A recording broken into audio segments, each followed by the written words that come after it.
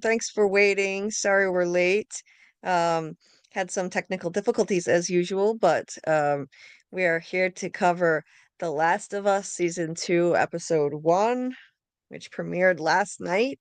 I'm not used to doing coverage of an episode so soon after. It's harder than I expected it would be, which is why we're late. But it's cool because it's fresh in our minds. We just watched it, um, and so I like that. I kind of stew over a show for days, and if it's a mystery series, I prefer it that way. But this is not a mystery series, so it's just fun. We're gonna jump right in, and we had a watch party for it last night in my Discord, which was awesome. We had a good time.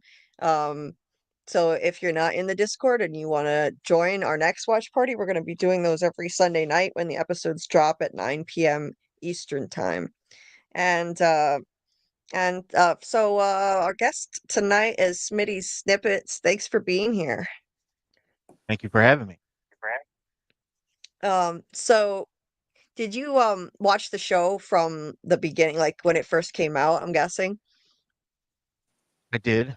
Um, it's a pretty phenomenal show. It's probably one of my favorite shows. So yeah, Nice, nice. And you're covering it on your channel too, right? Along with like other shows, or is it just this one right now? we're doing this one on Thursday along with Daredevil. Well, I guess not Daredevil anymore. Mobland and a few other shows. We got to fill the void of Daredevil being gone and Yellow Jackets being gone. So yeah, yeah. Yeah, Thursdays at nice. 8. Thursday, what time do you do your lives so everybody knows? Tuesday and Thursday. Every Tuesday and Thursday at 8, I will be on. We'll be on talking about news, movie and show news, and Thursday will be just the shows or movies. Uh, so yeah, Cool, come hang out when Julie's not doing her thing. You know, cool. Well, I don't do lives on Tuesdays and Thursdays, so no worries there. So yeah, please support Smitty Snippet's awesome channel, and you can find the link to subscribe to his channel in the description of this video. Take a look, subscribe. You won't regret it. It's awesome. Um, so so you've played. I'm guessing like you've probably played the video games too for Last I of have, Us. I have, Yeah. um, very very amazing. I was amazed as to how close this show is following the game. I mean, it's almost verbatim. It's almost every beat. So at least thus far. So it's been really really fun to watch so far. Yeah. Um, and if I don't play the games myself, I'm not a gamer. So I went into season one without much knowledge about it, and um but I did go like look at a scene from from like season one and compared it to the video game scene, and it was identical when Yeah. when Ellie is being attacked by the cannibal freak, and she runs out of the building and hugs Joel, and even line for word it's exactly Yeah. the same, including the baby Yep. girl line. It's okay, baby girl.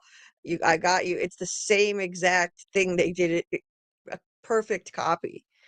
So of course, it was a lot better seeing real people do it. It was way more emotional and beautiful seeing actual people instead of, realistic video game figures. But um, it follows the game a lot from what I've heard. And people who listening, you don't have to worry about spoilers from the games if you don't play the games. I I mean, I know some stuff, but I won't say a word about it, of course. None of us are going to say anything about what happens in the games, so this is spoiler free for non-gamers. Scarlett here um, is not a Last of Us watcher, but she's here to hang out with us anyway, which is really cool of her, especially after being on a marathon 5-hour live for 5 hours Yellow and Jacket. 12 minutes of the Yellow Jackets with like 8 people on the panel. Oh yeah, Yeah, that's a lot. it is a lot. It was unexpected. Jesus. Yeah. I got out of my watch party for The Last of Us. We were chatting a long time, and I've been on them like they're still going. Jeez, I guess this is how other people feel when they look at our lives here. Mhm. And like they're still going. Wow. There was a lot to say about Yeah, the finale. I So bet. I bet. Um, you guys, like I'm sure you were having. It sounds like everybody was pretty happy with it, from what I've heard, and yeah, it was you fun. know, It was a party. nice. Yeah, Yeah. I want to also say I watched my boyfriend play both of these Last of Us games, so I have an idea of the time frame of everything that's happening in the show, if it follows scene by scene. So you're not like going into this with, completely blind and unaware of what's Mm-mm. going on. So, Yeah. and season one followed the game from what I've Mm-hmm. heard pretty Yeah. exactly. So, yeah. So yeah, you're aware of what's going on, and um it's very dark, it's very heavy and emotional. This season is going to be way heavier, and I found aspects of season one really difficult to deal with, but eventually I just kind of got used to it. I kind of got complacent, like, okay, well, anytime uh a lovable new character is introduced in any episode, expect them to be dead by the end, and Joel and Ellie will be good. So no worries. That they lulled me into a false complacency with that. As long as Joel and Ellie were good, I was fine with it. Um, they were the heart of the show, the heart of season one, and their relationship, the metamorphosis of it into a father-daughter relationship was beautiful journey to watch. So this is going to be a tough thing. It's tough watching her being so mean to him. You jump to this season and she's um she won't even she will barely talk to him. It's sad to watch. Um, Something happened in their relationship now. I get the sense that she must have found out what he did to um to save her. She acts like she did. I mean, she treats him like garbage, so he doesn't seem to know what's wrong, though. That's the thing that's confusing me. Um, if if he told her, well, then he would understand why she'd be pissed at him all the time. I don't know. I guess she could have. I don't think she could have found out from anybody else either, because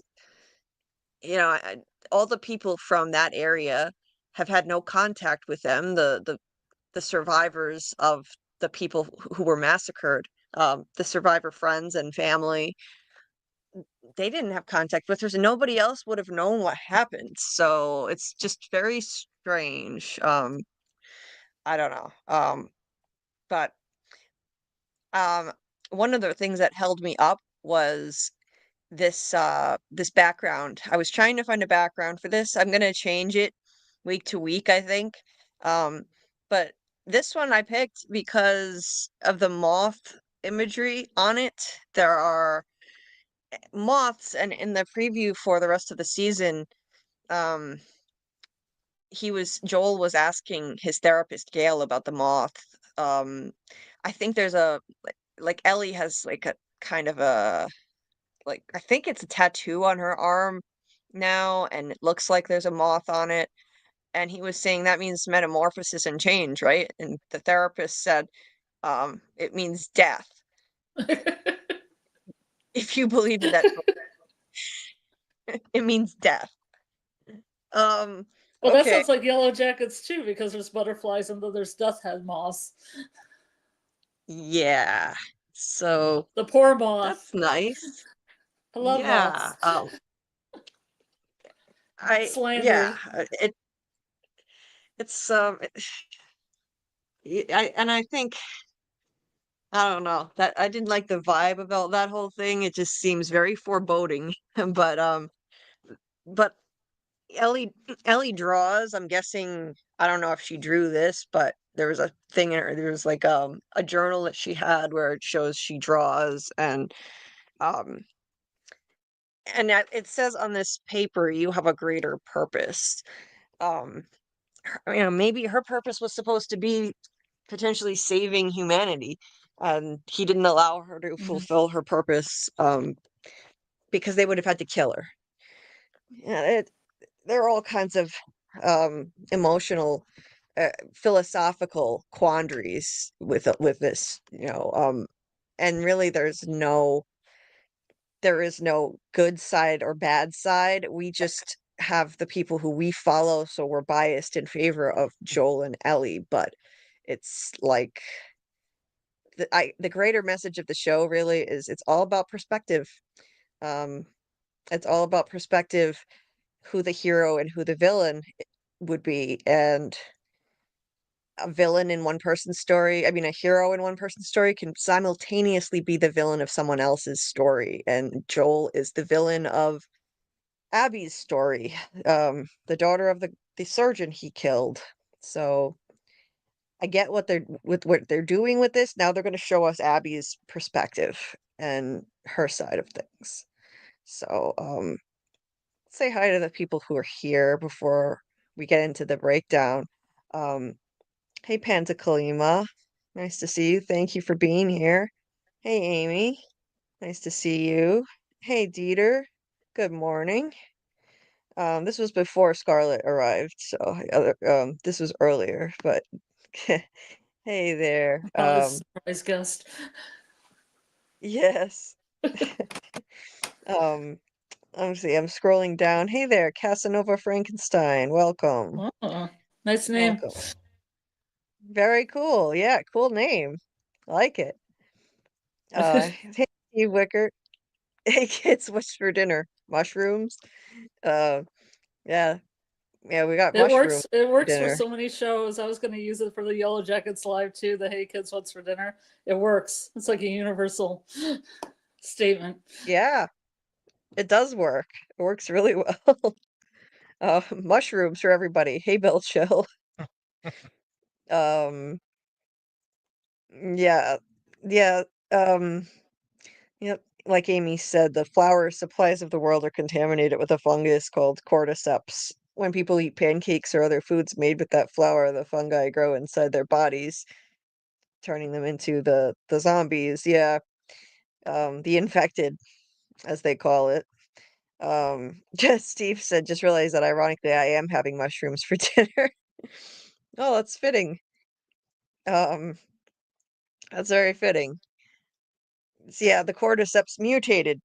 So, originally they could only infect ants. It could only infect ants, and it mutated. Now it can affect actual humans, and that's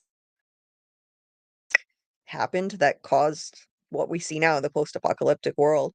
Dieter dropped a link to Smitty's channel, Smitty Snippets channel, a little while ago. So please check that out. Let's Appreciate that. see. Dieter said not going to call in because of my voice still. Yes, yeah, Dieter. Um, we can do that. Um, Dieter said anything to roast about this episode. Do you have anything to roast about it? Yeah, yeah. Ellie, Ellie got on my goddamn nerves. I'm not. I tried to be level. I feel like this one is she's a little bit different than what um I was used to as far as how she's presented in the game, which is fine. I mean, it doesn't have to be an exact replica, but yeah, she got on my nerves a lot, like a lot. So we'll go into it. I don't want to jump ahead of you. Oh, oh, Tony. Hey, Tony. Tony Teflon popped in. Uh, what? Sweet. Scar what the hell? Scarlet Slumber Party, go go, Teflon Copter, I'm coming over. Oh shit. Is this Teflon helicopter dance time? Is it finally time for the helicopter dance? Oh no. Is the world ready for that? That's the question. Are we ready for that? I don't know. Nice to see you, Tony. Thank you for popping in. Appreciate you. I know Tony's going to be covering this show too. Hey, with Alice. I'll be looking forward to see what Tony does with this. Um, I don't know what night he's doing it, but maybe he can let us know what night he's covering it. So because I wanna be there for those lives. In the chat supporting. If I am able to, if it's a night that I'm not, normally I'm kind of scrambling to get ready for lives nowadays, but I try to pop into his chats whenever I can. Um, so anyway, um, so yeah, Ellie was a pain in the ass. Ellie, I know Ellie annoyed some people in season one, but I liked her in season one. Yes, she annoying? Well, she's kind of supposed to be sometimes. She's getting on his nerves. It's like a cute little dynamic. She's being deliberately annoying, and and it's just their thing. But in this season now, she's kind of pissing me off. Um, Yeah. Daddy daughter day, Bill Chill.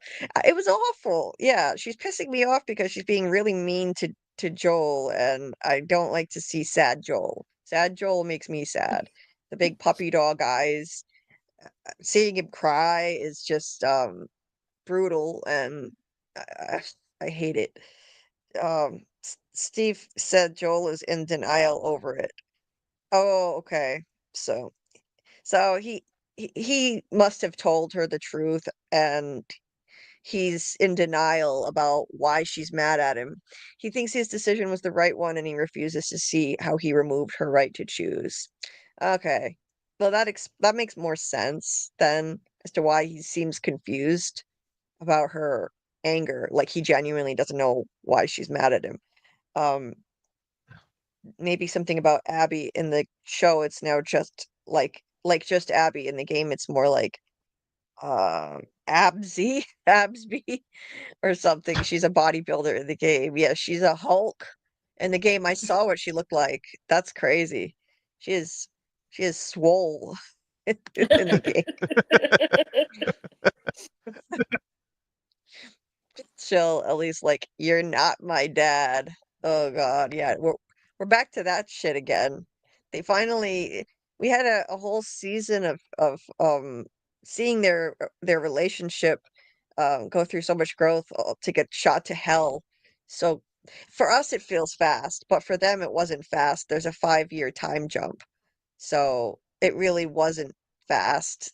We just didn't get to see all the good times. They don't want us to have any joy. It's got to be misery all the time. Um, hey there. Things can change in one day. Well, isn't that the truth? Yeah, I've experienced that for the worse many times in my life. Welcome. Thank you for coming. Appreciate it. So we're yeah, Ellie was awful in some scenes. Hey Samuel. I agree. Spoiled savior brat. Belcho. Yeah, I agree. Amy, I still love her and Joel's story and how he looks at her like his daughter. It's sweet.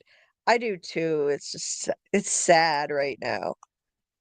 Slumber team assemble. Belcho. Oh geez. Yeah. Get the umbrellas. Teeter. Joel looks way older, or is that because Pedro Pascal aged? I think they made him look older. Because it hasn't been that long. Dieter. I think they just made him look older. Maybe put more gray in his hair. Um, he looks haggard. Sad Joel makes Joel a dull boy. He just needs to go John Wick on some cordyceps. Yeah, I want to see him kicking ass, not sitting at a table tinkering with some circuit breakers like a little old man. Um, I miss my season one Joel right now. See, episode one Joel is like he's kind of running the show in a lot of ways. He's acting like the sheriff. He reminded me of Sheriff Boyd and From sitting at his desk. Um, he's definitely got a leadership role in the town and not as active of a role. We didn't see him going off. He is 5 years older and he was already slowing down in season one, talking about how he's losing his touch. He's getting older and less capable. The years have been rough on him. He's been through hell, and so there's only so much he can do now, I guess, from what I saw. Samuel said Ellie is supposed to be more mature and cold after dealing with David. She's more, she's colder after dealing with David must be the cannibal freak that you're that attacked her in season one. Um, I get that, but she's definitely not more mature. She's more, if anything, she's acting really immature in this episode, but we'll get into that. But Yeah. but I think yeah, she's probably more cynical and cold after that encounter with him. I can see that. Yeah, definitely. Yeah, Amy, I think they grayed his hair. Hey, Fletch with no eyes. Good evening, fireflies. Good evening to you too. Oh, is that the name? Is that what fans of this show call themselves? Is it fireflies, or is there a Mhm. fandom name at all? Because I don't know. I It wouldn't know just these reminds things. me of the show Firefly, and I get confused. Yeah, yep. Um, yeah, the fireflies. Yeah, I don't know. The fireflies are the freedom fighters on the show, so it is a cool name. I like that.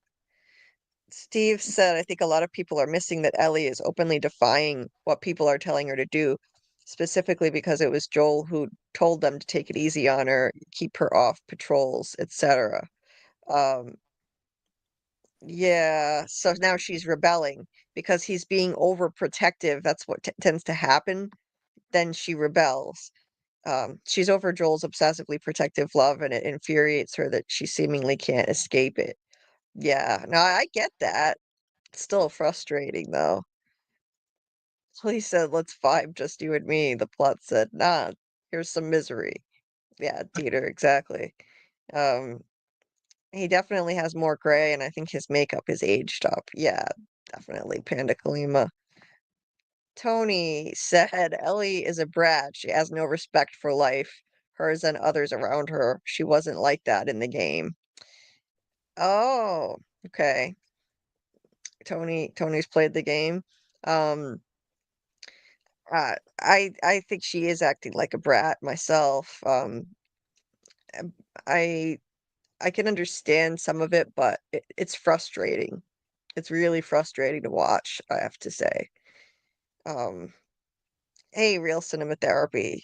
Just popped in to say hi to show my support. I'm on the fence with this show. Not a fan of Ellie's character. She's annoying.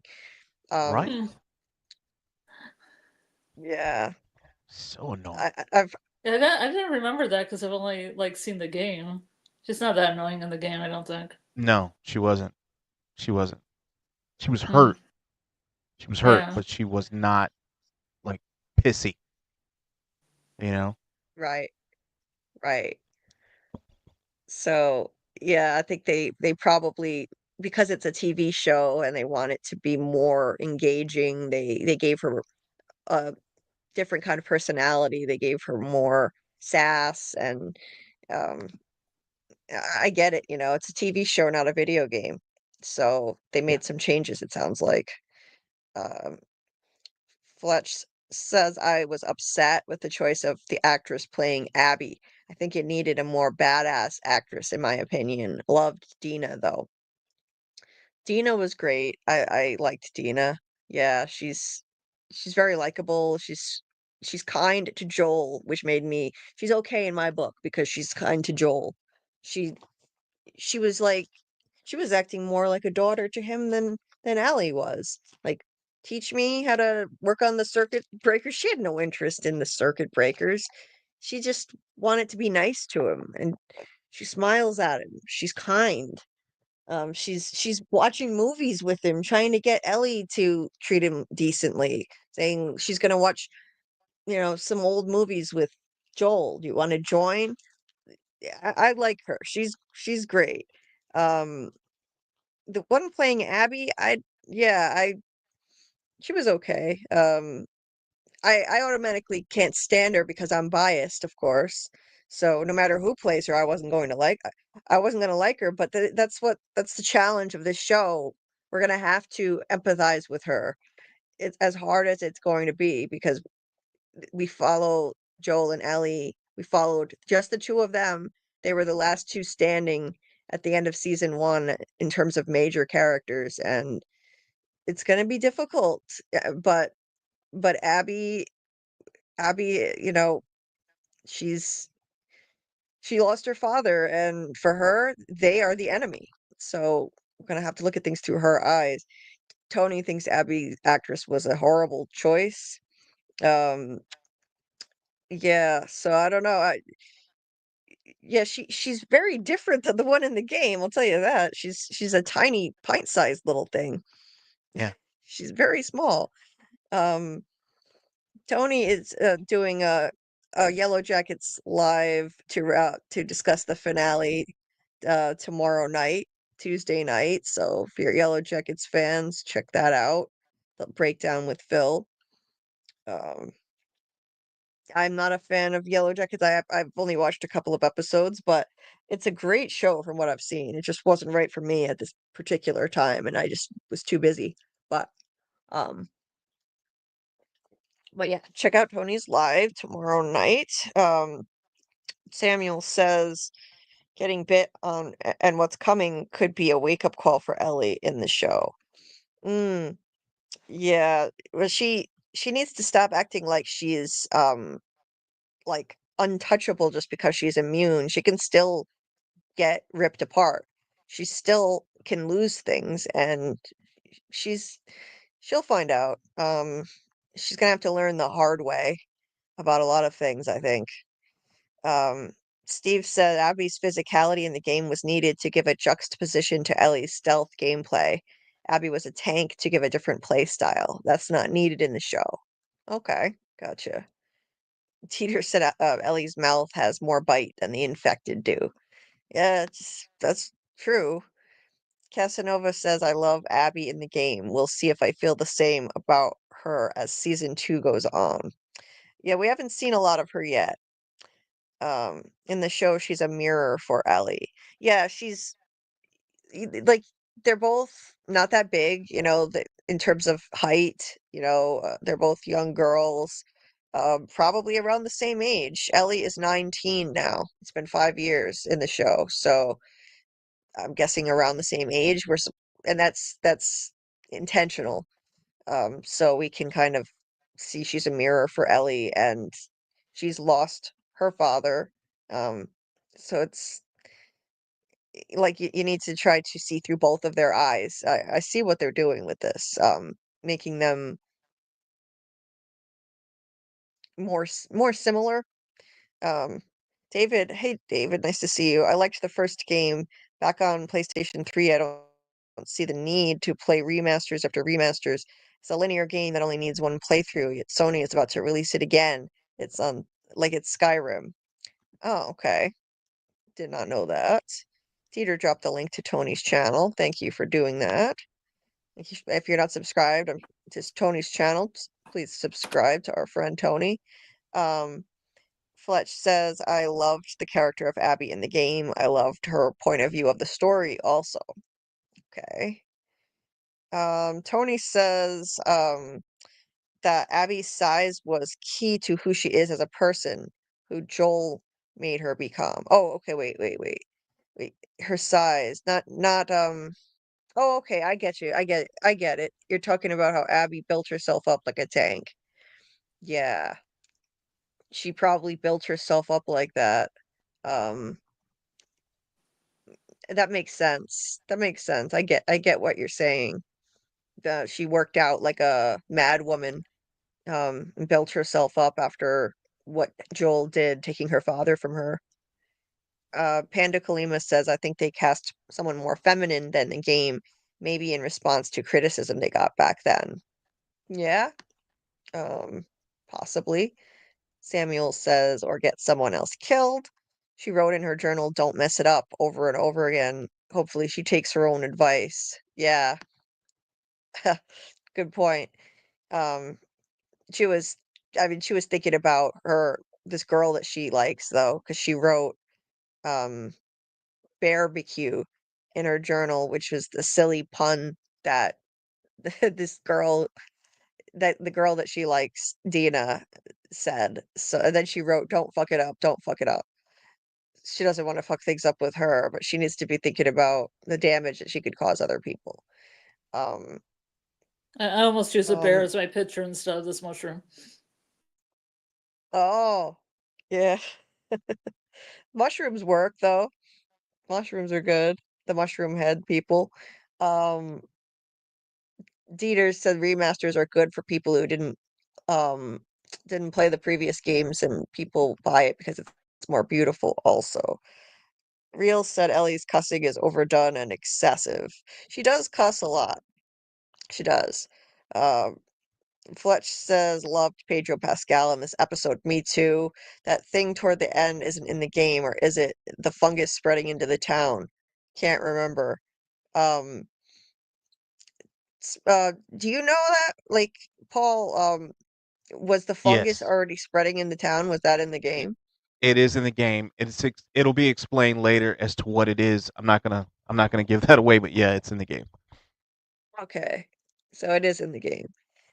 Pedro Pascal is amazing. His performance, like Fletch said, I loved him too because his performance is always phenomenal. He's so stoic. So when he actually starts shedding tears, you really feel it in the gut. It's really powerful stuff. Because most of the time he holds in his feelings, and he's such a tough guy. But wow, yeah, it was just like when he cried in season one, it was just oh my God, it was gut-wrenching. Seeing someone who's usually so composed and fierce, just, raw and emotional like that. Such an amazing actor. Um, anyway, Pedro Pascal is the best part of his show. I agree. I have to agree with that. But anyway, I'm going to bring up my images, my many, many images from this episode, so we can discuss what happened. And I only just started this show a couple of weeks ago. I had never seen it before. I didn't really know anything about it. Um, but I heard it was coming up, so I thought I'm gonna give this a shot, and I'm glad I did. It's a beautiful series. I loved season one. Um, season two is gonna be a hard, difficult time, I think, just based on episode one. It's gonna be difficult to see her pulling away from him and what they have to deal with now. I don't know why, but when they filmed this season one, she looks so much younger. But it's only been a few years. It hasn't been that long. Like it hasn't actually been 5 years for real. It's been 5 years in the show, and yet somehow she looks so much older than she did here, which was the end of season one. She looks so little. Um, I don't know. I don't know how they did it. Like in real life, Bella is the actor Bella who plays Ellie. Bella is 21, and I don't know, she has this very youthful look. So, or excuse me, they have a youthful look, Bella and Bella, yeah, Bella like amazingly pulled off playing a 14-year-old. uh, just that very childish face. And this was where Ellie was saying, swear that what you told me about the fireflies was true. He he said yes. Um, he looked her in the eyes and he lied. and that's where he made a huge mistake. Now, if he had told her the truth right then and there, would things be different? I don't know. She was 14 years old, and I understand why he lied. I get it. Like, he was trying to protect her from the truth of knowing that saving her cost the lives of so many people, not just in the hospital, the people he directly killed, but the fact that she could have produced a cure, her life could have produced a cure for humanity of this horrible, you know, um, fungal viral infection that has destroyed life on planet Earth. Like, she could have been the key to that, to fixing it all, and he lied to her. He didn't want her to be burdened with all of that. I can understand why he did it. I mean, like, there really isn't a right or a wrong side in this. I mean, it's all ambiguous because it's wrong to take a 14-year-old kid, lie to her and her guardian. He's her guardian at this point. Um, well, I mean, they didn't lie to him, but they didn't get his permission to take her. And they lied to her and they knocked her out and said she's just going to have a procedure. They didn't tell her they were going to spare her from knowing that they were going to kill her, use her brain to produce a cure. Um, a 14-year-old can't consent to doing that kind of thing anyway. And even if she did, eh, like, it's just not right. She's a child. She's a child. It's not right. So there really isn't a right or a wrong side in this. Was Joel wrong to shoot all those people? Well, Yeah, I mean, it depends exactly. on your perspective. What was that? Exactly. That's a very good point. I wouldn't have done it. Not a Right. chance. I'm curious as to I how mean, many people would have done it. How many people out there in the comment section say that they would have sacrificed this girl? I'd be curious yeah, to know that. yeah. What if you give her a choice? I I don't You could give I don't go ahead. I'm sorry. you could give her a choice, but she's a 14-year-old child, so it's like it just doesn't seem right anyway. What do you think, Paul? Um I think that once had Joel found out that what had to happen, I didn't think there was any way he was going to do it. He had already lost his daughter. He wasn't going to lose this girl who had become his daughter essentially. She had taken the role of his daughter, and he wasn't going to lose his daughter twice. There was no way he Right. was going to consent to that. No way he was going to give that up. To end his mind, humanity had their chance, but his daughter, he had a second chance at a daughter, and he wasn't going to let that just slip away again. So, I agree. I mean, yes, philosophically, Tony is right that saving all the humans on the planet is worth more than any one life. Ask Bruce in Armageddon. Yeah, I mean, it is true. This is like a really extreme version of the trolley problem. One life, you take one life versus everyone else on Earth, potentially. They don't know for sure. They thought that they could use her brain, a piece of her brain, to create a cure for humanity, but that wasn't a done deal. They couldn't be sure it was going to work. But let's say that it would. Well, that's an extreme version of the trolley problem. She would have to die, but you'd save uh, everybody else. Everybody else on Earth. Yes. So, um, I get it. I get it why they were doing this. It doesn't make it right. No one was really right in this situation. It's not right to take this child and kill her to and take her from her guardian without permission. You can't really get permission from a 14-year-old. If she were an adult, it would be different. an adult could say, yes, I'm going to step up and sacrifice my life. 14-year-olds can't consent to do things like that. That's just not how it works. So there really is no right or wrong. Even in extreme circumstances such as the show is based on. Yeah, she's a child with a 14-year-old has an extremely underdeveloped brain. You do not have the capacity of an adult to make a decision like that at 14. So I don't, no matter what, there is no right or wrong side. I'm not saying Joel was right to do what he did. There is no right or wrong in this.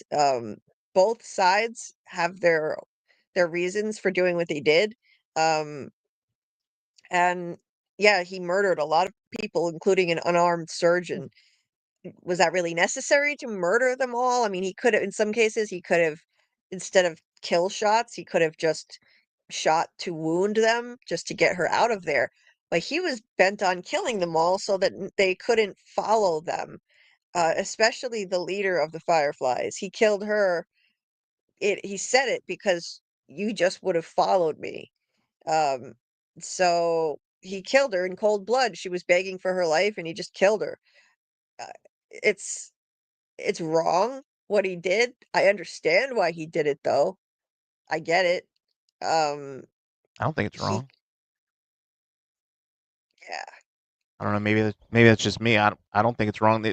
How I mean, it was climate change that killed everyone, right? Because the world got warmer, which allowed the fungus to be able to do what it did, right? And they were warned, right? They said in the first episode that they had warned everybody and all this other stuff, and they didn't listen. Now it's up for me. It's my job to save the human race. No, no. You had your chance. Sorry.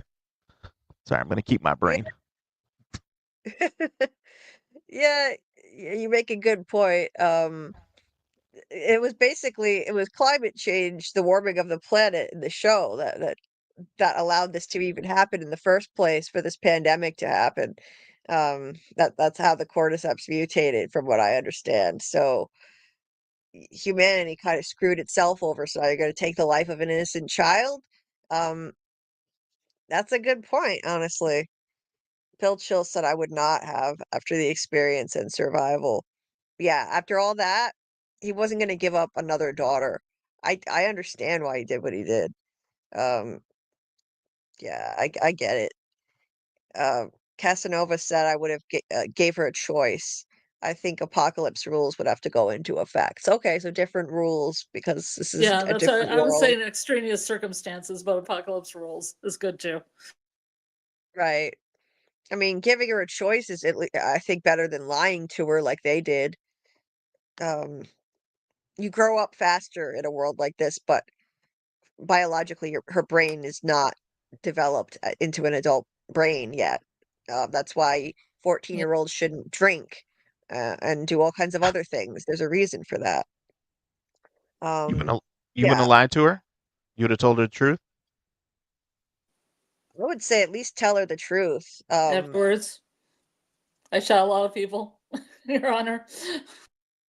Well, well, at this point, no. I don't. I think he did the right thing by lying to her in this case.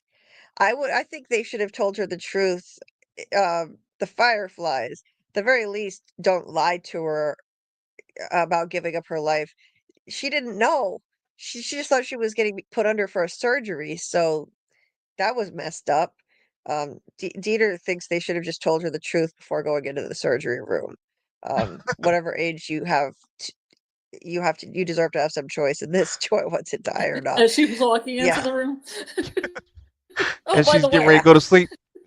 We're taking your brain. Sorry, we didn't tell you that in the waiting room. You're not Dream waking up from Sweet. this. Yeah. Yeah, dream sweet.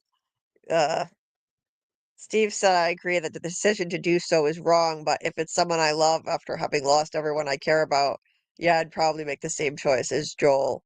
Yeah, I think I would too, to be honest. Because that person is my whole world. Um, Panda Kalima says, nope, I would take all them fools out. Yeah.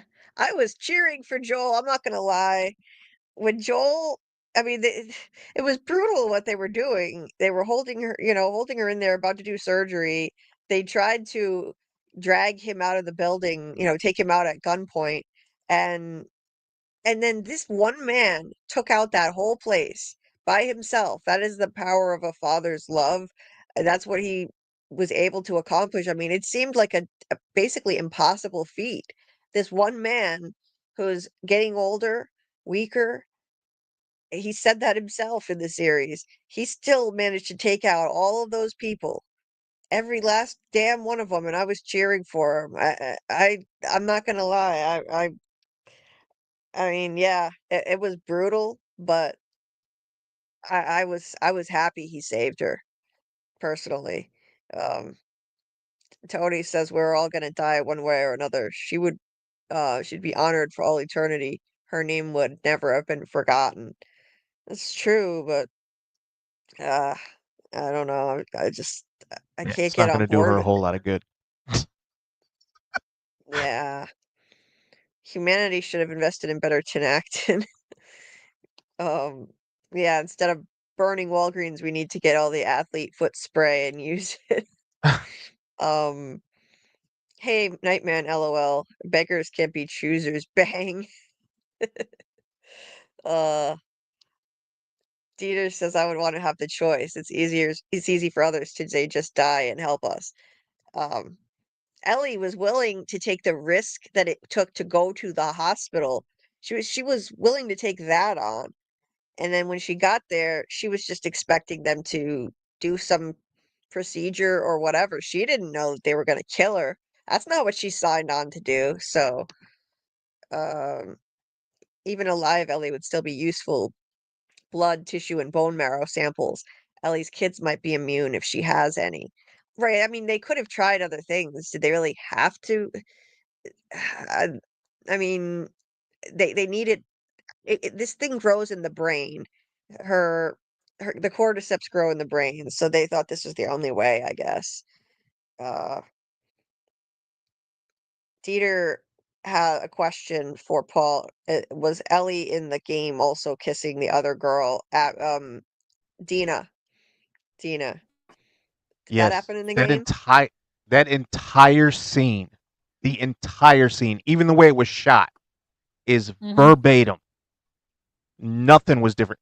Even down to Mm-hmm. the shirts they were wearing and the lighting that was overhead and all that. Everything was exact. Exact.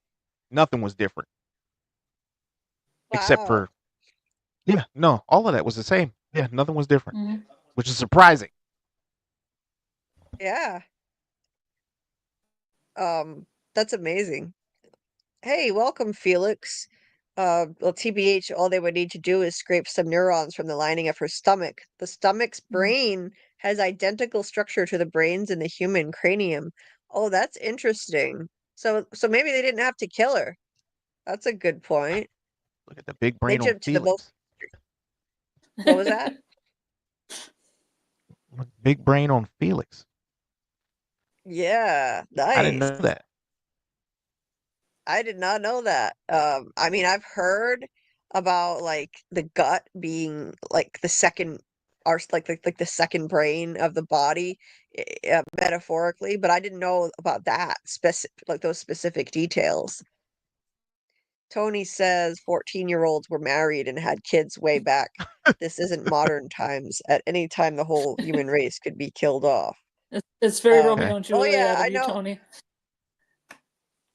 What did you say, Scarlett? It's very Romeo and Juliet of you, Tony. It is. I mean, 14-year-olds used to get married way back when because that's when girls would tend to um get their Come period and be women. able to have children. Ugh. Yeah. Yep. They say that like women were And just perpetually pregnant that whole time as well. but it's and back when that was going on, the human life expectancy was much shorter, so that was another reason to start getting married really young. But now we know a lot more scientifically about how the brain of a 14-year-old is just not fully developed. That's why we don't let them drink alcohol and stuff like that. So, you know, it's not ideal letting them make these kinds of decisions. Um, but I get what you're saying. I totally get it. Mhm. Samuel says the mutated fungus in her body is what's valuable anyway. Yeah. Nightman, yeah, exactly. It's the train dilemma. It's the trolley car problem. Not killing her and not sacrificing yourself makes you a bad person. I mean, it's a dilemma for a reason, you know. We're not really sure like which is the right answer. You could argue for either side. It's okay to murder 17 people to save one girl, but it's Mm. not all right to kill one girl to save every human born and unborn for the rest of times. I don't get it. No, I mean, I feel like I'm not saying it's okay. There wasn't It, really a right or a wrong side. That's the it thing. it just depends where your It's altruism ambiguous. lies. If you're a picture person, you're going to see all humanity. If you're a smaller picture person, you're going to see the person in front of you who you love and care about. Yeah. Right. And either way, it's morally ambiguous. You know, you can't really like there is no good or evil side in this that's clear. Everyone in this society is just trying to take care and protect. We've seen it all along the way in season 1. We already saw glimpses of it. Um the situation with that young man and his little brother who so this was foreshadowing. There was I don't remember their names now, but there was a young man and his little brother who's a child.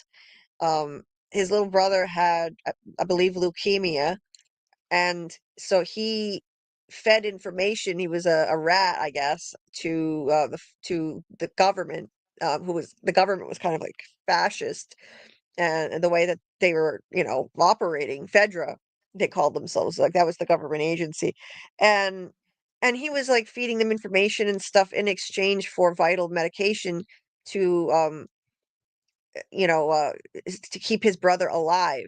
And as a result, you know, people probably got executed because of stuff that he did and said. This is a really brutal regime. They were hanging people left and right for doing minor things like going out after quarantine. I mean, after curfew every night, going outside and stuff, like hanging people. Um, so this young man definitely had blood on his hands, but he did it to protect his little brother and get him the medication he needed. He killed people for his brother, and so that was a kind of foreshadowing of what was going to happen with Joel and Ellie. Um, what would you do to protect the one you love? You know, you're going to do whatever you can, and most people would in that situation. And they, as they travel across the country, they met a lot of bands of people who were just looking out for their own. It's everyone for themselves in this post-apocalyptic world. Yes, the Fireflies are actually trying to do something for humanity and find a cure. I will say that. They're they're an example of a group that's not just out for themselves. So I'll give them credit for that. But most people, I can empathize with the fact that they're just trying to protect the people they love.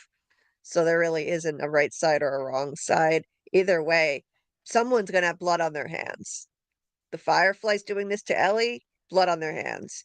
Like, so no, there is no good or evil. It's not a simple binary black and white in this show, which is great. That's what makes it so interesting and so brilliant. I mean, what a great concept. It's unique, you know. Normally, you know, okay, this is the enemy, this is the good side in storytelling. That's not how it is in this show. It's a genius concept. Now we're gonna have to see the other side of things. Hey, welcome, Jen, the teacher. Nice to see you. Thank you for liking the stream, Quan Solar. Um, Samuel said a vaccine was impossible. Yes, the scientist in the beginning of season 1 said a vaccine was impossible. The lady Mm. scientist also gave up immediately. That's true. That's true. Um, So that's all very, very real. This is a real thing. Um, not the, your face turning into a I don't know what that was, like a clam or something. Like that's not real. But everything that he said in that first episode about how the fungus would mutate and all that stuff, it was just a few degrees warmer and all that. It's very real. It happens. It happens right now, like they said to ants and stuff like that. You can Google that. It's pretty crazy, but yeah, yeah, it's hard to think you'd be running around your house just clicking all day, right? Just looking for stuff to eat. Be odd Right, a little bit. right. Yeah, that whole thing with the ants, it's really true. That that's crazy. I looked it up. Yeah. The how it infects ants' brains and stuff. Yeah, it's disturbing to think about. Let me see. Yeah, the TV show Legion used that for good effect too. Yeah, mm, Have you seen yep, Legion?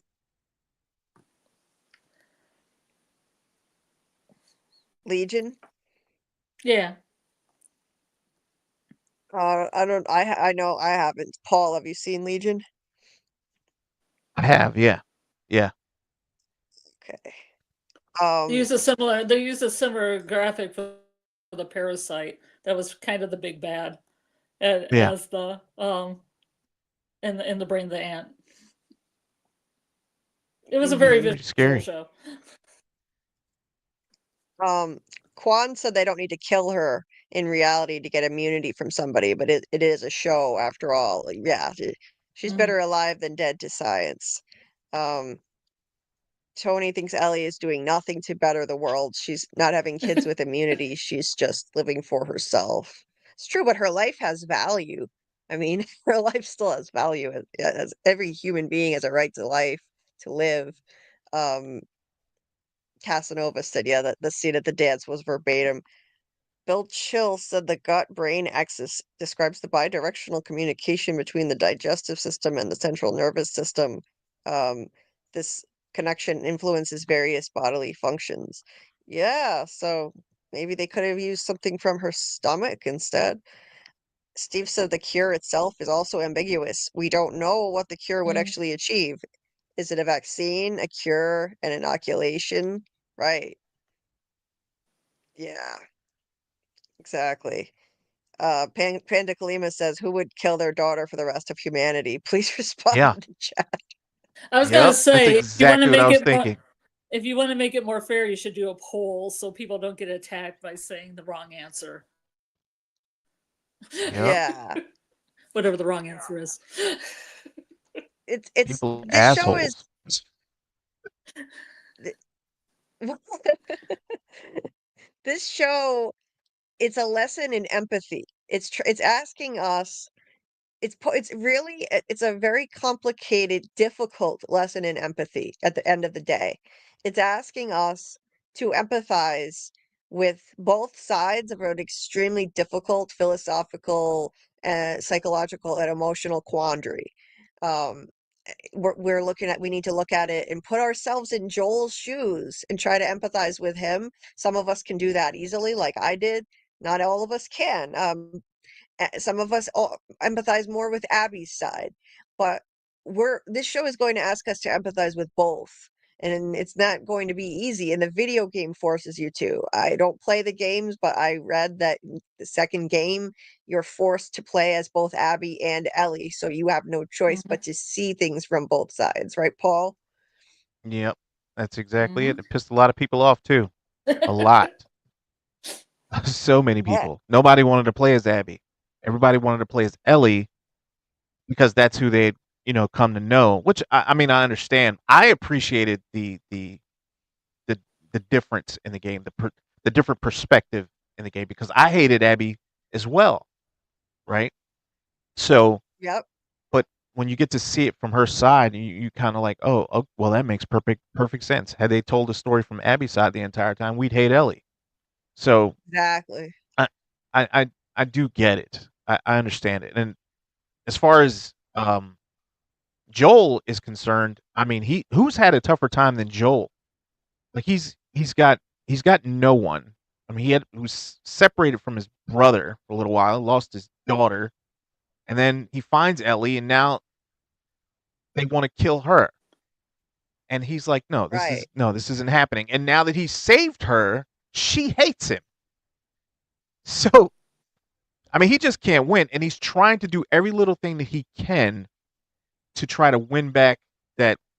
And he knows why she's pissed at him. Like, he already knows this, but he's doing what he can when he can to try to win back her affection, like fixing her guitar and asking her friends if she's talking about her, if they've explained the problem to them. And so, I mean, there's a lot going on. I feel bad for Joel most of all, but Ellie needs to get over herself because she yeah. Ah, God damn it. Yeah. Yeah, Joel, I just have such empathy for him after seeing his old story and how he lost his own daughter. Um, he found a reason to go on again. He found a reason, he found a purpose in protecting Ellie, adopting her as his daughter, even though she's not really his daughter. He fully embraced her as his daughter in season one. She was the same age as his own daughter when she died, and and like it even showed him when they almost, they almost were screwed. They got confronted as they were trying to leave early in the season by a soldier.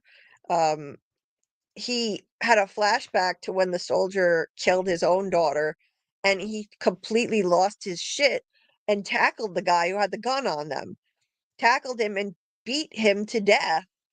And it's crazy to watch, but like, if he hadn't done that, they would have been dead. They were out after curfew. The penalty would have been execution. And he was not going to let that happen again.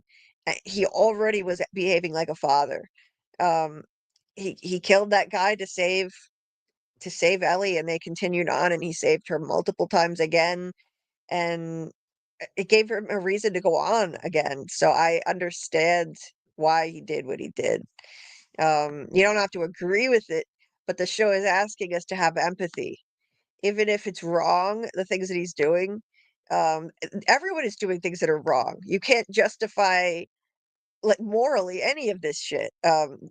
You know, trying to cure mankind by killing an innocent kid, that's wrong too. But it's a lesson in empathy at the end of the day. Um, anyway, we need to actually get into the episode breakdown, but I'll just go through a couple of these. If the cure only stops a bite from turning you, is it really worth killing someone over? Yeah, because we don't know. It could be like the COVID vaccine, that doesn't stop you from getting COVID. It just reduces your symptoms if you get it, supposedly. It's Yeah, that's how it works. It protects you from dying from it if you're high risk. So you get the vaccine, or you have like a milder case because you got the vaccine. Maybe it's like that. Who knows? We don't know. It's not certain. The infected still outnumber humanity and will still tear you apart. That's a great point, Steve. Maybe it only stops a bite from turning you. That the infected already outnumber humanity. Maybe it's too late. Nightman says we're talking about the fate of the entire human race. You cannot sacrifice yourself or saving the girl, but you cannot say it's not a selfish decision. Of course it is. Of course it's selfish, but I can empathize with it. Um, anyway, Tony said nobody liked the second game. It sold 20 million copies less than the first one. It was a huge Yeah. miss Loved by the it. developers. Loved What? it. Loved it. You It loved was it? amazing. Really? A Yes, lot of people didn't amazing. like it though. A lot of people didn't like it though. Bunch of punk ass babies couldn't stand being Abby. That's Certain all. parts of it. Certain parts of it. At least. I understand it. I get why people would be turned off, but Tony says humans are greedy and selfish people. That's why you have to take the choice out of their hands. Everyone would steal and murder, so they made laws to take it out of their hands. Yeah, that's why they imposed that fascist regime, Fedra, because it was chaos, looting, and it was. I get it. Otherwise, it was just anarchy. So Tony said I wouldn't have to give up his daughter, he's saying. My girls would do it on their own, just like I would. Okay. Hey, welcome, KP. Um, Amy says Ellie had a strain that mutated inside of her. End of season 1, they said they couldn't get it unless they killed her. I think it's possible to find a cure without killing her. I think so too. Maybe at least try. Try something else first. You have to go to the nuclear option first. Well, then there'd be no dilemma. There'd be no tough decision to make. I think that's what they were, you know, going for. But how? Yeah, I have a question. Like, yes. how many lives are like how many lives would it take? Right? Because you're saying that you'd sacrifice your kids, which is very commendable. I'm not doing that, but if you have to sacrifice your own family, so how much? What does it have to be? The whole entire human race? Does it have to be 10 people, one person? Like, what's the I'll limit? give Like, up my. what are you I'll, willing to gl- I'll, sacrifice your kid for? I'll gladly give up my stepmother to save humanity. That's all I'm gonna say. Okay. Yes. Yeah. Yeah, like this show, honestly, it's genius in the philosophical debate that you can come up with, that you can have over this show. Like it is you could teach a philosophy class with this show. Um Tony says having loss in your life is no excuse to burn the world down. Everybody has loss. Joel isn't special. That's true, but to him, like, we're all selfish animals. We're all selfish beings, and this is all he has left in the world. This is the only person he has left in the world who he loves. It's all that matters to him. So I have empathy. I'm not saying he's right. No one is right. Anyway, Dieter says he would not sacrifice his kids. Okay. Um, hey, Christine Jellybean. I have a thought if the court are if the cordyceps are mutating smarter, wouldn't Ellie be getting smarter too, since it's a part of her? Just thinking out loud. I never thought of that. You would think, but no, it's definitely not happening. Um, Tony thinks Joel should be in jail. Tony is very harsh on Joel. Jeez, he Damn, should be in jail for the rest of his life. He has damn. more blood on his hands than anyone in the game. He gets what he gets. Everyone should be in jail by the standards of this show, though. If you're talking about that, I mean, what, Paul? That's a lot. Well, you want to throw the man in jail? He's just trying to protect this little girl. You want to put him in prison for life in an apocalypse? That's fucked up. That's terrible, man. Yeah, Damn. these are apocalypse rules. Like every person he killed, he was defending his surrogate daughter and himself. Um, so I get it. Lots of people kill and do horrible things in this post-apocalyptic world. It's a different world. Anyway, so um please hit the like button if you haven't already. Help people find the stream. I would appreciate it. Casanova liked the second game. Okay. Yeah, I've never played any of the games. Um We can that was invite Tony on and he'll debate you.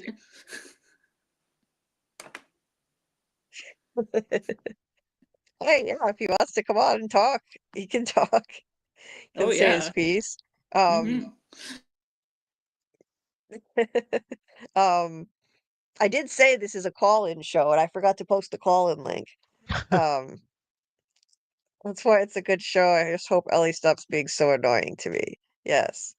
Um, anyway, hey Decipher.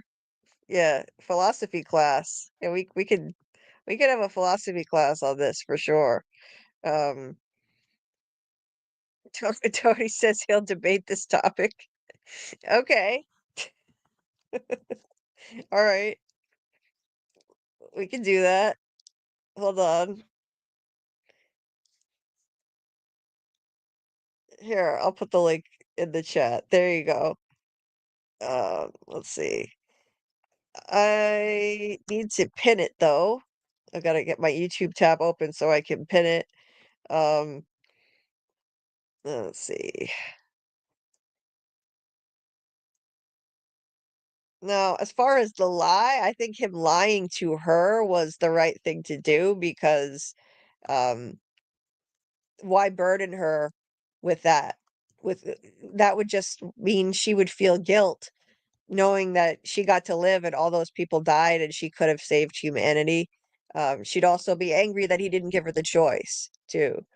So, um, I think he was right to protect her as a 14-year-old child and lie, in my opinion.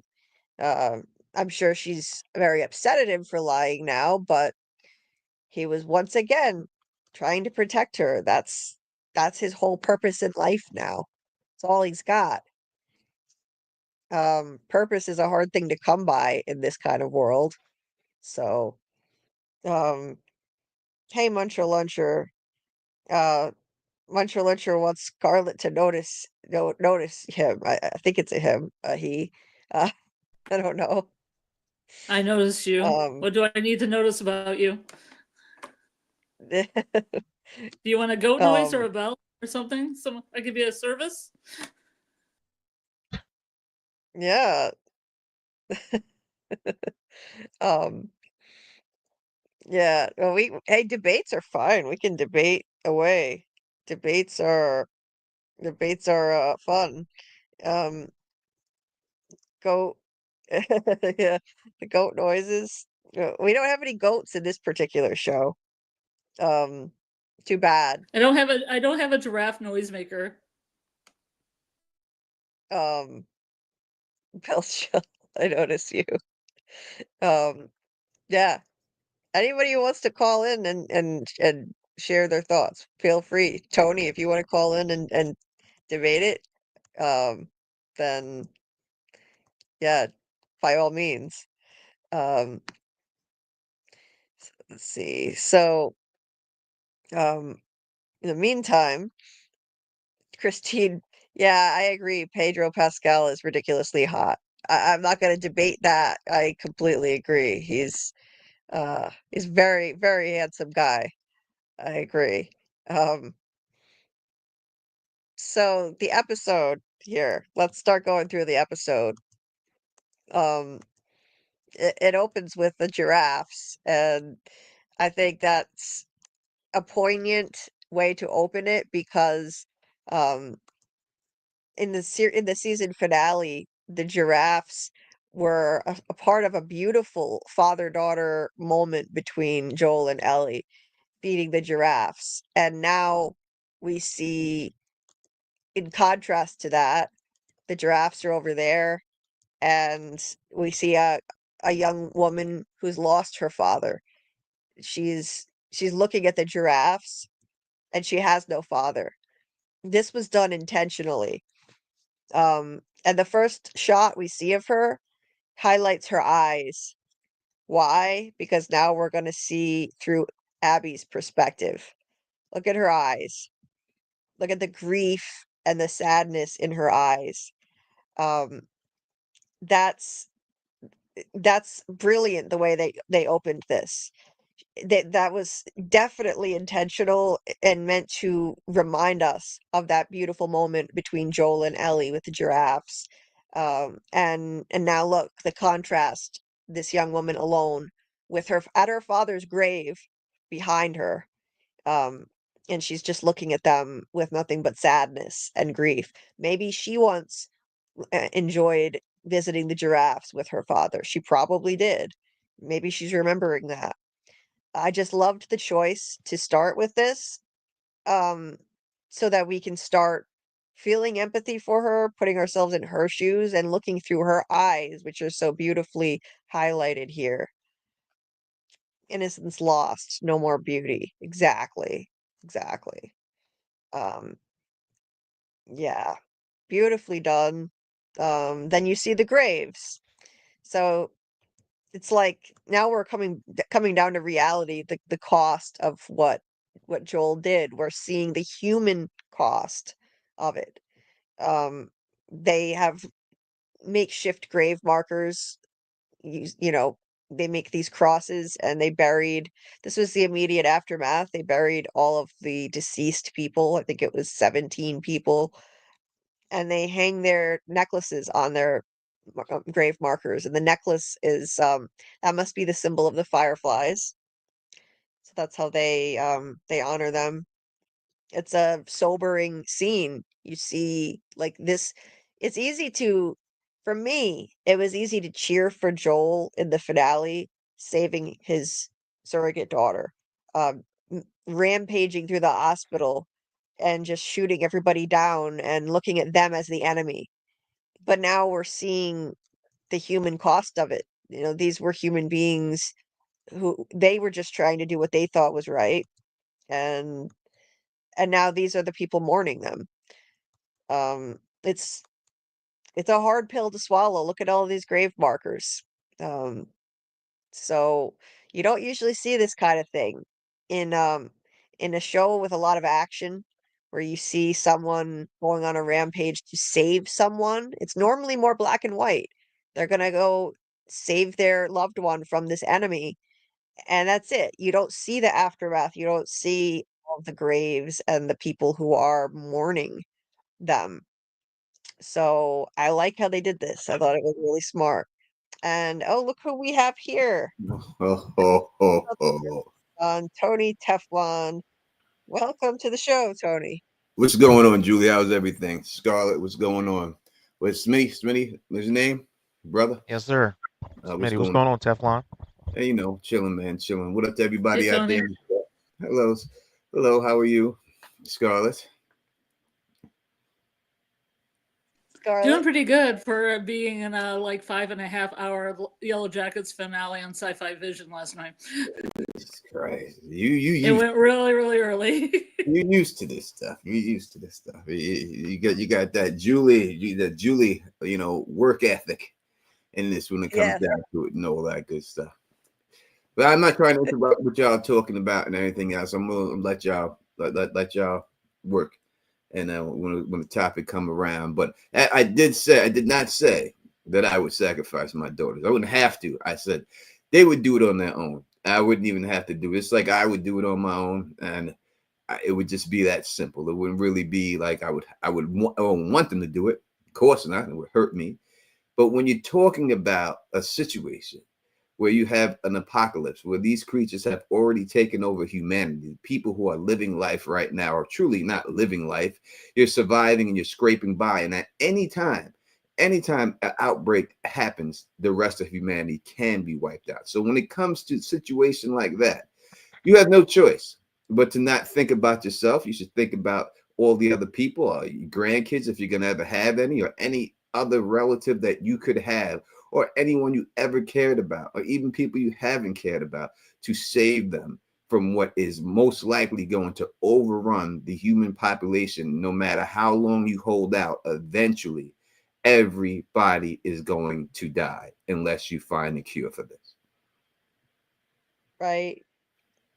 You're right about that. You know, like it's an impossible situation, really. I mean, when you look at it from both sides, I think it's an impossible quandary because I can understand both sides of it. I understand the greater good philosophically. Yeah, it's on paper, it's more important to save humanity than this one girl.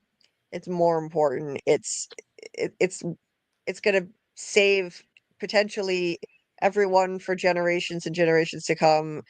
And and yet, you know, she has value as a human being. She deserves to live. She's a child, and I understand why Joel did what he did. So I can understand both sides of it, basically. I not like one side or the other. I don't think there is a right side or a wrong side in this. It's ambiguous. It's a gray area.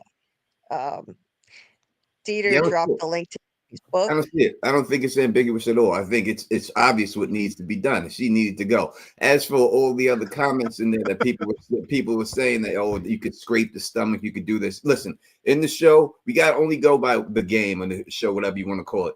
That wasn't the option. If it was an option, they were going to do it. The only option from what we have at this particular time was she had to die in order for them to get it done. And that's what it is. So we can't go into the stomach scraping and all that stuff. She had to go.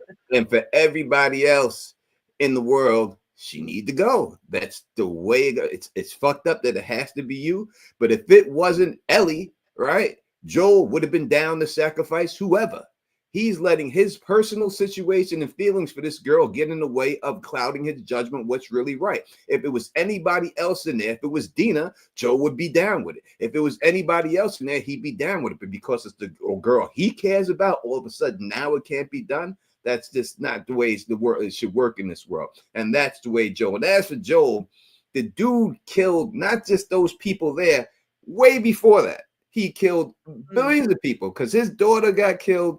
He just went ape shit. He robbed people. He set people up. He did a billion bad things. It ain't just this one thing. Joel is a disgusting person. Love playing him in the game, but he's a disgusting person. That's just the bottom line. He went on that rampage because he lost his daughter. So now he just said, fuck the world. I'll do whatever I got to do. And that's what he was. So when I say he has blood on his hands, it's not just this. It's for everything that he's done in his life since his daughter's passed away. And it's not just he did it because it's an apocalypse. He did it because he wanted to do it. Just like in the Yellow Jackets, Shauna wanted to eat those motherfuckers. It ain't no different. You may say, oh, I'm doing it for survival. But no, as she said, she liked it. She enjoyed it. And he started to enjoy it. And that's why I say Joel got too much blood on his hands, or whatever happens to him, happens to him. Yeah, I think in the show it's a little easier to immediately get on his side because we didn't see all the things that he did after the initial apocalypse happened. We heard about it, like people made references to the fact that he did terrible things. He and his brother Tommy apparently killed people, and so we didn't see that though. So it's a little easier for me as someone who didn't play the game to get on his side right away. I didn't see all of that. I didn't see doing all of that You stuff. got Smitty. He played the game. Season 1 is nowhere the brutality as the game. When you play that first game, Joel did in that game. He is a monster in that game. Love playing it. Love doing it. It was amazing. But he is a monster. They toned that down. They nerfed that for this show 100%. It's not even. It's without question. That's what they did to make this guy more likable and stuff for the show. Yeah. But in the game, he was killing everything. Of course. Yeah. But I mean, at the same time, I mean, like Julie said, I don't think it's a right and wrong. Like, you want me to risk my life. I'm sorry, not risk, give up my life to bring back everybody else. What? They can just live. They can live their life. Nah, I don't know you nothing. I don't know you nothing. I don't even know you, man. I don't know you like that. I'm not bringing anybody back. Nobody. It's me and Ellie, huh? Me and Ellie, we holding hands, walking into this Armageddon together. We gonna find some snacks. We're gonna sit down under a tree and talk about the old times. That's what we're gonna do. Because I'm not bringing nobody back. I'm not even gonna feel bad for it.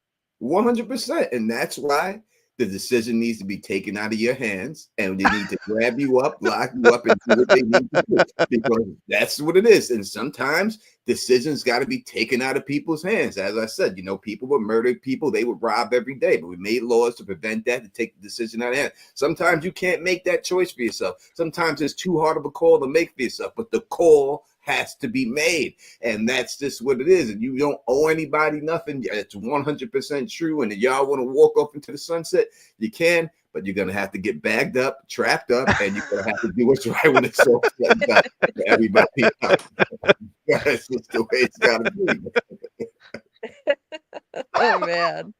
So you think that they should just yeah, so basically what the Fireflies were doing, just take her against her will and shove Joel out the door, and that's it. Like the decision's out of their hands. It's a hard call, of course, but it has to be when you're dealing with the time that they're in.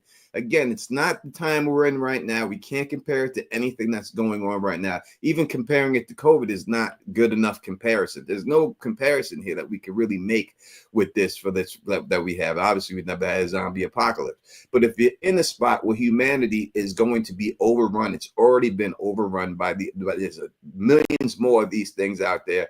At any time, anyone could be wiped out. What you have to do is the betterment and save humanity. And listen, if it ever came down to it and people were able to leave this planet and this planet was going to die, certain people are going to get picked, certain people aren't, and they're going to have to do it. And the people are going to go. Why? Because they have to keep the human race alive. Even in the show Paradise, it was the same situation, right? Now, billionaires got to pick who went over there and got to live in the bunker with them and everything else, but it had to be done at that time to keep the human race alive. It's a hard choice. Not everybody's going to make it, but in the end, they had no choice but to do it. Was the right call to do at that time. So in this situation, when you're dealing with a bubonic type plague, that's worse than that because that was at least it died out. This ain't dying out. This is nothing that you're going to be able to wake up from and it's going to be over in 20 years. This is going to wipe out everybody eventually.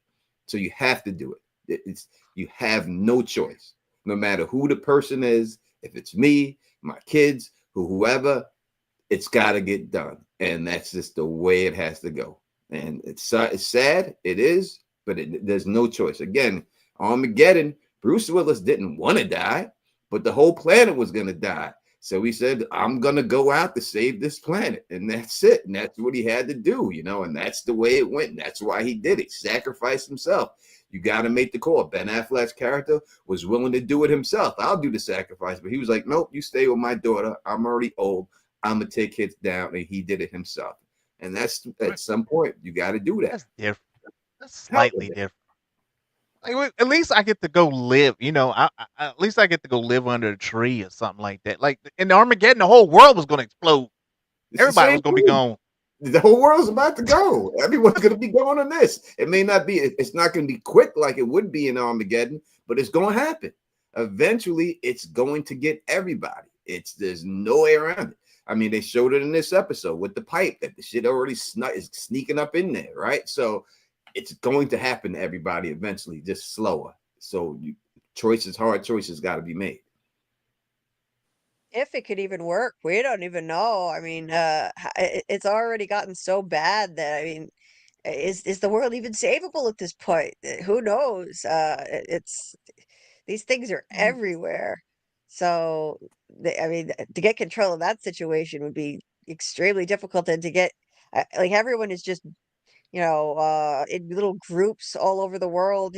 Like it's a complete mess. Like they're little random bands of people everywhere. You'd have to try to get the cure distributed. I mean, I can't even imagine if the cure would even work. I mean, there are so many ifs, but I understand the need to at least try under these dire circumstances, and we can't judge it according to our our ethics in this normal world. So I can see both sides of it. As for Muncher over here, what he's saying, there's one thing we know don't work: not trying. Don't try it. It already ain't working, right? If you don't try it, it already ain't working. So you gotta give it a shot. Just go about life. We already know what's not working. Just living life the way it is, right? So you got to give it a shot. You got to give it a try. That's just the way it goes. There's no way around it. That's we got to get somewhere. We got to figure out. Bottom line is, one person was able to survive. I mean, should there be questions asked like, who was your mother? How was she born? Why do you have this? Is it what was it passed through you because your mother had it? But all those questions should be asked, of course, and everything else. But for the game context and everything else, you have no choice but to say, we have to do something. We got to figure this out, and this is what has to be done at this particular time. If it works, it does, great. If it doesn't, you learn something from it, and then you move on from there, and then you take that information and you keep going. If it works, fine. If it don't, you move on. Listen, Joel, has anyone talked to you yet? Yeah, it didn't work.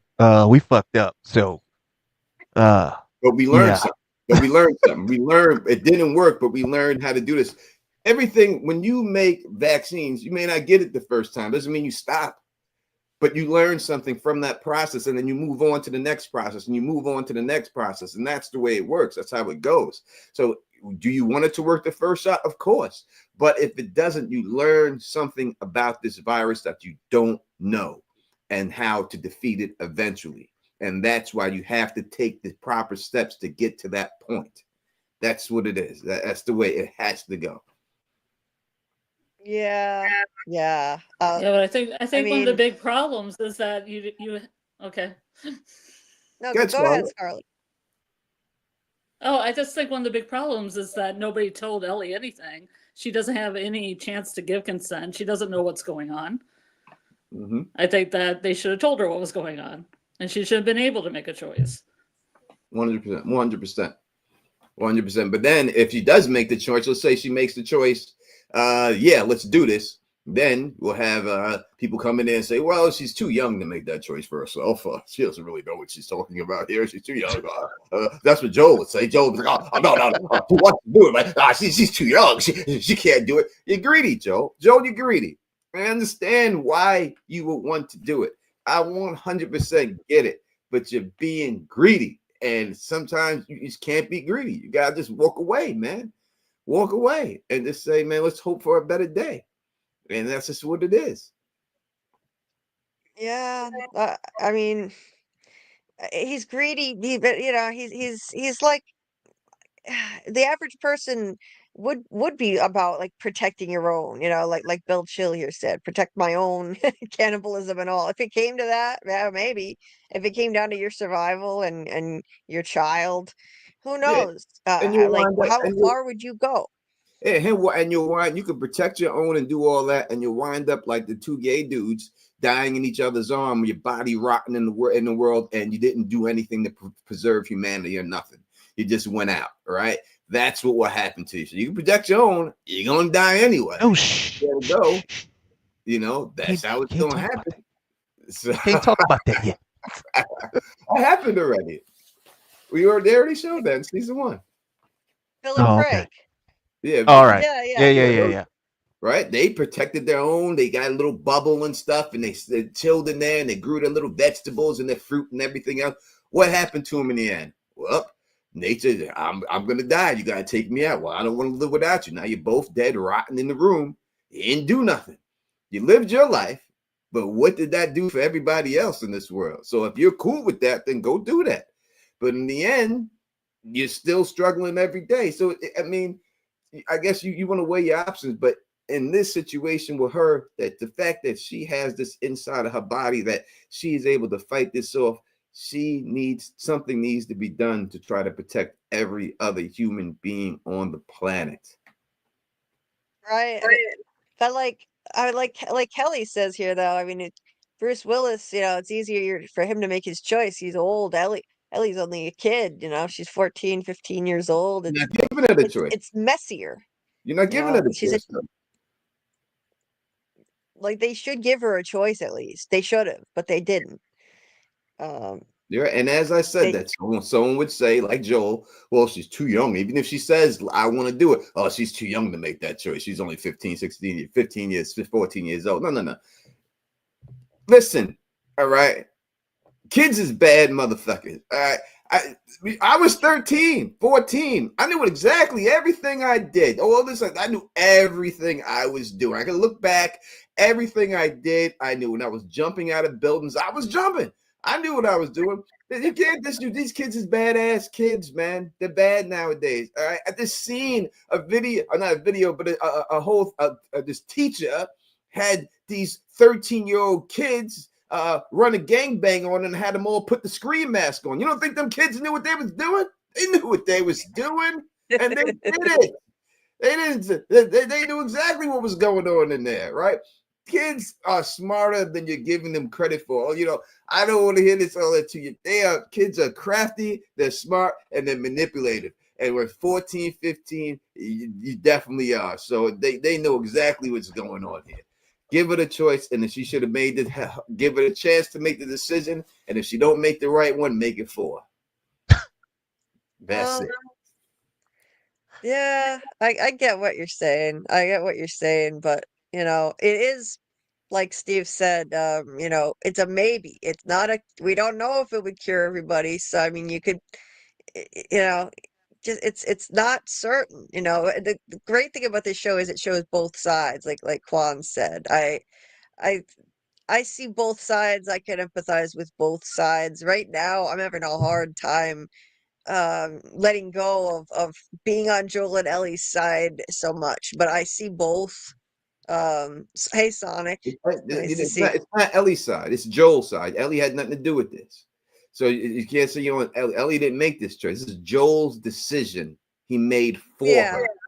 So it's not her choice. So when you say you're on anyone's side, it's got to just be on Joel's side, not her side, and everything else. It's not good to say Ellie. That's not her choice. It was his choice, and it was his choice.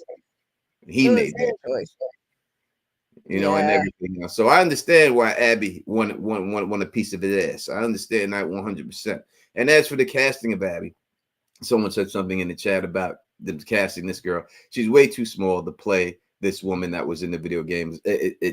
And her muscles aren't just for aesthetic reasons. She trained this hard for over 5 years because of what Joel did to her. It's a part of her physical being. It's a part of who she became, because who Joel made her become because of what he did. And I will not get into it. And Smitty knows the deal. At the end of the game, when you see her transformation, it's dramatic. Her transformation, and it's that, and that gives you, when you're playing, when you run into her and you see her, it gives you the sense of it being dramatic. And that's why they had her like that, and that's why they transformed her like that. For that, you lose that whole factor by casting this girl this size. All that goes away. And I understand that most likely they wanted to have somebody the same size as Bella Ramsey, you know what I mean? But that all goes away by not putting somebody in there who looks like the video game. It's like a butterfly effect. When you change one thing, it changes a whole bunch of things down the road. And I think they should have casted someone like a professional wrestler, someone it didn't, you don't have to be China, you know what I mean? It didn't have to be that, but just someone who was a little bit more physically imposing, who actually looks like they can command the military, who actually looks like, because Abby's an animal in the game. She goes out there, dolo, and goes nuts on people. This girl can't do that. There's no way anyone can convince me she could do that. It's the same bad casting choice that they did when they had the chick who plays Shauna in Yellow Jackets as the commander last year. Like, that chick is no commander. That's not the role for her. She just didn't pull it off. You got to have someone who can pull these things off, who people actually take seriously in the role for looking at them. As I said before in my other live stream, you can't have a general. Someone says the general's coming to see you, and then around the corner, Cosmo Kramer jumps out. You ain't believing it. You're not going to believe it. You're like, that's that Kramer. That's Kramer over there. Hey, what the hell Kramer doing up in here? Right? That's just what it is. You got to have the casting right. And I think they got it wrong. Yeah, I mean, take a look at this girl. I mean, she is tiny. She's tiny. She's pint-sized. She's got no, muscle tone, nothing. I mean, she's not even a little bit toned. She's a little nugget of a thing. She's so small. So, Mhm. yeah, that was kind of an odd choice that they made. Like, they could have at least gotten someone a little bit tougher looking, a little bit stronger. Look how this guy towers over her. I mean, she's yeah. Look at this. Yeah, she's tiny. All the girls with her are Tiny. bigger than her. Everyone's bigger than her. The only thing they got right Yeah. was the hairstyle. That was it. That's all they got right was the hairstyle. The hair. Yeah, they got the hair right. Yeah. Uh I I get why she's saying, she wants to kill him. I get it. She tells the group, we're gonna find him and we're gonna kill him. And they plan on doing that. They're gonna go see if they can get intel from some people they know in Seattle, and she gets them to agree that they're all going to help find him and kill him. And the thing of it is, it comes down to this eye for an eye thing, and it's going to turn into an endless cycle of vengeance and violence, and it's not going to bring her any peace to kill Joel. It's not. If she does this, she says, when we find him, we'll do it slowly. Um, I understand and I empathize with her, but that's not going to bring her any peace, and it's not going to bring back her father or any of these other people who died. Vengeance is not the answer. What would you guys have to say about that? In the post-apocalyptic world, and you Yeah. took out one of my family members. Oh, it's green light. It's green light. I'm coming for that ass. So I don't know where you gotta go or what you're doing, right? But you need to be on the run 24/7 because all I'm doing is lifting weights, eating Twinkies, and I'm chasing you down. That is it. That is my whole day. Yeah, I'm not doing nothing else. Right. So especially like now, there ain't no TV or nothing. Yeah, I'm just coming after you all day long. So yeah, that's it. So you would go after. Okay. Scarlett, what do right. you feel about that? Scarlett, what do you think? Isn't it like the same thing? Joel had pretty much killed people out of a sense of vengeance to what they were going to do to Ellie. No, he was saving her. She's Oh, he was just gonna go. saving her. I mean, he was saving her from an imminent threat of being murdered. I mean, her father's already dead. So, I mean, going and killing Joel is not going to do anything. Like, these people are safe now. They're not under any threat. Joel is gone. So it's different. It's completely different. This is just pure vengeance. This is nothing more than that. Joel was doing this as a protective measure. You can disagree or agree with what he did, but he was protecting and saving Ellie from an imminent threat of death. There is no imminent threat of death to these people. It is vengeance, pure vengeance. I I understand and empathize with the feeling like, okay, I want him to die. I want him to pay and die slowly, but it's not going to bring them any peace. This show, another big theme of it is the endless cycle of vengeance. It's never going to end. If she kills Joel, then Abby, then Ellie's gonna want to kill more of her people, and then her people are gonna want to kill more of them, and on and on and on. It never ends, and it doesn't solve anything. Tony, what do you think? If you killed my father and 16 other people that I knew and loved, your ass belongs to me. Pause. And I'm trying to tell you that that's exactly, and you can come. See, I ain't leaving nobody to come back for me. I'm exterminating everybody. And that's just the way it's going. Everybody is going to get it. And I'm going to exterminate them all. Or it's going to be like Kill Bill and say, when you get old enough and you want to find me, come find me.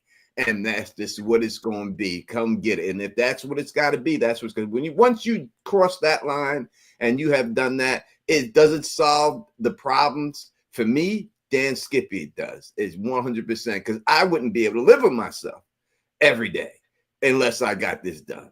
I would be going crazy every day thinking, oh, I ain't going to run away. This guy's going out there living his life, eating fucking strawberries and everything else. And he killed him. He killed my father for what? For what? Because he's trying to save the planet? No, man. No. You got to go, Joel. You got to get up out of here. You got to go and you got to go. And slowly wouldn't be slow enough for me.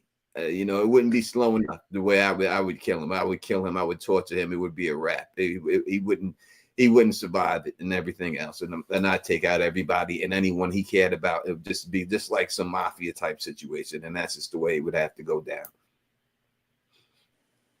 Then where does it end? It's not going to bring her any peace. Like, okay, so this guy's dead. Her father's still dead. People think that vengeance is gonna help somehow make them feel better. Every time and again, you see this in TV and movies, and they, many times, most of the time, they accomplish this vengeance, and they still feel this emptiness. They still feel like the loss is not going to be gone. It's still there. It's not going to fix anything. And then the endless cycle of violence continues. That's the problem with it too, because you take out Joel, who's going to be coming for them? It's going to be Ellie and her people want to take out more of them, and then it never ends. That's why I just don't think I don't think it's the answer. I really don't. I mean, it's not the answer, but you're I mean, your attitude is commendable, right? And you still have that moral compass and everything, but the world is different in this. It's different. Like they don't play by the same rules anymore. That world you knew is over. It's done. Like these people are out here stealing supplies from each other, killing one another, taking what they need to survive. That world of police and saying hello to your neighbor and all that shit, that's done. Like I don't know if you saw like Sicario or the second Sicario. At the end of that movie, or I think it was the end of the first one. He told the girl that she needed to leave. He told the woman in that she needed to leave because you're in the land of wolves now.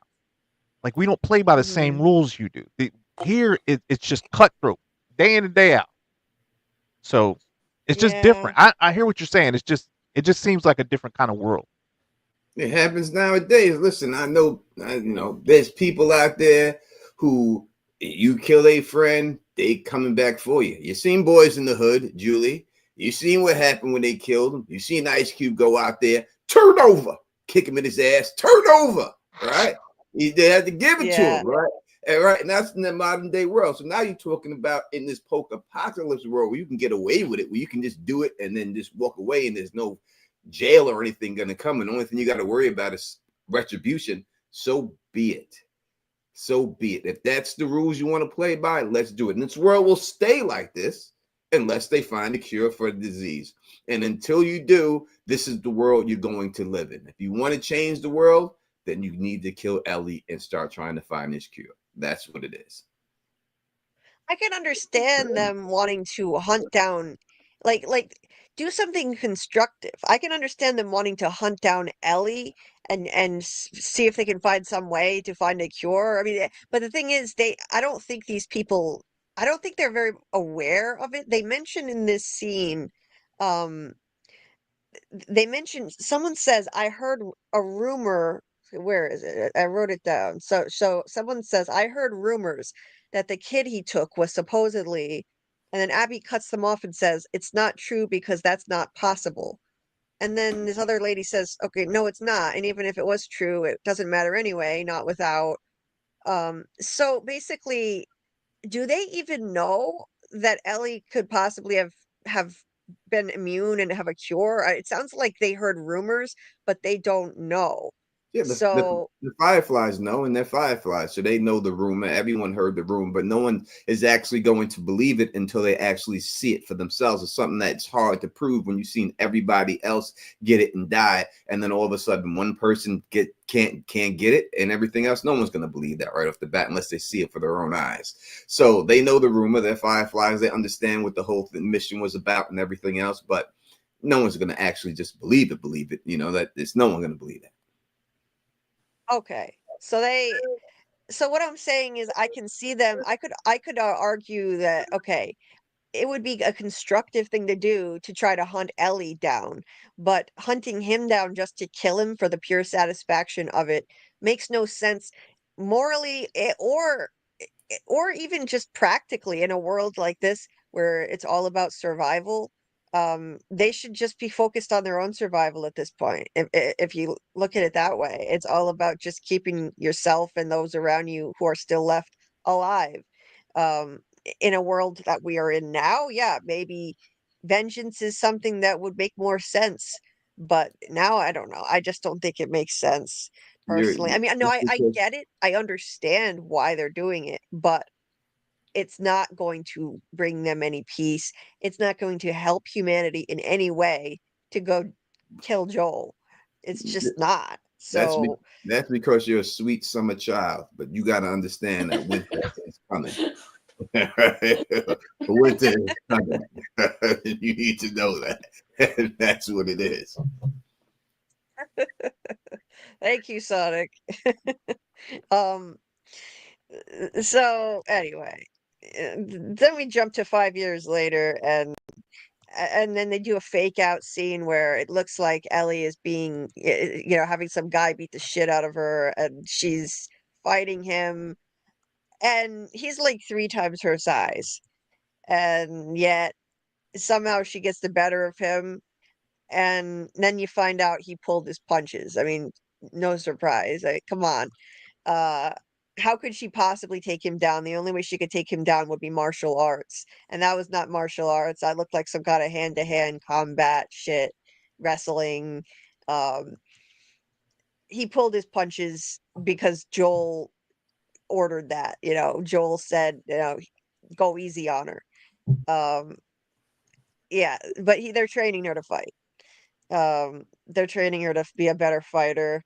She's pissed. I don't blame Joel for still trying to protect her again, but she's pissed that he did. Um, if he would have punched her with full force, she couldn't take that. Look how little she is. Look at this guy. He's gigantic. So yeah, she's just being kind of bratty. Um, she's pissed off that he said to the guy to pull his punches and go easy on her. Is it me, or does every time you see an Asian guy, you think he's gonna die? Ever since Glenn in The Walking Dead, man, every time I see an Asian guy, I'm like, this dude's gonna get it. Yeah, right. Yeah, I get the sense that he's probably not going to make it. Um, and there's something wrong with Joel here.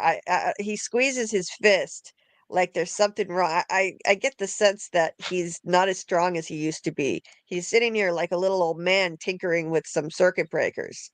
He's not out there, engaging in action anymore, going out on patrols. So he's looking kind of vulnerable here. He's looking older, and I don't like it. It's worrying me. Um, That's because he built his Dina, life of being a tough guy, right? When you build your life around being a tough guy, eventually you age out, right? So all the gravitas you build up eventually is going to go away. And that's it. Listen, Mike Tyson, you always going to look at him. He's Mike Tyson. You'll remember that. But 60-year-old Mike Tyson is not 20-year-old Mike Tyson.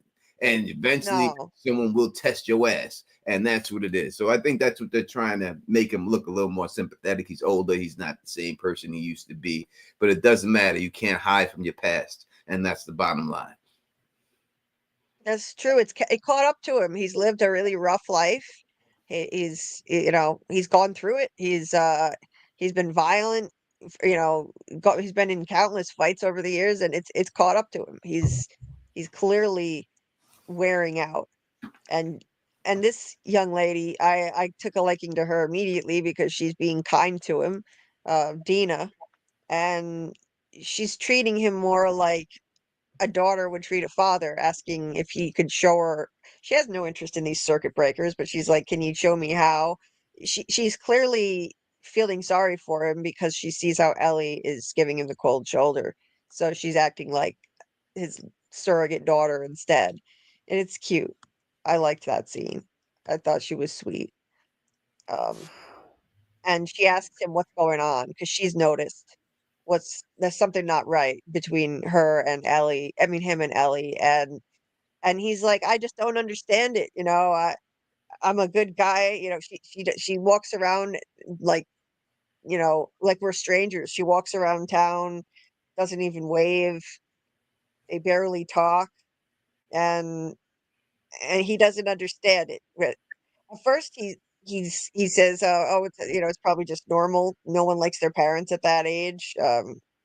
We'll get through it." But then he admits, like, I'm a hard ass, maybe overprotective, but what did I do? He doesn't get it.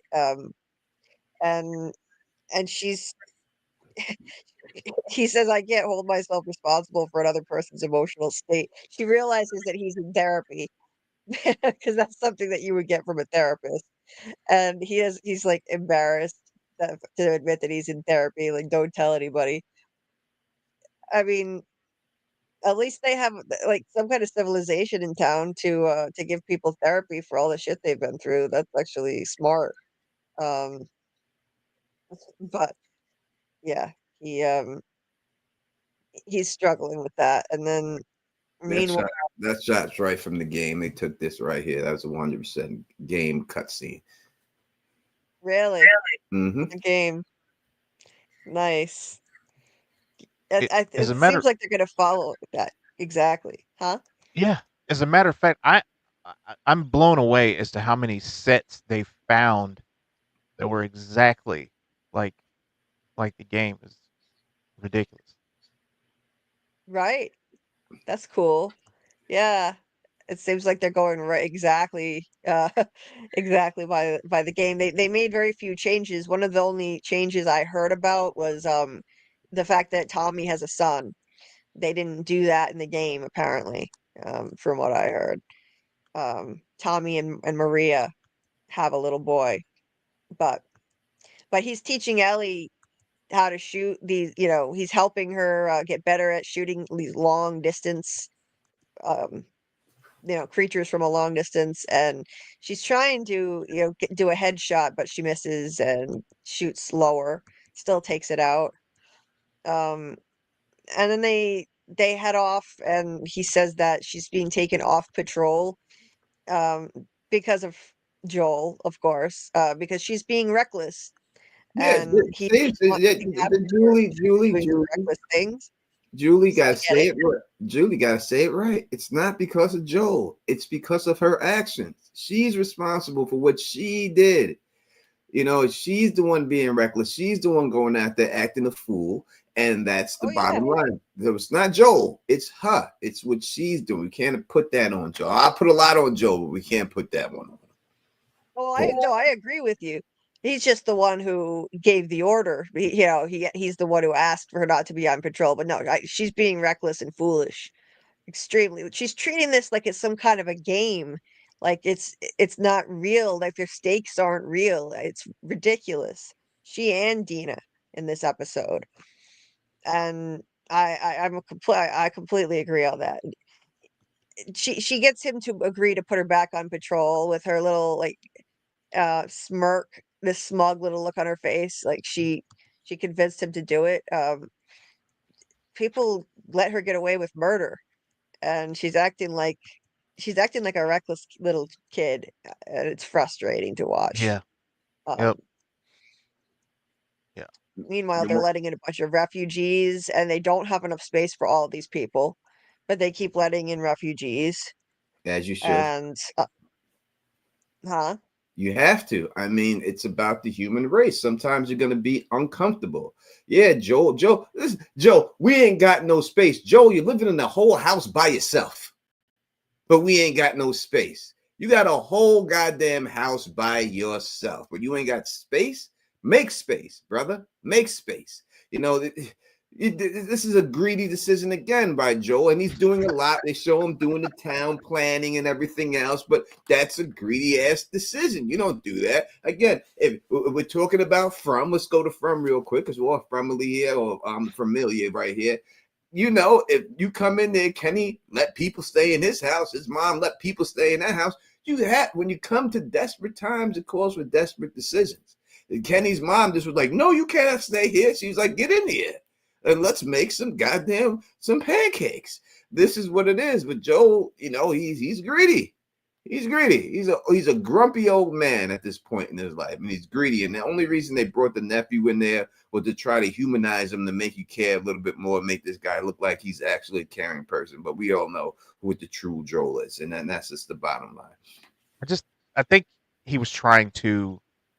I think he was not only was he talking about space, but he was talking about like rations and all this other stuff. They don't have enough to give to everyone. Like you can't feed the world right now. Like I'd probably say, listen, you guys want to come in, you got to help build, you got to help farm, you got to do all this other stuff to. And you're right, he has this entire house to himself. But they can have Ellie spot, because she's being an asshole. And I definitely would have left her out there in that damn snow.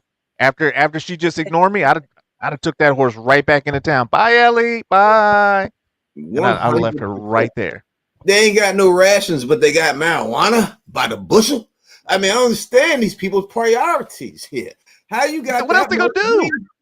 They got all this weed, but they ain't got no damn rations. I mean, you can't do nothing else but grow stuff. You got to get the tomatoes up, goddammit. And she's complaining, this is shake. So does she know? Like, she usually used to getting buds. She's like, this is all shake. You over here trying to push some shake off to me, brother? You got alcohol and you got marijuana. You know, how come all these shows have this? From has marijuana and alcohol too. Everyone has marijuana and alcohol, but they ain't got enough goddamn food. Scarlett, I ain't heard from you in a little while. What do you feel about that, Scarlett? About the weed and the alcohol in this place? Scarlett, you there? Oh, Oh, she might have stepped away. I think, yeah, it's crazy. They have so much of this, and like they're struggling to have enough food and necessities, but yeah, they still have weed. They still have booze. Shouldn't be It smoking. is. You It's don't get the crazy. munchies. You ain't got no food. You don't get the munchies. You smoke weed. That's the last thing you should be doing. You ain't got Still no. gotta have Right? fun. Still gotta enjoy yourself. You know. Seriously. High on life, baby. Um, Get high on life. so I don't think that he's being like heartless or anything. I really think that he's trying. He said that I'm working day and night to figure out how to make room for these people. And she says we've got to build faster. And yeah, he makes a little joke about how, oh yeah, we got this wheel, we turn, and then everything, everything moves faster. This magic wheel, you just turn it, and there you go. Uh, it, he's right that, I mean, she's not being realistic. It's winter. They have limited resources, and he's doing what he can. Yeah, he's working hard to fit in as many people as possible. He is. I mean, he's not saying no, turn them away, but he's being more pragmatic. Like, we can only take in so many people. Like, think of it like a lifeboat. Eventually you're gonna run out of space in the lifeboat, and if other people try to pile on, you're all gonna sink. There isn't gonna be enough for everybody. So you got to draw the line somewhere. If they run out of food, then what? Um, so I can understand why he's worried about this, but they're doing what they Rose, can. Rose could have put Leo on the raft if she wanted to. Instead, she decided to let him sink. She could have made room for him on that little raft she had, and he's being Rose right now. He's just letting he's letting these people. Oh, I got this. Listen, you make do. This is the human race who's at risk right now. You got to let them all in. If they ain't infected, you got to let them all in. And that's just the way it is. And you got to just make do. Everyone got to cut their rations. Everyone got to cut their rations. In the end, you need to repopulate the planet. That's what it's all about. Population. You got to keep building. You got to keep having babies. And you got to keep it going so the human race could eventually get back to where it was. There's no other way around it. And that's why I think, I understand Ellie's sexual preference and everything else, and this whole thing is secret, but she needs to help populate the planet too. She's the most important person to do it. I mean, if she has some type of immunity that's in her blood, she needs to get babies built up with that blood, and you need to get these antibodies going in the human race.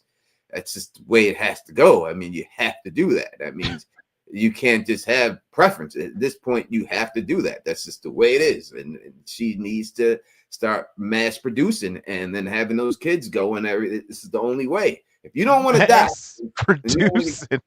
you got to.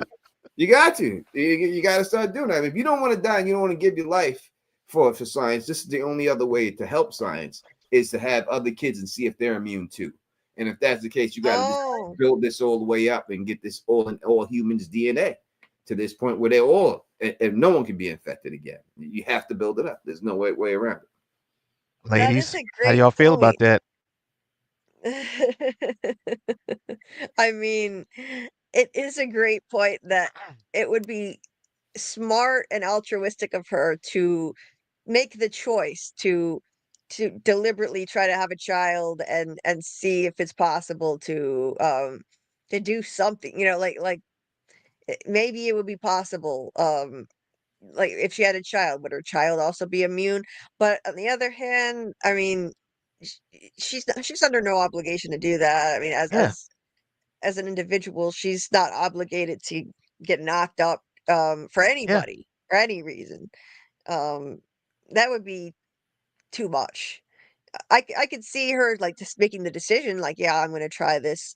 But if she doesn't want it, she doesn't want to.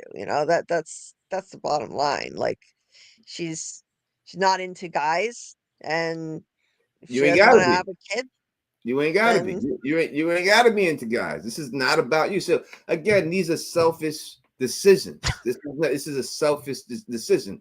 You have the antibodies in your body.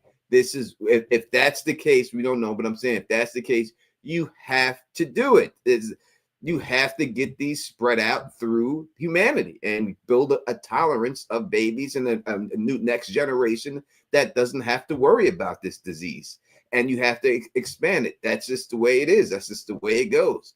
You know, if Adam didn't like Eve, he didn't have no choice. He had to do the job for everybody to get here. That's just the way it goes. You can't make that decision yourself. It's not about you. And again, all the autonomy, she's into this and she's attracted to this, and all that goes out the window when you're dealing with a situation like this. If people are on an island, let's just say you stranded on an island and 4 people are there, y'all got to get with each other. It's not about attraction at that time. If you're the last 4 people on the planet, y'all have to do it to make babies. That's it. That's just the way it goes. That's the way it is. You have to do it. That's just the way it is. That's the only way you're going to bring it back. You have no choice. You can't just think about, oh my God, is this person's booty's too flat for me? I can't get into it. You better close your eyes and get into it, brotherfucker. Listen, there's only 4 of us left. Okay, I'm not spending what time I got left taking care of some goddamn baby. That's number 1. Number 2, Ellie, poor Ellie, right? Because on your camp, Ellie has been murdered, and they've used her uterus as a revolving door. So, what? Poor Ellie, man. What are you doing to Ellie? What in God's name are you doing to Ellie? No point now. Your thing, what you're saying is there's only 4 people, and you're saying then y'all 4 people died. The human race is over, and that's it. You cool with it? If you cool with that, then be cool with it. That's what it is. But I'm saying, right now, she should have been sacrificed for science. Now you didn't want that to happen. So now, if she has the DNA inside of her to make everybody else that she has unaffected, now you don't want her to give that up either. You want her just to be able to say no, not at all. You don't have the choice to say no at this particular time. You got to do it. I don't care if you're artificially inseminated or whatever it's going to take. You got to get it done. And you got to start reproducing babies. And this is the only way to save the human race. This is not modern times. This is a zombie apocalypse. This is desperate measures. And when it comes to desperate measures, you have to do desperate things. You can't just say, I'm not attracted to this person. I don't want to do it at this particular time in this world. This is what needs to be done. yeah, but she can't tell anybody that about her status, and nobody knows except for Joel and Tommy. If they knew that she was infected, um, people might not believe that she's safe. I mean, like they still have to keep that secret. So, Joel don't got because real clout. You talked nobody can about kill Joel. him. Joel has clout. Tommy has clout. His wife has clout in this town. You don't think if they came out and said it to the town, we vouch for her that this is the case, she has been bitten and she's not infected? They don't want her to come out because they don't want the repercussions to come, because people are going to say the same things I'm saying. And they don't want to deal with all that. But they have enough clout that if they came out to the council and told them that this is the case, she has been bitten, she can't be infected, then they would all believe it. So I don't buy the fact that no one would believe her at this particular time, because she has the backing of people, all the people who are on the council. They just being greedy, keeping it a secret, and you got to let this out, and you got to start trying to think of a solution of how to figure it out. And I guarantee Tommy's wife would be that's the number one thing she would say. We got to figure this out. She got to get pregnant. We got to get something going. But Joel just thinks she's protecting her by keeping the secret. But in the end, you're not protecting her. You're destroying the planet.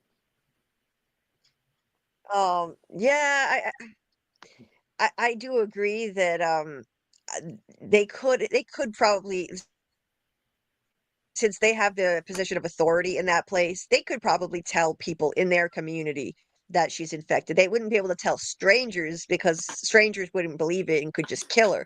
But I could see them telling their community. Yeah, they can't. I mean, nobody can ever. I don't care what it is. I don't care if it's a post-apocalypse. no one should be forcing any woman to have babies if she doesn't want to. That would have to be her choice. If she wanted to do it, then she should do it. But if not, then that's her body, her choice in any circumstance, as far as I'm concerned. But Scarlett, Casey, I how do didn't you see you feel back about there. this? How do you feel about this, Scarlett? Scarlett, you there? Let me think here. Well, I guess lie on your back and think of England. Exactly. See, Scarlett knows. You got to save humanity. Again, I think Julie, your sweet summer child, you're looking at it. You're looking at it at a modern time. We're talking about the fate of humanity is on the line, right? On the line. I don't care if it was me and Precious, all right? And I'm talking Precious from the movie, not the actress, all right? We was the last two people on earth. Precious is getting shagged up, all right? As many times I can have as many babies as we possibly can to bring the human race back. This is what you got. If I have to kill Ellie and I have to farm her out so that I can continue the human race, then maybe human race time is up. You know, maybe it's just a wrap for them. Because you'll find another way. You know what I'm saying? It seems kind of harsh. You know, it just seems like something I wouldn't I couldn't watch happen. You know, in the interest of continuing our race. For what? For what purpose? Just to walk around, do the same shit we've been doing? No. Go ahead and get up, Ellie. Go get you some milkshake. Yeah. Go find you something else to do. You can get up now. Yeah. So I gotta agree. I think you're on the I don't give a F about the world situation. And if that's the way world you had feel, its chance. Yeah, world had its chance. It blew it. If you feel that way and that's what it's going to be, then that's what it is. But I am a type person that I want to save not just my kids, my grandkids, their kids. I'm looking out for everybody. I'm not just looking out for me. You're only looking out for yourself, which is fine. You can do that. I'm not coming in it that way. I'm looking at a whole different situation. This is just something that has to be done because of the situations that situations that have arrived, and we have no choice but to follow through with this situation. She has no choice but to get pregnant and have babies so we can find out if these babies are immune to. And if that is the case, that the babies are immune to, then we know that this is the cure. She needs to have more babies, and other people need to get them babies pregnant. And you need to spread this whole thing around. Oh but my that's it. God. That's the way that's the way it has to go. You know, that's just what it is. I mean, people have had babies, you know, strictly for umbilical cords to help people cure sickle cell so they can get it. They didn't want to have another baby, but they had that baby so they can get that umbilical cord, so they can get those stem cells, so they can cure that disease. This is what has to happen. Sometimes you have to do things that you don't want to do in order for the better of the good for humanity. And that's just the way it goes. She has to get it done. Period. Well, I mean, you can say that in theory, but like, what are the logistics of this? If she says no, like we're talking about, like we would be talking about SA going on here. You know, we'd be talking about like forcing her, and that's I just don't see that. I don't think that's acceptable. I think we have to retain basic humanity and common decency, even in this kind of world. And you can never force a woman into a sexual encounter if she doesn't want to, period. I don't care what this is. I don't care what the circumstances are. That's just, I don't, I just cannot see any situation where that's justified. As hypothetical as you could say, what if she says no? I could say, what if she says yes? Right. So that let's take that whole equation off the table. The bottom line is that it is something that needs to be done for humanity. And that's it. Let's take the yeses and the no's out of there. And again, I don't believe that she would say no. You believe that she would say no because she's not attracted to men. I don't think so. You know, there have been. It's not about attraction at this particular time. It's not about that. It's not about looks. It's not about anything like that. It's just about doing what's best for humanity, and that's what should be the focus. Not just living for today, but trying to set a better place for your kids and your future kids and all that, and your kids' kids and everyone else that you know in humanity. Like Quan says, is this a Handmaid's Tale or The Last of Us? I don't know. I'm getting confused as to which show this is. Hey, KP. Welcome, KP. I see you have a robe on. It's not quite a shirt, but at least it's something. Where'd Scarlett go? I don't know. She dropped off. Sometimes she has internet problems. She uses Oh, an iPad that's kind of screwed up. She'll probably be back.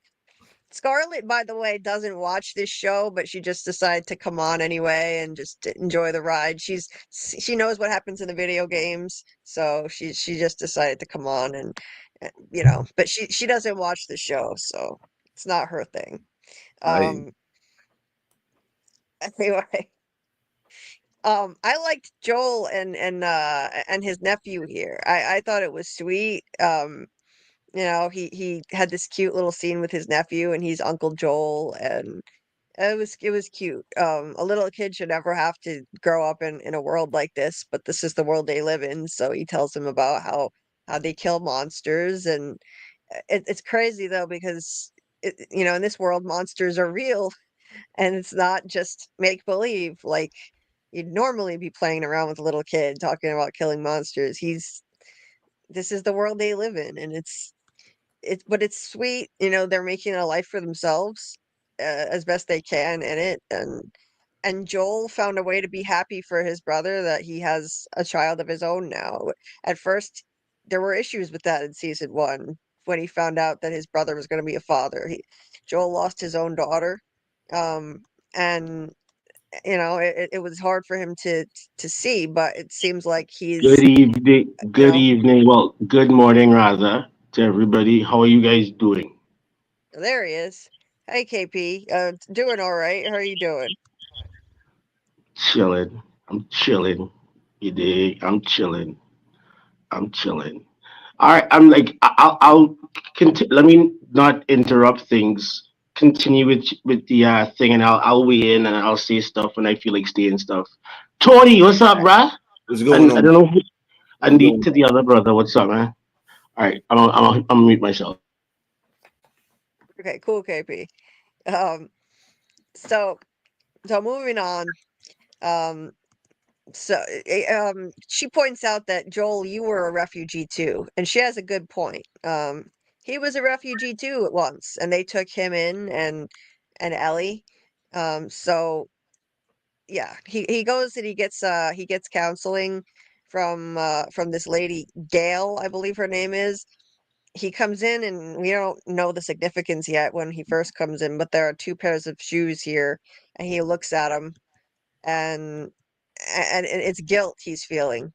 Um, Apparently he killed this lady's husband. I don't know what the circumstances are. I don't know if they showed it in the game, but he apparently he killed her husband. Like not that long before this, and she says that she knows he had to do it. She pours him some liquor. Normally, therapists don't drink during a session, and she admits this, but she says it's her birthday and she was feeling sad. He pays her with marijuana. I guess they're trading this kind of shit instead of money.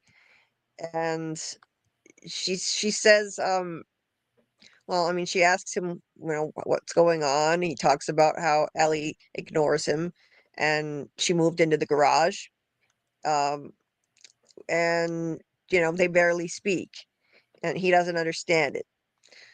She basically says, well, this is, these are the most boring problems I've ever heard. It's just a, a young daughter not talking to her father, big deal. And says, all right, look, there's something you're not telling me. I'm going to tell you how I'm feeling.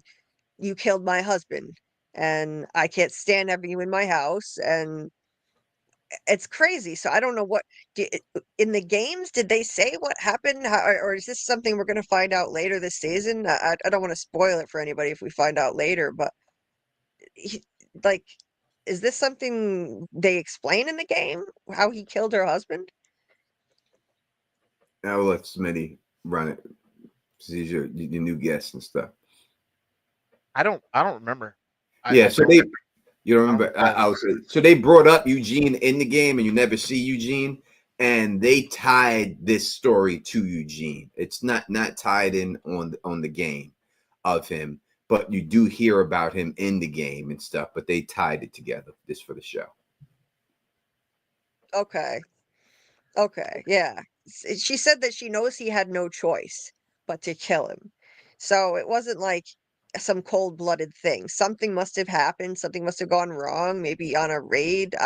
Maybe he got. I'm guessing the only explanation I can think of is that um on a patrol, rather not a raid, on a patrol, um maybe Joel had to kill him because he got bitten. That's what happens. You go out, somebody gets bitten, they have to be shot before they can turn. So I'm guessing that's the only thing I can think of. That's probably what happened. And he looks like devastated, like you can see the guilt in his face. Um, Even just being in her house looking at those two pairs of shoes, you could see the guilt. Um, So I'm sure it was something he had no choice but to do. So I felt for him, and I felt for her too. Yeah, how can she sit there giving therapy to a guy who had to shoot her own husband and kill him? Um, it's brutal. But she asks him, "So okay, I told you. Now it's your turn. I told you how I'm feeling. Now you tell me what you're hiding from me, what you're not saying. Did you hurt her? Did you hurt Ellie? Did you do something to her?" And y- she's like, "You can tell me even if it's really bad. I promise I'll help you."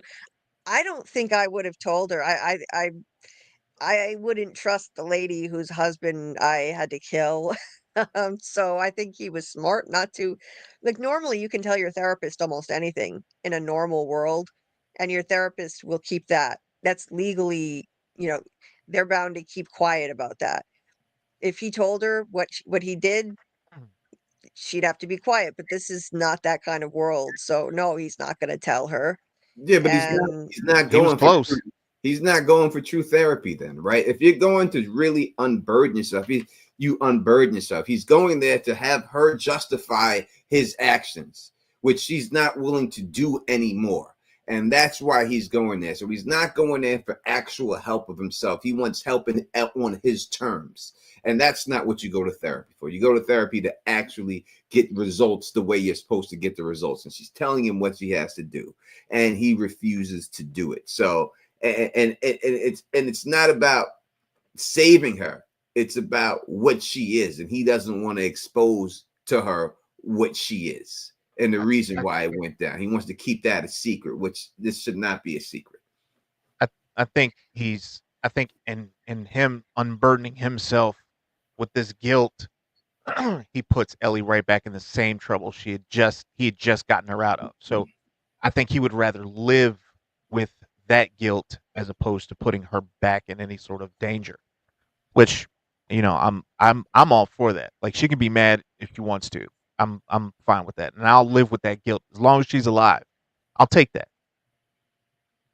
yeah, yeah, I agree on that. Yeah, yeah, I think her husband must have gotten infected. Yeah, it's no big deal. I commend her though for, I mean, I don't know if I believe her that she was really going to help him. Like the way she was looking at him, saying, "You can tell me, even if it's something really bad. I promise I'll help you." I don't know, honestly. I feel like she wanted him to tell her something terrible that he did, and she would have. I don't think she would have kept it quiet. I mean, does a therapist sit there drinking alcohol in a normal world? No. This is not a normal world, so he She's can't afraid trust of him. her. Yeah, but she's afraid of him. That's why she's drinking. She's trying to calm her nerves. She's trying to get herself so she can say to him what she really wants to say to him, because she's obviously afraid of this man. And that's why, because of what he has been and what he is. And that's so she really wanted to say, you know, I hate you for killing my husband. I can't forgive you for it. Even though I know you had to do it, I don't forgive you for it. But she's still been seeing him. She's still been being, doing her duty as this. It probably means something to her to have this, to be this therapy. Do this therapy work. It's a part of her being, of who she is. So she probably enjoys doing it. And she was still doing it, even though she has hatred for the man for killing her husband. She was still going through with it. But at this time, on her birthday, she was like, fuck it. It's my birthday. I'm drinking and I'm telling this motherfucker how I really feel about him. And she did. She worked up the courage to do so. Yeah. I think it's commendable that she was able to still be his therapist. If she's trustworthy, I don't know. Like Panda Kalima, like I agree. I think she's sus here. I don't know if I believe that she would really keep that between them if he told her the truth. I just don't know about that. You know, like it, once again, she lost her husband. Uh, so she'd be out for herself more than anything else. In this world, everyone is mostly out to protect those they love and avenge those they love. And he killed the person she loved the most. So yeah, I don't know, but I mean, hopefully she's on the up and up and she's just there to help him. It's hard to say, but I don't blame him for not telling her what he did. And his acting was just amazing here. He's normally so stoic, and then to see him crying like this, there you can see the tears rolling down his face. He knows what he did. He's in denial about it. He knows why Ellie's mad at him. He must have told her the truth at some point. There's no other reason she'd be acting like this. Um, he knows, but he's in denial, and you can see on his face how much it hurts him to be snubbed by the only person he cares about in the world, that the only one he has left, his surrogate daughter. It's really heartbreaking. This tight close up on his face got me. The tears Yeah. coming down that manly face. It's just something about a grown man crying like that, and especially when normally he holds his emotions in. When they finally come out, it's powerful. Just like in season 1 when he cried about Ellie to Tommy and he said, I just know I'm gonna get her killed. You gotta take her for me. I can't protect her. I'm gonna get her killed. And he cried. Just amazing acting by this guy. He's so good. And he stands up and he says, I saved her. That's all he says. I saved her, and then he leaves. KP, is that music in the background I'm hearing? You're gonna get Julie banned here. Alita? Is that music in the background? You can't have no music on. She's gonna get banned on YouTube. You got music on, bro. Oh, yeah, I paused it. All right.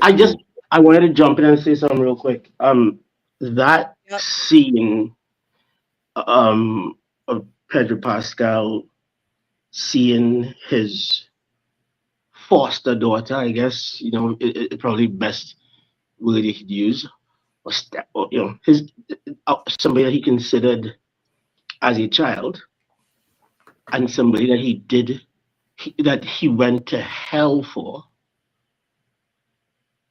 Seeing that person lose respect and love, admiration for you, and turn it into something similar to resentment is, as a father, my greatest fear.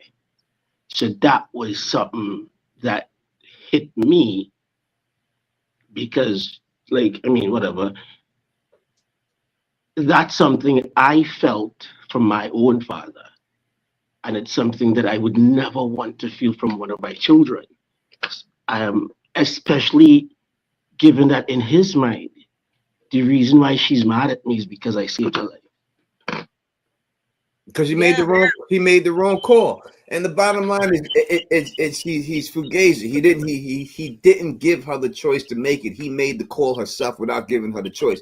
And the bottom line is, I wish Well, Tess. Tony, I agree with you, right? But let me let me ask you a question because I know you're a girl dad too, right?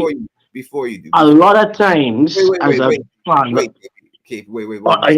listen. Let me hear you. Let me hear you. And I'm saying that he's fugazi when it comes down to it, because if his woman Tess would have lived and she would have been there, she would have told him, you got to let this girl go, and he would have did it. He wouldn't have killed Tess. He wouldn't have done that to protect her, but he killed all those other people because he didn't know him. But if she was there, she would have told him, this is for the better of humanity. You got to let it go. And I guarantee he wouldn't have killed that woman for him. He wouldn't have went through and killed all that. He killed all these other people and stuff. So, nah, he's fugazi. So, he's fake. This thing is a bit.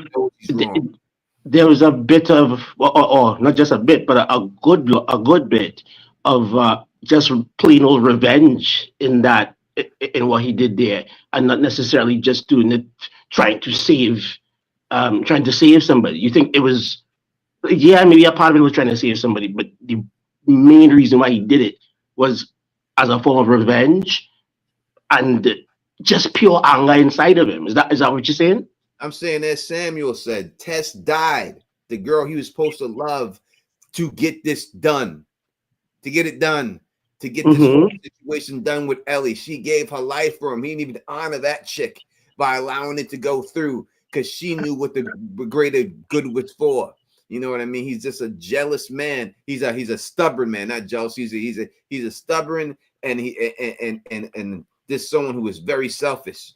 And that's just the bottom line. She knew what had to be done. And I guarantee if Ellie knew, she knew what had to be done. It's just he made the decision for him, and he shouldn't have. He should have honored Tess's sacrifice and got it done, which she wanted to get done. That's the person you're supposed to care about more than anybody. You knew her long and you knew this chick, but you ain't got no honor for her, but you got honor for this little girl that you just met. Well, I mean, I like the point. It's not a point that I thought of, but I like the point, and I would probably counter by saying, when you lose a love, one of the things that you really want to do is find a new love. So, having lost that woman, he's now empty, and he's trying to fill that up, and he's thinking, okay, if I help this young lady out, that will help me, that will fill my cup up. Knowing to himself really that a lot of what he's doing is not really to help anybody. It's really because he's resentful of these people, and the fact that these people kind of broke his life, kind of messed his life up. So is that what you, is that does that make sense with you? Does that resonate with you at all? Well, yeah. He needed purpose again. They talked about it in That's it. season 1. And you find a new reason to go on. Ellie asked, what's the point even, going on in a world like this anyway? What's the point? He said, you do it for family. And she's like, I'm not family. And he said, no, you're cargo. But he was lying to himself at the time. She was already his family.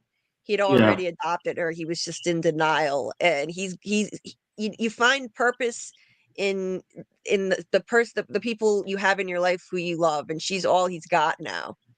He lost and you find purpose where it is, because as you said, he has nothing else. He does. He has a nephew. He has a brother. He has a lot. Now he does. So now saying now he does. Now he does. He doesn't have anything. It's a lie. He does have other things and everything else like that. And bottom line, I think his actions really hit it with Tony, because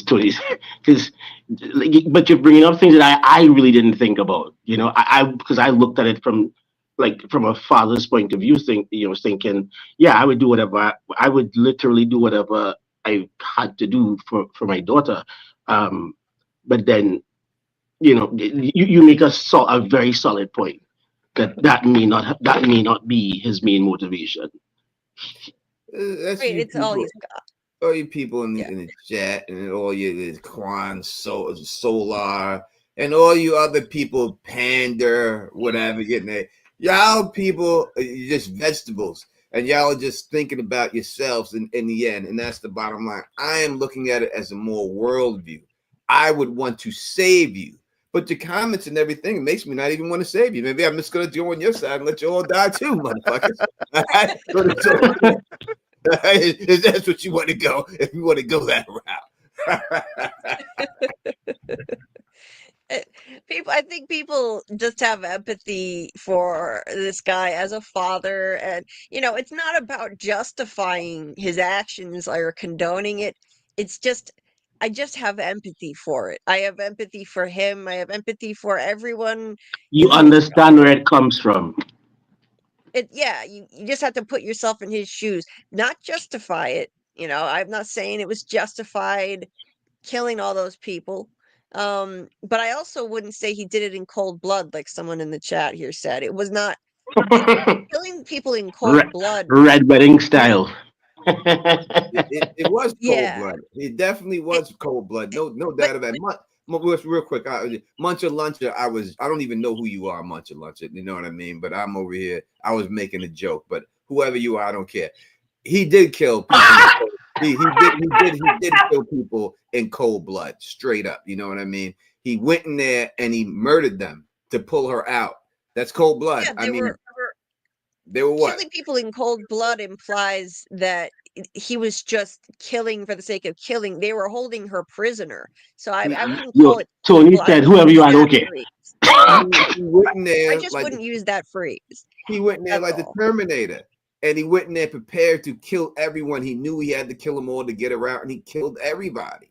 Everybody he ran across. And let me tell you something. When I played the game and I did that, I killed everybody too. A lot more than he did the show.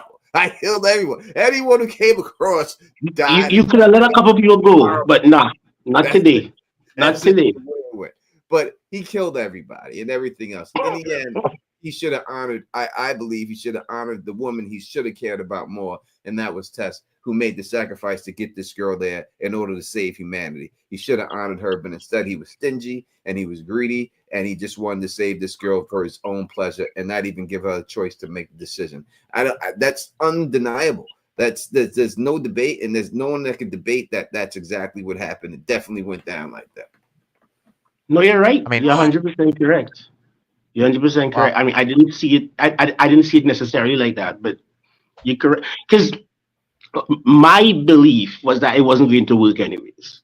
That's kind of my belief. So I put less value.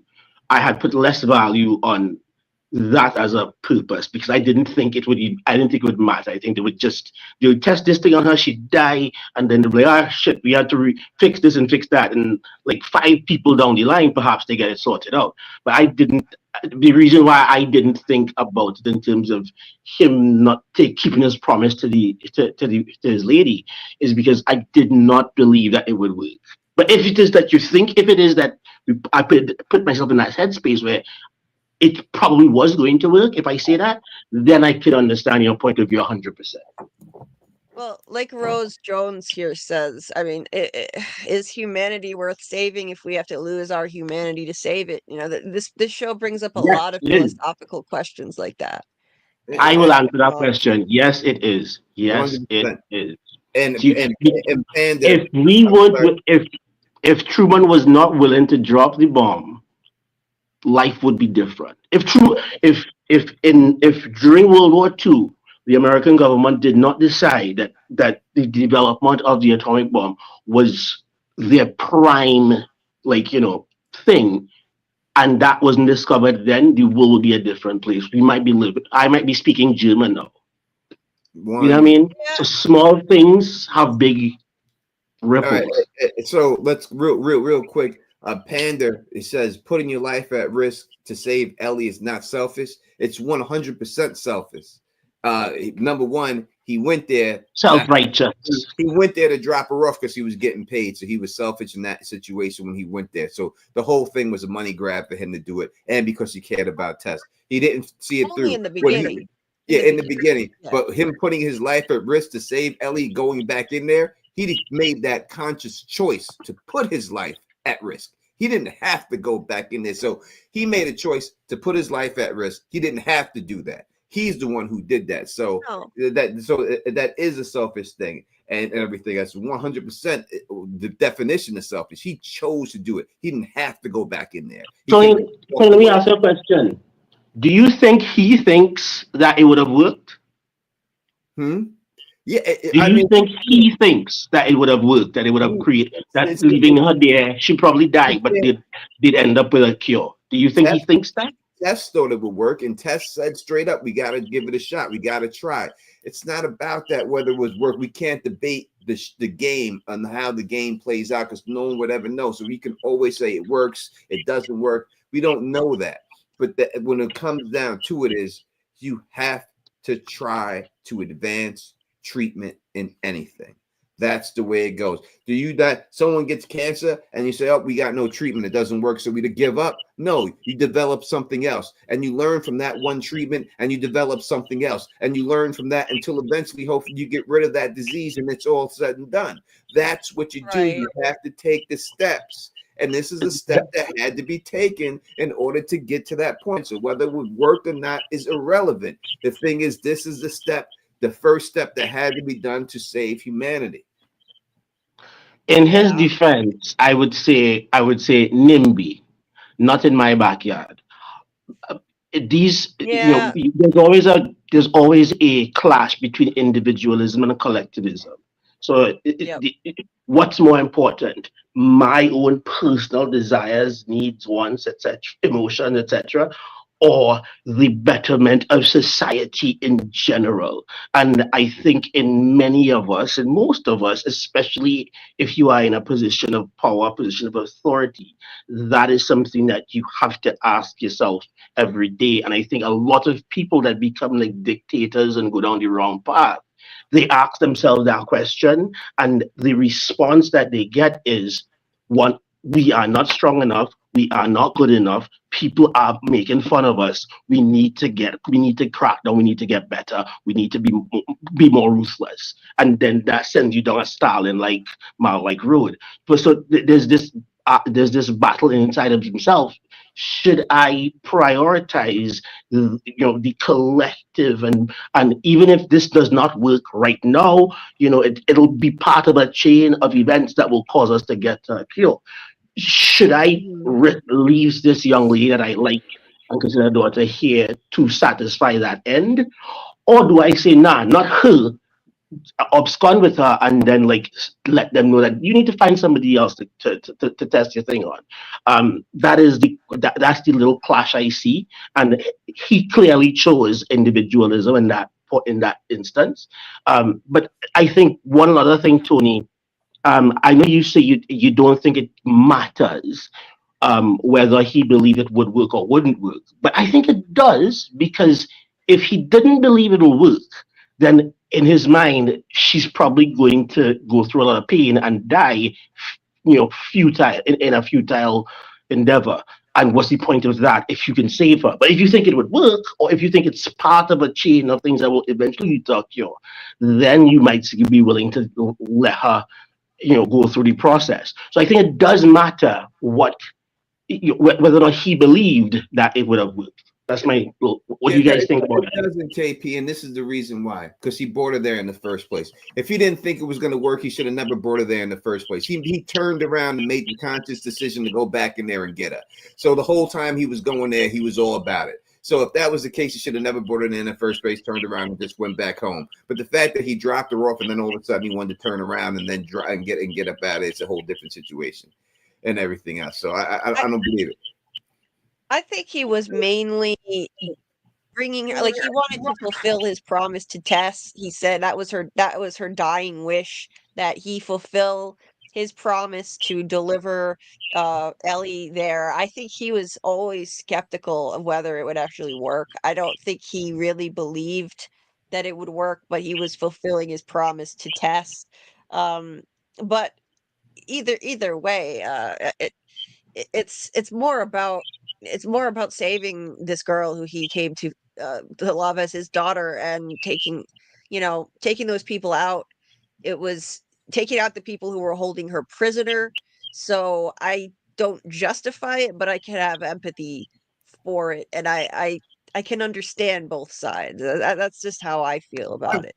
I do, and But I understand what you're saying. Real quick, I gotta go, Julie, myself. But you should highlight Rose Jones's comment. I think I would just like to yeah, thank everybody in the chat, even you two, Munch or Lunch. I got nothing but love for you. You know what I mean? I love you all. I love everybody in the chat. Got nothing but love for y'all. Thank you for having me on. Good meeting you, Smitty, KP. Good rocking with you as always, and everything else. Yeah, man, Tony, have a good night. Y'all later and everything else. And until next time, thank you again, Julie, for having me on. Tony, when next are you streaming? When next are you streaming, Tony? Yeah, Yellow Jackets tomorrow night with Phil. All right, cool. We'll see you then. All right, Tony, Peace. are you doing a live for this show this week? We do it every Sunday. I do the pregame show Sunday, so we'll see if I'm able to get something going during the week and stuff like that. It's really up to Phil if Phil is free to do it and stuff. But if not, then it's every Sunday at 7 o'clock. Cool, awesome. Well, I'll definitely be there for that. And thanks for coming on. It's always great to have you. And I like having friendly debates. You know, it's awesome. So I That's appreciate you point coming of book on. club. I'm book club. Yeah, I'm like Reggie Jackson. I'm the straw that stirs the drink, baby. yeah. Y'all have a good one. I'll speak to you later.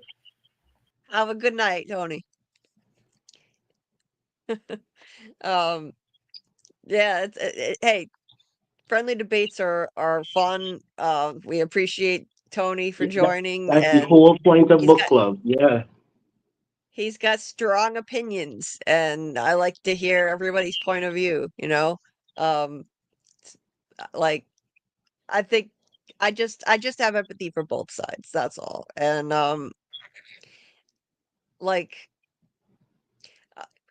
I don't know. Before we move on from what we were just discussing, Paul, do you think Joel believed in like this cure was going to work, or was he just fulfilling a promise from Tess, like like they in delivering Ellie there? I don't think he cared about whether or not it was going to work. I think at first she was just a thing to do to get parts for whatever he needed. I forget what he traded it for.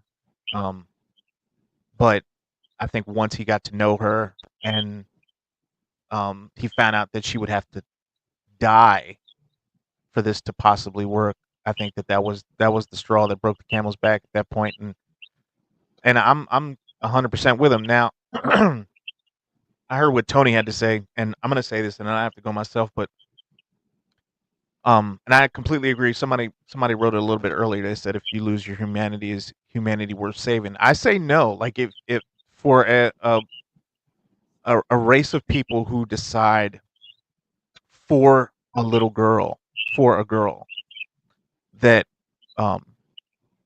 we need you to give your life up so that I can live, so I can go on. I feel like a society shouldn't ask a thing like that. Right? I would devil's advocate against that. This is not.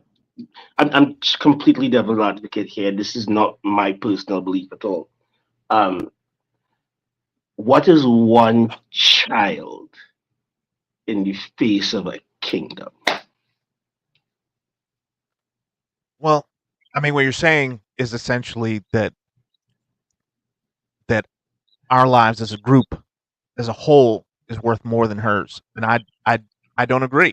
I disagree. I feel like you had your shot and you blew it. Right now, it's her turn. She's alive. She has this gift, not everyone else. It's her gift to decide whether or not she wants to share it with the world, not to be taken and made to give it to the world at the expense of her life.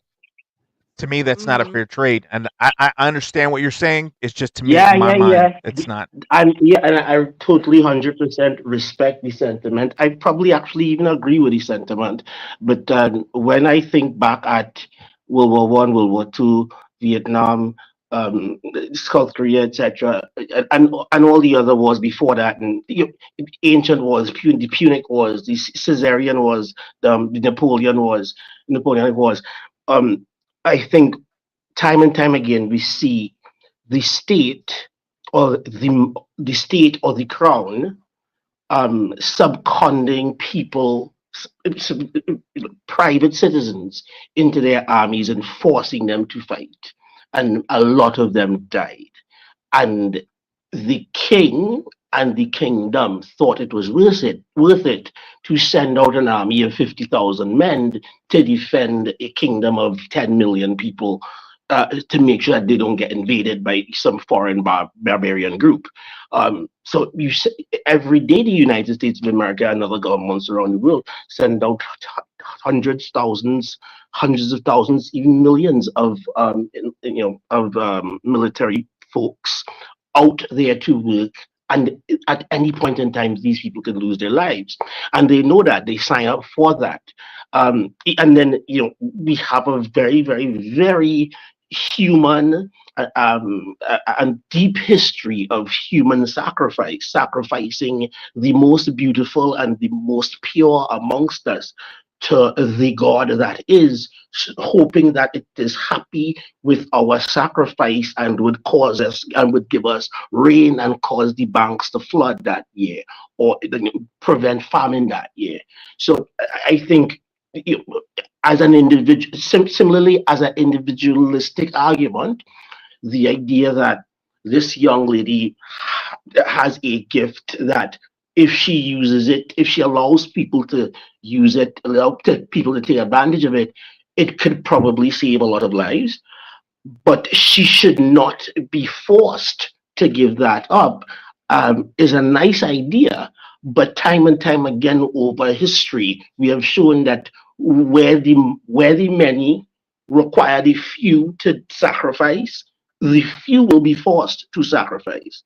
So, whereas it's a very good, it's an interesting intellectual exercise to think about it that way. I think humanity itself has proven that we think the opposite. Does that make sense?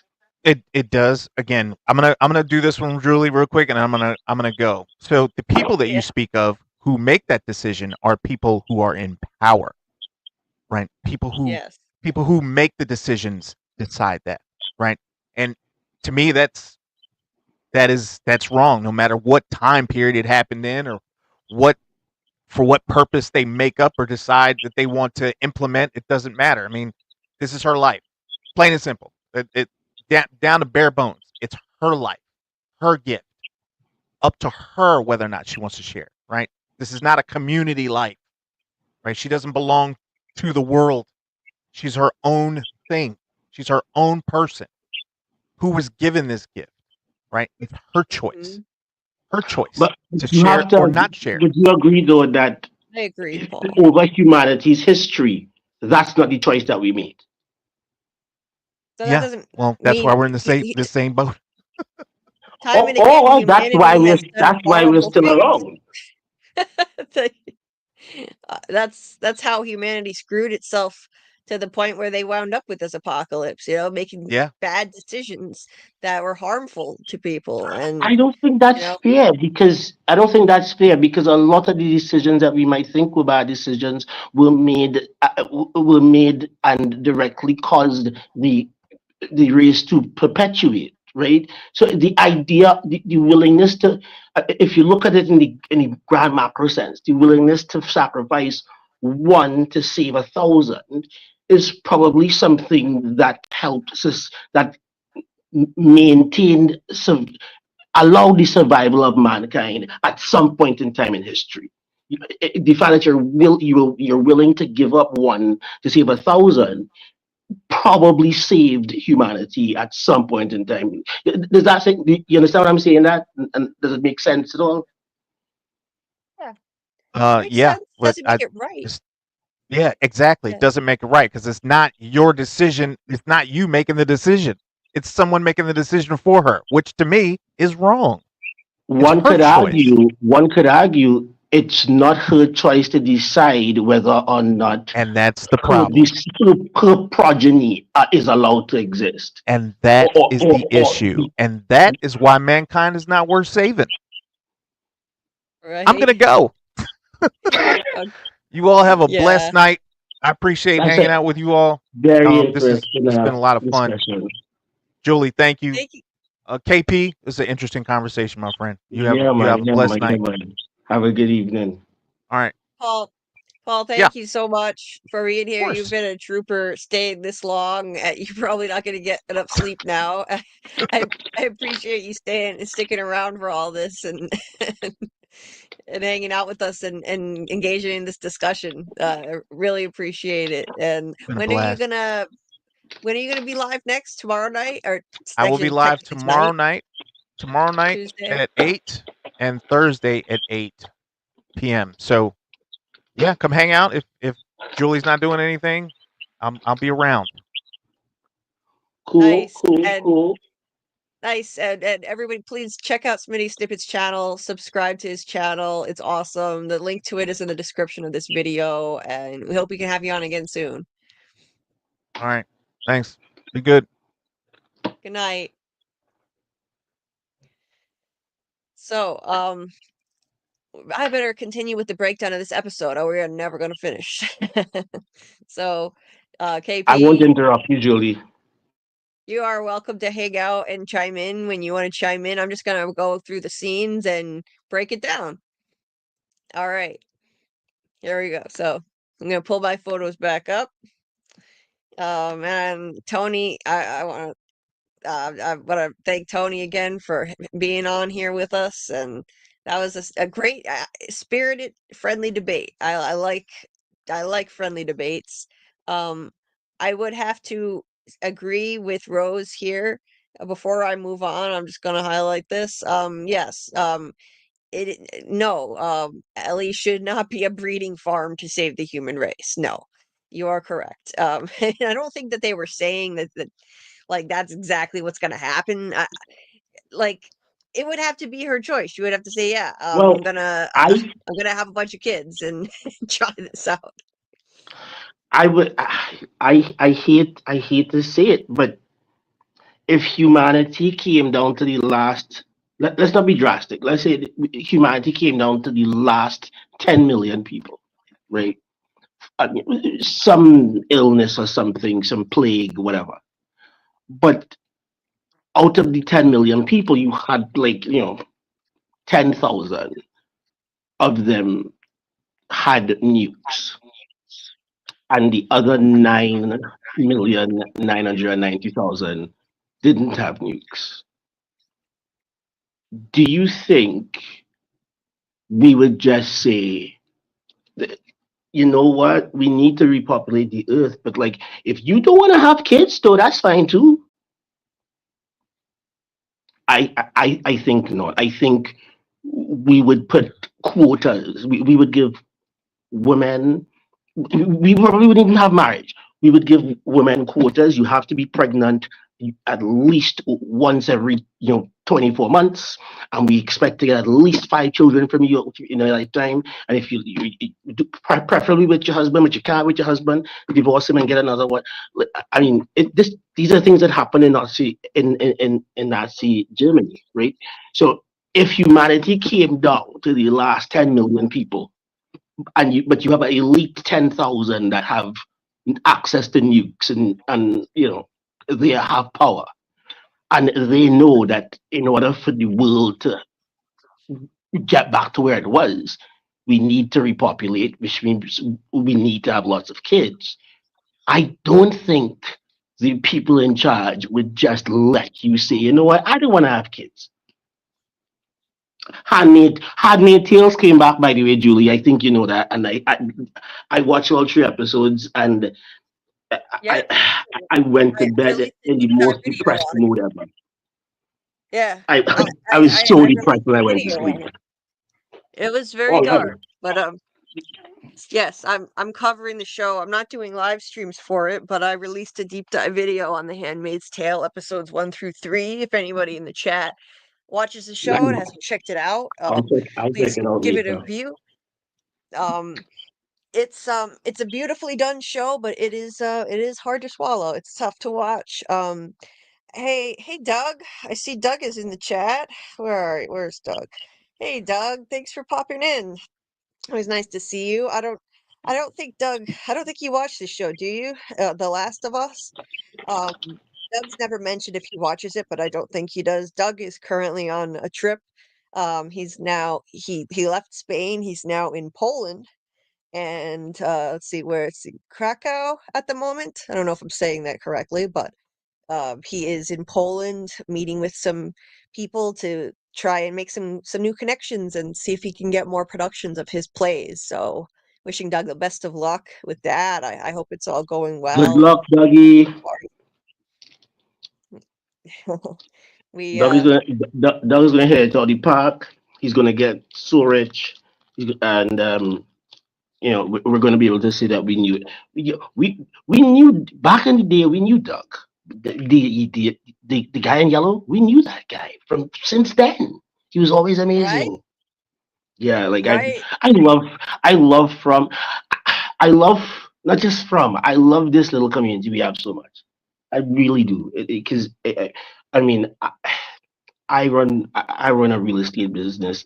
It's a very very stressful business, and I am not available during the day until only 10 p.m. or after.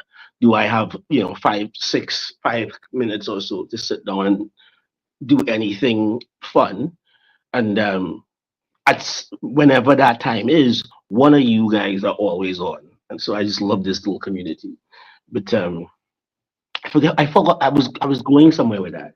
I was pointing out how much of a phenomenon it is for a community to be directly in touch with the person that makes the art that they enjoy from day one, knowing that the Mm, art will increase in value significantly.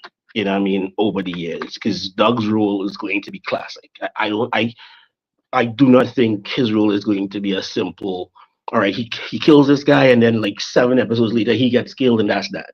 Nah, no, I think his role is profoundly and intensely um, required and fundamental to the plot and the storyline of this particular tale. And I think when the performance is shown in all its glee, in all its glory and awe, that hmm. Emmys will be coming his way very, very soon. Because Oh I'm my God. so excited about the amount of things, and I know we've run away from this Last of Us argument discussion, but just the the kind of things that From has set itself up to be able to do in the next season or the next coming seasons, like the things Yes. that they can the things that they are allowed to do now because of the story they set up is like amazing. And there's no way you can mess up this story now, given what you've set up. No matter what you give me after this, it's going to be brilliant. But I anyways, agree. let's go through the Last of Us stuff. Let's get back to I that. agree.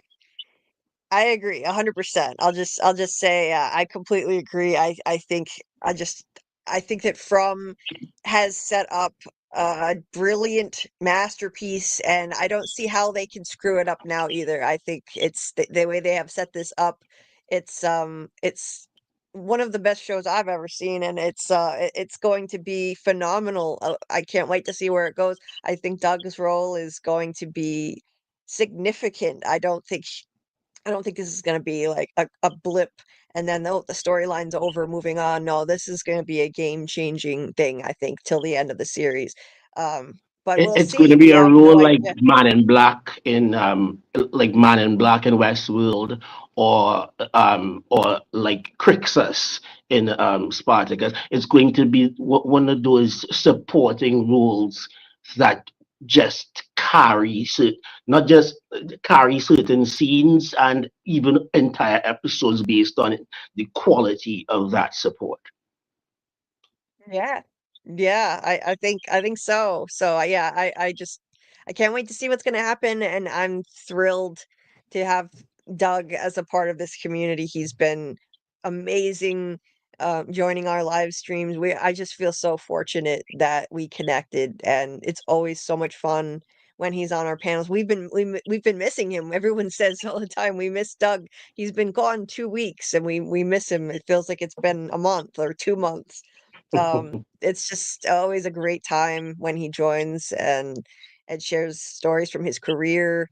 I mean, regales us with Shakespearean sonnets or a blues harmonica performance one night or dirty limericks. You just never know what you're gonna get, and it's always a blast. And I hopefully when he comes back from his trip, he can join us again. And yeah, it's awesome, and I'm grateful for this community too, and I'm glad you feel that way, KP. That makes me happy. It's gratifying to know that other people enjoy and appreciate this community too, because it's my lifeline. So I'm I would be lost without it. I'm just glad everyone else It, is, it's that book other club, people man. are connecting too. Everybody needs book club. Um, perhaps we should start a Finnegan's Wake book club. I'm sure Doug. If Doug was around, I'm sure Doug would know that little reference. Oh, Do you know Finnegan's Wake? Finnegan's Wake, by the way. no, no, Oh, actually, I'm not it's familiar a with it's like a Finnegan's. it's a 300 and something page book that is written in such a way that it is almost nonsensical. And when the book ends, it goes like the ending leads right back to the beginning, and so it's a cycle. And you have like one of the big things that was on TV the other day was there's a book club that started in 1996, I think, and they only last year, so that was what 96 to 2024, 28 years. So it took them Mhm. 28 years to finish read the book. So because it's just so dense and weird that Wow. you have to be they're reading it one page a week, and then they move to one page every 2 weeks. Oh, Like that's not much. everybody chat, everybody Google Finnegan's Wake. It's an interesting if you like nerdy literature stuff, it's an interesting book to feast upon. Oh, I'll have But to check it out. back to Yeah, back to the Doug's back to the regular schedule program. So you were saying, Julie, about where you gotten in this episode. yes. I just want to highlight this real quick. Yeah, Doug said, "You think it's fun now? Wait till you hear the fucking bike story." He's got a great story about a bike. Uh, I won't spoil the story, but about being accused of stealing a kid's bike, and it's I've heard part of the story, but not the whole thing. So looking forward to hearing the rest of that. Maybe he'll regale us with that story when he comes back. And he's in the chat writing Polish. He is a whiz with languages. I've got to say, he doesn't speak Polish, of course, but he learns enough of it to get by when he's gone to Poland, and he's got many plays. He's had many productions of his plays in Poland, so that's look at that Polish in the chat. Yeah, I don't know how he does it, but he's good. We miss you, Doug, and hope you're enjoying yourself and having a good time making great connections over there. And looking forward to having you back on the show. And this show is another one about, I know you don't watch the show, Doug, but it's another one about trauma. I always seem to be drawn to these shows where the heart of it is it's all about how human beings cope with extreme trauma and grief, how they find their purpose in the midst of all that. That's what this show is. You could say that about every show I've covered. From you can say the same thing about From, Severance, The Handmaid's Tale.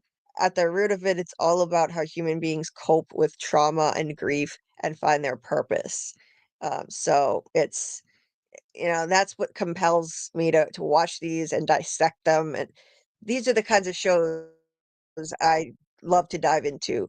Um, and it's cathartic, for someone like me who's struggling so much watching stories like this. I connect with it so deeply. And I think a lot of us who struggle more than the average person gravitate towards shows like this. I've met many people in this community who also have worse than usual struggles.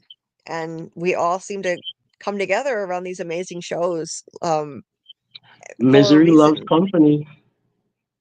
Misery loves company. Exactly. Then we wind up becoming a support system for each other and we share our struggles with each other. And it's a beautiful thing. So Yeah, Doug because says, I when miss you people guys. say that, it's usually meant with a negative connotation. But I take it the complete other way. If you're miserable, and you find other miserable people, and you get to talking about your misery, that's called group therapy, and that's one of the first steps towards getting better. So that's how I think about when I think misery loves company. That's the way I think about it. There's like a positive hue to it. Does that make sense? Absolutely. Absolutely. It's not about enjoying the fact that someone else is struggling too. It's just that you can find common ground and empathy and support each other because you understand each other. Correct. So Yeah. I totally get what you're saying. Doug says, I miss you guys too. It's nice to be able to touch base when I get up in the morning. Yeah, where he is right now, it is 7:33 a.m. He's 6 hours ahead of us. Unless Poland is slightly different. I'm not sure, but I think he's 6 hours ahead of us. It's morning over there at any rate. Um, so it's nice to hear from Doug. And so um and oh and if you want to follow Doug's adventures, check out his Instagram too, by the way, because he's got the mini man in yellow over there seeing the sights, and his adventures are documented on Instagram. He's having quite the time over there, meeting some ladies, looking at some gorgeous views, some mountains. He's a world traveler, that little guy. So it's a lot of fun. Check out Doug's Instagram if you haven't. So anyway, let's get back into the episode. Um, so so we get back to this scene here. We get to this scene. This is Ellie's little apartment in the garage where her where Joel let her live. She moved into the garage to get away from him to get some space. We see a close up on a moth on the neck of her, I guess you'd call it the neck of her guitar. I think Julie, that's what it's called. sorry to interrupt, but like, do you see how these daughters treat us? The audacity. Like, I built this whole house for you guys, and then I give you an entire basement, like put stuff together for you, and now you have your room. And now that you have your room, you walk into it mad at me, and you enjoy the room whilst being mad at the person that gave you a goddamn room. Anyways, we had no respect at all. But girl dads, but whatever. I know. It's brutal to see how Ellie treats him, but and you see this guitar, and I can't help but remember at the end of season one that Joel was finally embracing his role as her father, finally in the finale, and he was reaching out to her. She was getting nervous as they were reaching the hospital, getting closer to it, and he was reaching out saying, I could teach you guitar. Do you want to learn guitar? And so it looks like he did teach her guitar. We haven't seen it yet. I think we're gonna see it in a flashback later. Um, there's a moth on it, and in the preview for the rest of the season at the end of this episode, the therapist Gail tells Joel that a moth symbolizes death to some people, and so that's a little alarming. So there's a moth there, and I think there's a moth tattooed on her arm, if I'm not mistaken. And he had told the therapist about this in the preview for the forthcoming season, and he said that just symbolizes rebirth, and transformation, right? And she said, well, no, it means death. So take that for what it's worth. That's all we know about this at the moment. I think that moths are definitely going to be symbolic in this season. That's why I have this as my background around us here tonight. It is a bunch of pictures of moths that were featured in the preview for this season. So it could be foreshadowing the death of somebody coming. And Doug is about to get ready to start his day. Yes, I hope to see you soon too, Doug. We all can't wait for you to be back and uh, with more stories for us. Maybe a while. My travel schedule is a little nuts over the next few days. Well, we will be here and waiting. We won't be going anywhere, that's for sure. So we'll be here when you're ready to come back. And safe travels and have a great day. Anyway, so Ellie is living in this garage that's loaded with old stuff. Um, looks like it's straight out of like the 80s. There are a bunch of 80s or like I'd say 90s because there are a bunch of cassette tapes, like early 90s, um, posters, records on the wall. Um, it's all old stuff, and she's cleaning a gun. Um, she's got what looks like a tattoo. I can't tell all the stuff that's on it. I see vines, possibly a moth. I think I see a moth tattooed on her arm. It's all over the arm that has the bite that she got from the zombies. Kind of cool, actually. I like it. Um, and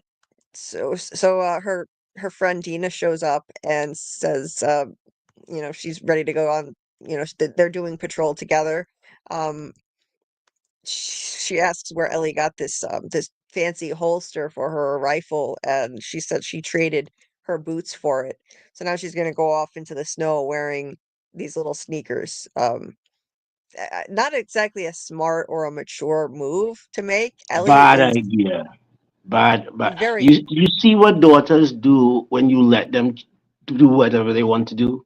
Like, I'm Mhm. sorry to I'm sorry to interrupt you so much about this, but like, Oh, it's all right. I don't like kids in general. Because when we are talking about should she be allowed to choose whether or not she is gives herself to create a cure. Um, I I have a 13-year-old and I have a 7-year-old and I have a 4-year-old, and like no, like you no, you are too young to make that decision. Like somebody who loves you has to make a decision for you. At that age, because you make bad decisions, like giving away your good snow boots to walk in some old goddamn Chuck Taylor Converses that look like some rat has gotten to the back of it already. So, what do you think Yeah. about that, Julie? What do you think about that? The idea of like allowing a child to choose their path. Well, I think that she's old enough now that she should be able to because she is 19, but I think that she's not acting mature enough for an adult now. I mean, technically, she's an adult by our definition. Legal age of adulthood is 18, but scientifically, we know now that the It's at brain least 26. is not fully developed at 18.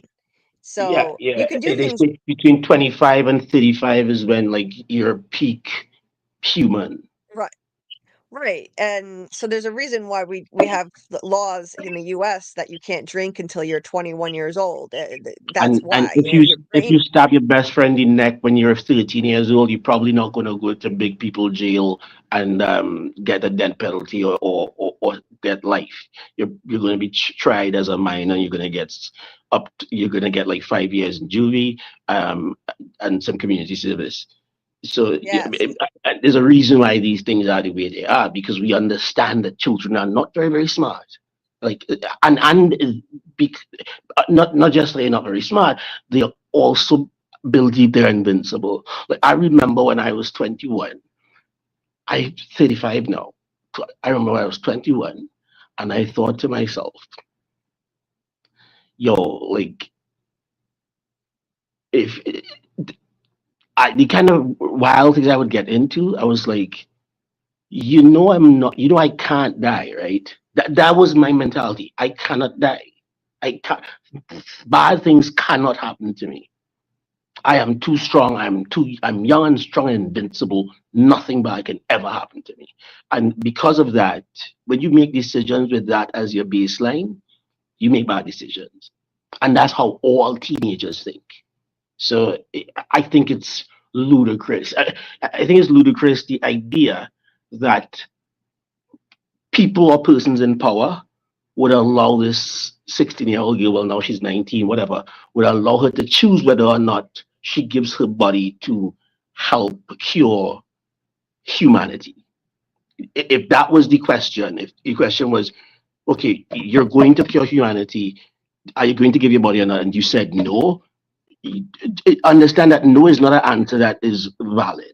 You are giving your body. It's just a matter of whether you go peacefully and you go peacefully and you go with fanfare and whatnot, or you go kicking and screaming. But you're going to go. Well, If it means that we're going to be able to fix humanity, you're going to be sacrificed. I disagree on that, but let's just No, let's move which forward. part do you disagree with? Well, we went over that earlier. What my position on it is, I think we went over it a lot, and I just don't. I don't think that it's.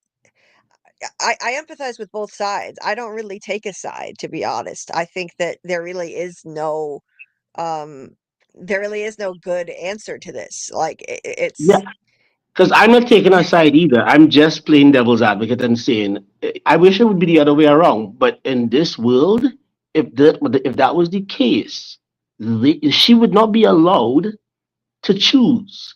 She'd be given the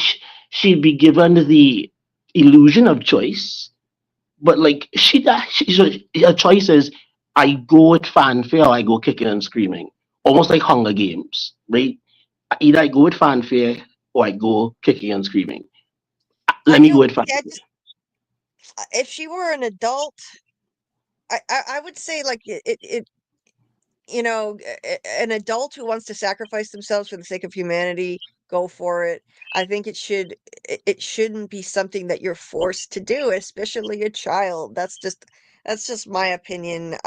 No, I don't I think it's understand that right. you're saying it shouldn't be something that we are able to do, but if this was happening in the real world, do you think the people in power would even give her any kind of voice in that?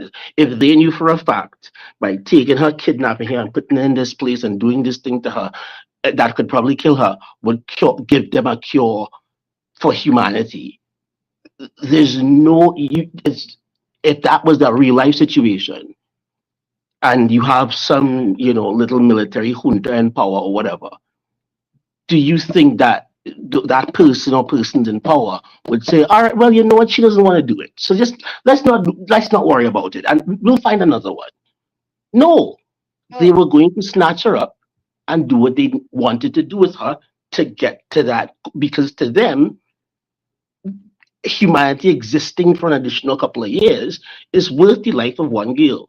So, like, I'm not asking you whether you like it, but I'm asking you, do you believe if that was a real life situation, in what direction do you legitimately believe it would go?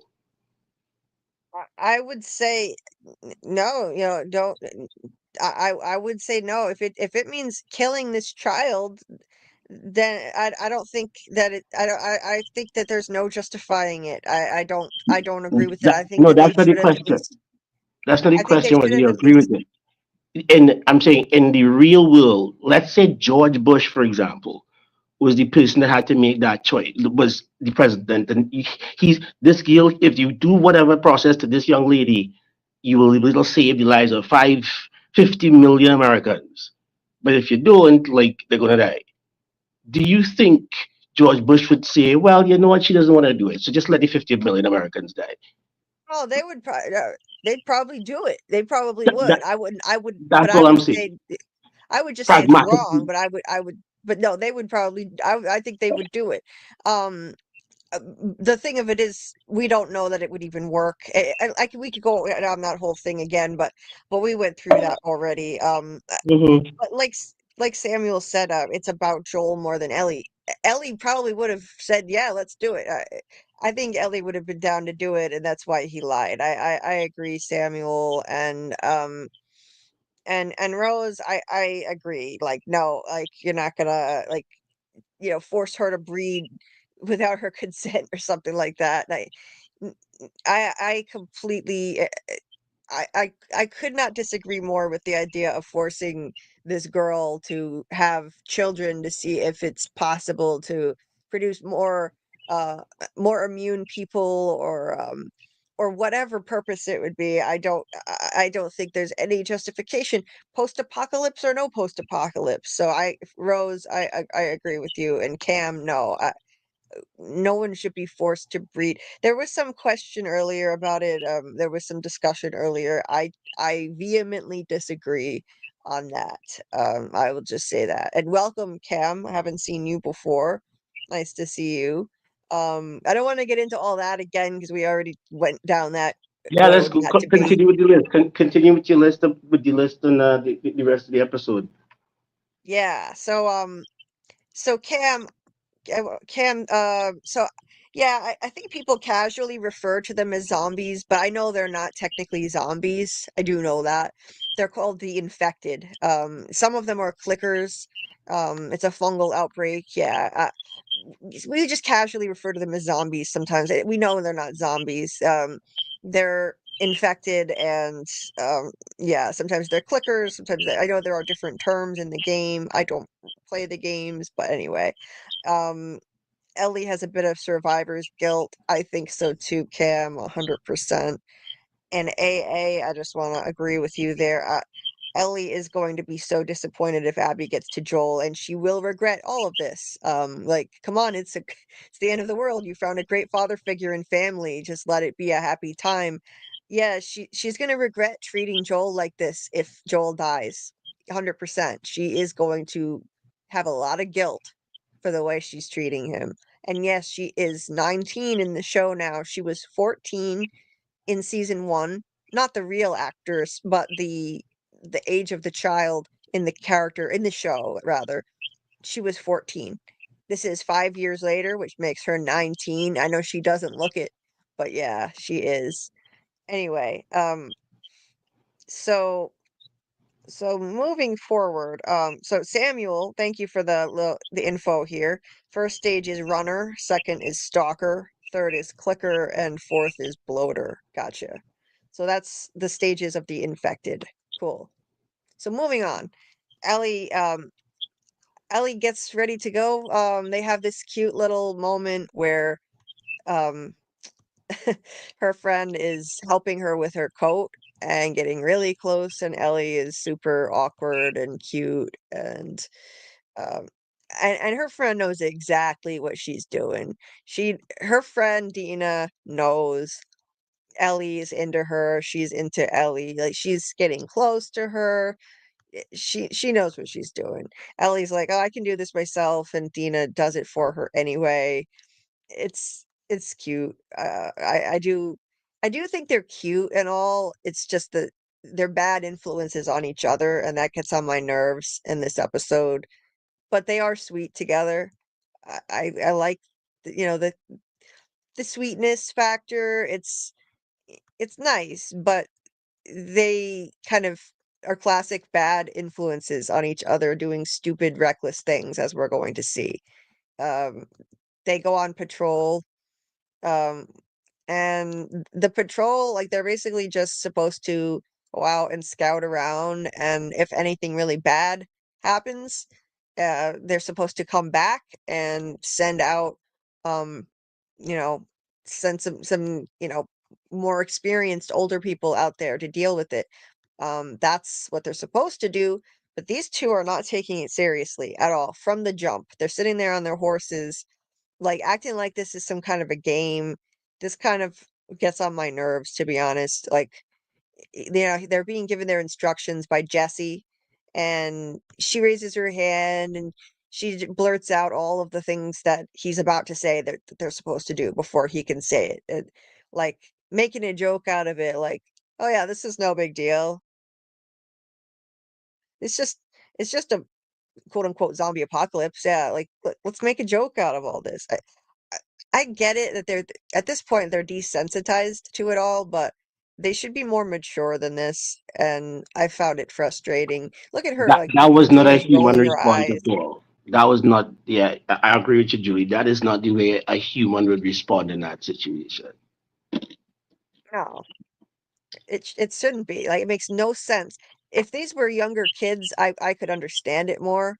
But Ellie is not 14 anymore, and And she's she proven shouldn't. herself to be conscientious, right? She's proven herself to be to be a worker, right? So the fact that she's like just effing off with the work here today is counter to her character. Um, It it's kind of is. it's like Luke Skywalker throwing away, you know, the um the sword thing, the lightsaber. So yeah, that's Yeah, go on, Carrie. Pardon me, just my thought. yeah, I agree with you, and it doesn't make sense. I think that she's probably acting out because Joel must have told her about what happened at the hospital, and so now I don't know. Not only is she shunning Joel, but she's acting out and being reckless and foolish. Maybe that's affecting her behavior. Um, to the point where Jesse comes over to them and he says, where no one else can hear, "Can you at least try to take this seriously? The others look up to you for some reason." Um, they shouldn't have to be told this. This is ridiculous. Like, you know, this is serious shit. And the two of them look Yeah, at each other it's a like, yeah, death, it's life and death on a daily basis. yeah. Uh, and the two of them look at Nobody each will be other like, oh, taking things so. Nobody will be taking things so willy nilly. no, they're looking at each other like, oh, can you believe this guy? Okay, yeah, sure, whatever. And from Um, what I remember in the game, it never got to this level of joviality. From what I remember, there was never like a bunch of comic relief in the game. Especially comic relief at the expense of safety, because they were right, basically what they were doing wouldn't just harm them. It could cause somebody or a group of zombies to get into their little village. exactly, yeah. So it seems like the show is taking some liberties then from what you're saying, to add comic relief to the show and make it more entertaining to watch. Add some extra drama.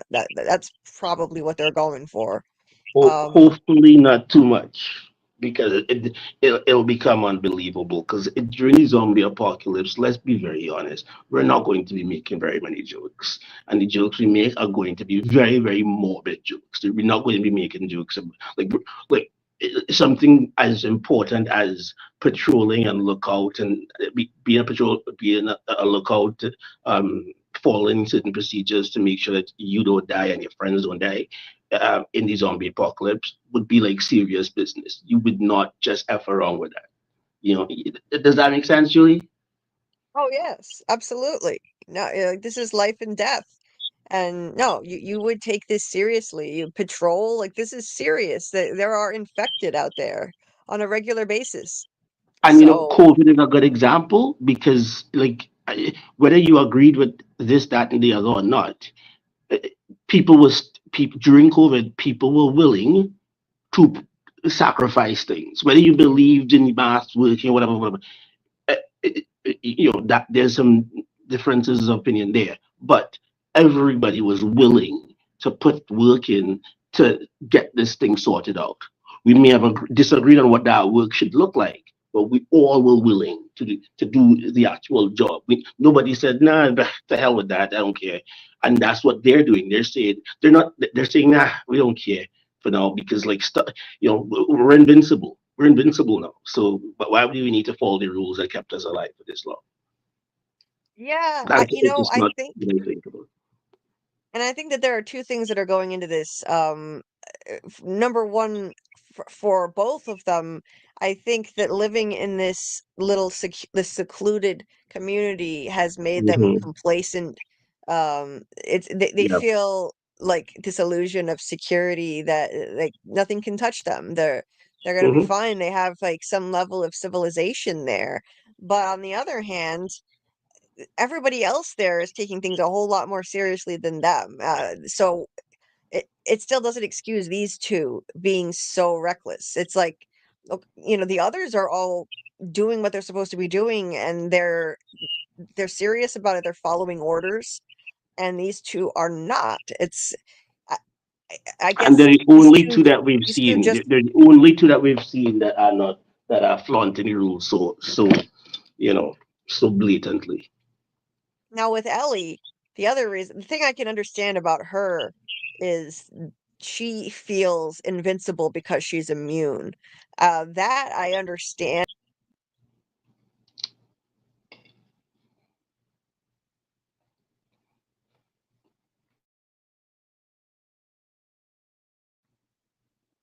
Julie, did we lose you?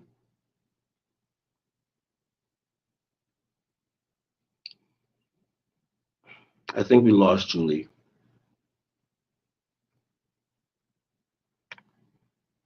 Ah, she's back. Sorry, KP. Hold on, I have to pick my other self off the stage. Now there are two of me. Uh, This is absolutely hilarious. Two this Julie. happens. This happens a little too much. Um, Sorry about that. I'm gonna get my pictures back up in a minute. But I was about to say my Wi-Fi cuts out every now and then. I'm working on getting a new router installed, but I haven't done it yet. Anyway, Julie, where are you from, by the way? You're from Boston? Rhode Island, Oh, Rhode Island, right, Rhode Island. not far. Boston is Which, not far from here. Rhode Island is also not an island, right? Nope, it's not an island. Right.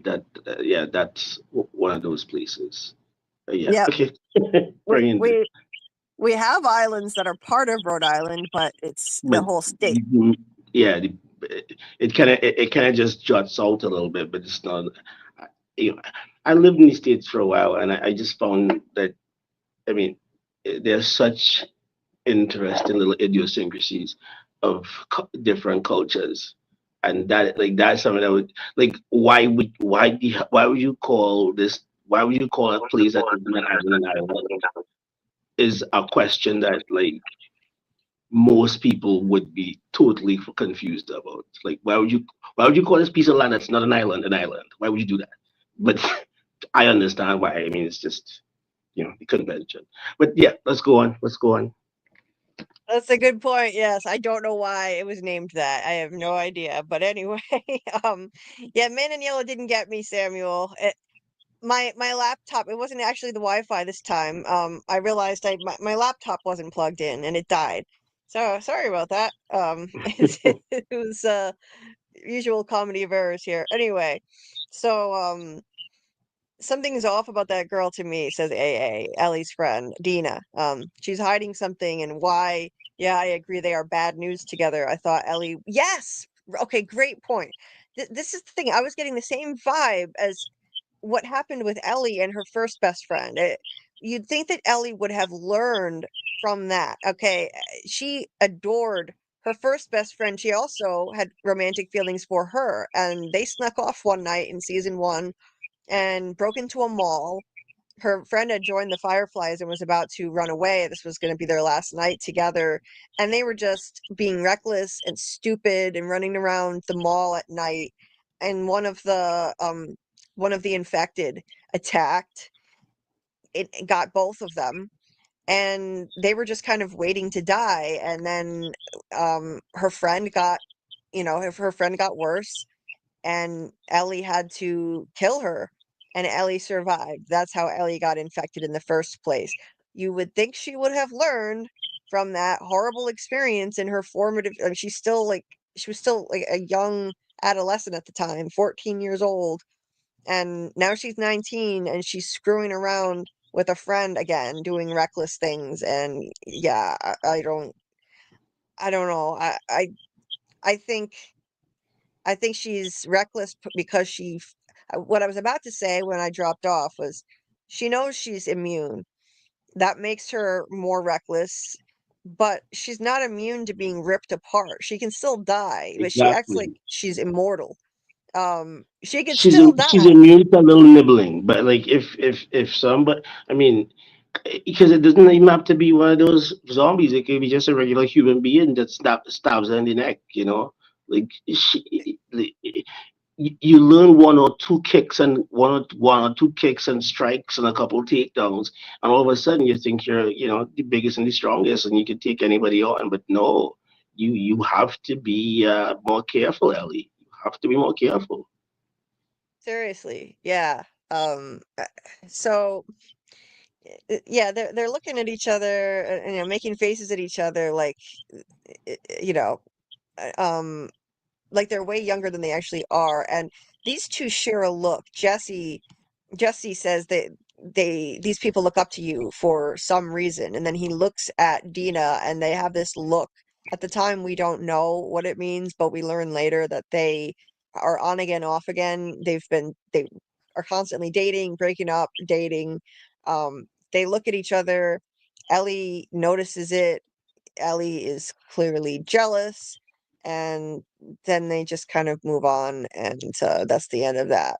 Um, they go off on their patrol, um, and yeah, they have this gated community here.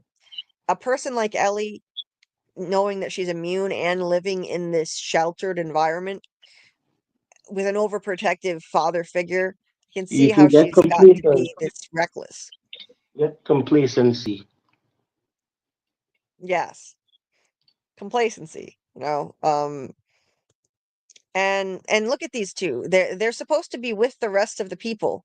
They're supposed to all, go together, but you see in this overhead shot, there are three off in front and then two by themselves. And Kat here is supposed to be in charge. This is the leader of this patrol, Kat. She looks back at the two of them off by themselves, like she knows that they're about to start some trouble, of Yeah. course. But by the S- way, They're, Julie, I yes. I bet I bet any amount. I bet any amount of dollars or any amount of YouTube bucks that this attitude leads to the death of somebody very, very important, and probably sooner rather than later. This slack or this complacency, this slacking off, this take it chill, dude. Be chill, dude. That kind of attitude will Yep. lead to somebody getting killed, and Ellie will be crushed and will probably take a full 180 and become like the most become almost tyrannical in the way she applies and follows rules. Yeah, I think that's Because it has to, like. right? It has to lead to that because they're Mhm. showing it to us a bit too much. Yeah, I agree. I agree. And hey, Debbie, I see Debbie's here. Debbie, Ebby, Bobebby. Nice to see you. Um, yes, Cam, she's not invincible from being torn apart, 100%. She's not. Anyway, and yes, like Dieter here says, every little bit helps if anyone is so inclined. Dieter dropped the link to this PayPal account that he set up on my behalf, and I don't have super chats or memberships for the channel.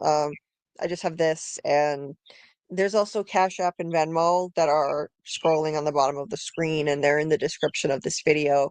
Um, right now, PayPal is really the best option, because Dieter is helping me. He fronted the money so that I could get a functional laptop, and he's invested a whole lot in helping me with the channel. So yes, if anyone is so inclined, that information is there. And um anyway, so yeah, AA, this is why she needs Joel. She's too reckless, and there's no space for error. Exactly. other than Bill and Frank's town / house, this town is the safest we have come across in this show. If the world ended, I would be delighted to stumble across this place. Me too. It looks like paradise to me. Um, this season they're dealing with some challenges now. They're having more people showing up, the refugees, and so they don't have as much um space, and they're running out of resources to accommodate all these people. So it's not as um cushy of a spot as it was in season one, but it looks like pretty sweet to me. It's a pretty sweet deal. But they're gonna go and screw it up. Um, I think that they could get somebody killed, like JP, you were saying. I think this recklessness could very well lead to someone's death, and probably will at some point this season. Yep. Um, and then they spot a bear that was ripped up, and and Ellie looks happy, like, oh great, they're looking for trouble to happen. Like it's like an adventure to them. It's ridiculous how they're responding to it. Like so they Ellie and Dina, they immediately go toward the bear and the ripped up bodies. The others stay put like they're supposed to. They're supposed to, if they see something bad like this, they're supposed to turn back, go back, and others who are older and stronger would go take care of it. But they just go on ahead and say, "Oh, it's recon. We're reconning," so they take off and go check it out. Just going against orders immediately. Cat yells after them and they ignore them. And you see some um some deceased infected bodies and a ripped up bear. Um, just ripped up, dismembered bodies all over the ground. Um, and I'm gonna go by it quickly because I don't want the video to get taken down for too much gore. But they're out in front of a market, an old abandoned marketplace, and they notice that there's a hole. There's a break in one of the windows. There's a big hole. So they figure one of the infected got away and took shelter in the market. And they're looking at this like it's some kind of adventure, like this is what they wanted. This is not an adventure, this is not fun and games, this is serious life and death shit. Um, it's time to grow up, 19, I don't know how old Dina is, but Ellie is 19, and this is just not smart. Dina Dina has a cute little moment here where yeah, she says, "What do you call a grizzly's ribs? Barbecue." It's another silly pun, and she knows damn well that Ellie loves her silly puns. Ellie loved puns in season one, so the way to her heart would be through a cheesy pun. Of course, Ellie loves it, and it's cute. They're cute together. I just wish they weren't such bad influences on each other. That's all. Um, and Ellie says, "Do you think Hungry Boy is still alive in there?" Meaning the infected. Uh, Dina says, "I hope so," or more specifically, "I effing hope so." They want to run into infected. They're enjoying this. It's like they're playing a video game. Like this is a video game and it's not life and death. That's how they're treating it. So they're like, "Good, okay." The others try to show up and stop them, and they act like uh these are the mean old adults coming to stop them from having their fun. Ellie's like, "Oh, great, here comes fun." And they show up and say, "Okay, we need to go now. Are you happy? You came and saw this. Let's go back." And they completely ignore them. Ellie gets off the horse and says, "Oh, maybe there are people in there who need help." Dina was like, "Maybe there's a toddler or a family in there." They know damn well there's no one in there who needs help. They just are looking for trouble and adventure, and it's like it, it's just so idiotic. And Kat does not know how to lead. Whoever put her in charge needs to pick somebody else because Kat is a weak leader of this patrol. She she ultimately, as they're already going into the market, she says, "Okay, fine, just a few minutes." Well, they were already going to go in whether you said that or not. So you don't know how to lead a patrol. They need to get somebody else. Nobody else. I mean, somebody else could maybe control them better. I'm just saying. Because that did not work. Um, and they listen there and they hear the sound of an infected in there and realize that there are two. So it makes it even riskier. Ellie initially thinks it's just one and says, "Okay, then it's 2-on-1. It's two of them versus one." They realize there are two. That means 1-on-1. One of them goes after one of them will go after the other. They're going to split up. Even riskier. They go in anyway. And at first, Dina is a little less reckless than Ellie. I think Ellie is the worst influence here. Because Dina, when she realizes there are two, she looks back at the crew and she's thinking about it. And Ellie just looks at her and says, "Oh, if you'd rather let the men handle it." Dina takes that as a challenge and they go in together. So to me, it looks like Ellie is really the worst influence between the two of them because she's immune and feels invincible, and I think she's influencing Dina to be even more reckless. Um, which is it's not good. I mean, she knows Dina's not immune, so she's putting this girl she has a crush on at risk too by doing this. It's crazy to me. Um, and they're best friends now. So they go in there and I mean it does make for a good I mean we've got to have drama somehow, I guess. So it makes for a nice tense scene. I really did enjoy this scene. It's you know, it's very tense. They're scoping out the place for infected. They see one down a hallway. Um, they do these motions at each other, but again, they're still treating it like a game and being goofy. Um, Dina motions toward that bottle, kind of suggesting that Ellie take the bottle and use it as part of like a plan to get one of them. And Ellie gets the message and makes some silly faces. Like this is again, like how old are you? Come on now. I know the show needs a little comic relief because this is a dark, heavy show, but in season 1 she was able to be funny without being really stupid and reckless. She was funny and cracking jokes all the time, and I think that helped lighten the mood. I liked it. But now, this is not humor, this is recklessness, so that's where I have a problem. Ah, I know some people find her annoying. I didn't in season 1. I thought she was just funny. Yes, it was annoying at times when it was supposed to be annoying. This time it's just foolishness. And anyway, they go through and they look around and it's all the remnants of an old marketplace. Like this is all that's left now. Pictures of people, a picture of a dog. It's just sad. This is all that's left.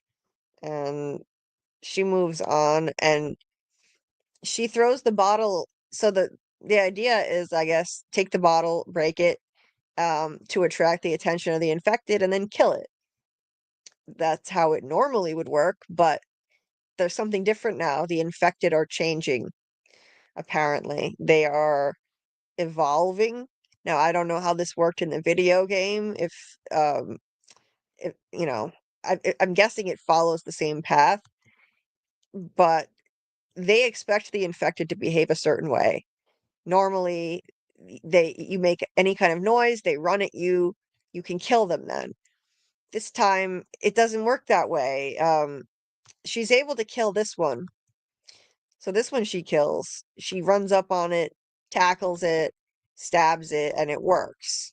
In this case, got this big nasty mushroom head, and she's fierce. She knows that she can't be killed by bites, so she just tackles the thing, stabs it, and kills it. I'm not sure why she doesn't just shoot it I don't know, maybe because she knows she's immune, she finds it more fun. She seems to find it genuinely fun.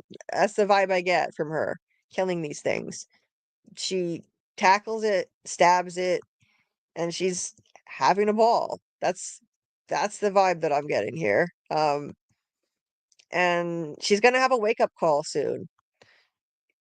The dead thing on the ground. She kills that one and runs into Dina, and she's she's having a blast, and reality catches up to her pretty quickly when the floor caves in while she's in the middle of a sentence. Like, this is a rotting old building, and you weren't even supposed to go in there to begin with. They did not have clearance to go in there. And guess what? This is what happens. She falls through the floor, and she could have killed herself. She could have broken her neck. That's a long way to fall. She's lucky that she's unharmed and uninjured. I don't know how she managed it, but she's fine.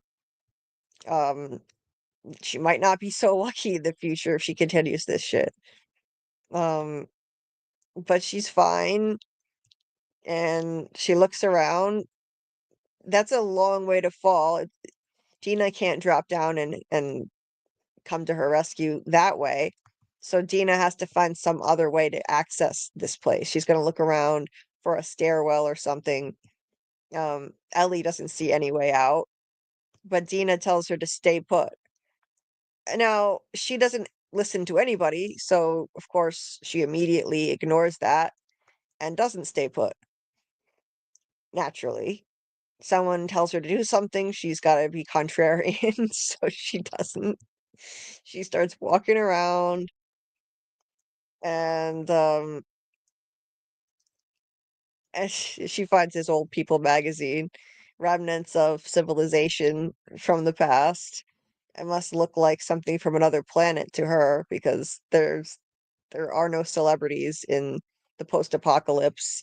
It's Yeah, it's like another world. She was born long after all of that ended. She wanders around and listens for this. She hears the noise of an infected down there. So she starts going looking for it instead of staying put like Dina told her to. It's it's like, yeah, she's on a hunting mission, and she's into it. But I mean, she's taking it a bit more seriously now in the process of it. She hears it, and as she's walking, you can see it's scurrying past her in the distance. So it's hiding from her. It's not behaving the way they normally do. So this is where this one in particular, its behavior is different. As she goes past different aisles, in the background, you can see it scurrying past. When I first saw it in the distance, I thought it was like a cat or something. It's an infected crawling. She's looking for it, and it's hiding from her. And that's not normal behavior. They don't typically do that. So now she's taking it more seriously, because she's like, what the fuck is going on here? Excuse my language. I'm trying to clean it up a bit, but it's it's just easy to slip into. Um and in this moment, she finally sees it, and she's waiting for the thing to run at her, because normally that's the behavior that they have. They see a human, they run at them, and she waits for it to happen, and it doesn't happen. She even yells, "Run at me." I find that weird. I mean, okay, you see it, it's within shooting range, just shoot it. But she doesn't. She yells at it, "Run at me." Um, I don't know. Again, it's reckless, nonsensical behavior. I understand her being freaked out that it's behaving differently. It's not running at her, it's hiding, and it's it seems like its behavior is evolving. They're getting smarter. She wants to see it run at her, so she knows, okay, this is typical. It's the usual thing. But when it doesn't do it, just shoot the thing. But she doesn't. So yeah, I thought that was stupid. And then the thing retreats and keeps hiding from her. And it's basically like hide and seek. She's hunting for this thing and looking around. It's hiding and basically stalking her. I think stalker was one of the versions of the infected. It starts with runner and then stalker, if I'm not mistaken, someone said in the chat. Um so yeah. Um it's evolving. It's kind of like the monsters in From. Um, oh, 31 people watching. Thank you so much for watching. I appreciate it. Please hit the like button if you haven't already.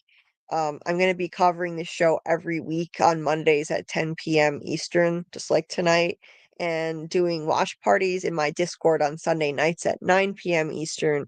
So if you're not in the Discord and you want to join the watch party, there's a Discord link in the description of this video. And right when the episode drops, I stream it. We discuss. Everyone stays muted, and you can type in the chat and watch with us at the same time. And when we're done, we discuss in the voice channel. Sometimes we watch it again. Last night we decided no one really wanted to unmute themselves, so we just watched it a second time, and then we had a discussion after. Um, so it's a lot of fun. If you want to check it out, the link to the Discord is in the description here. Um, and okay, Panda Kalima, I thought so. Runner, stalker, clicker, bloater. Gotcha. So this one is at the stalker phase. Stalker. Gotcha. Um, the picture of the dog is actually a key in the game. Oh, I was wondering about that, like why they showed the picture of the dog. So I guess it was a little homage to the game. Or was it 2028? Yeah, they mentioned that the year 2020, that was the year 2029. It's crazy how their world looks versus ours. Right. Yeah. Yeah, they're now in 2029, definitely. I agree, Cam. The teenage angst is making Ellie insufferable. Yeah, I'm with you. Like I liked her a lot in season 1. Was she annoying at times? Sure, but it was that cute kind of annoying. She was annoying Joel, and they had that little father-daughter dynamic. She was deliberately trying to kind of um be a pain in the ass and mess with him. And eventually he finally loosened up and it was nice. You know, I didn't mind that in season 1, but now it's just it's different. I'm Yeah, I feel differently now.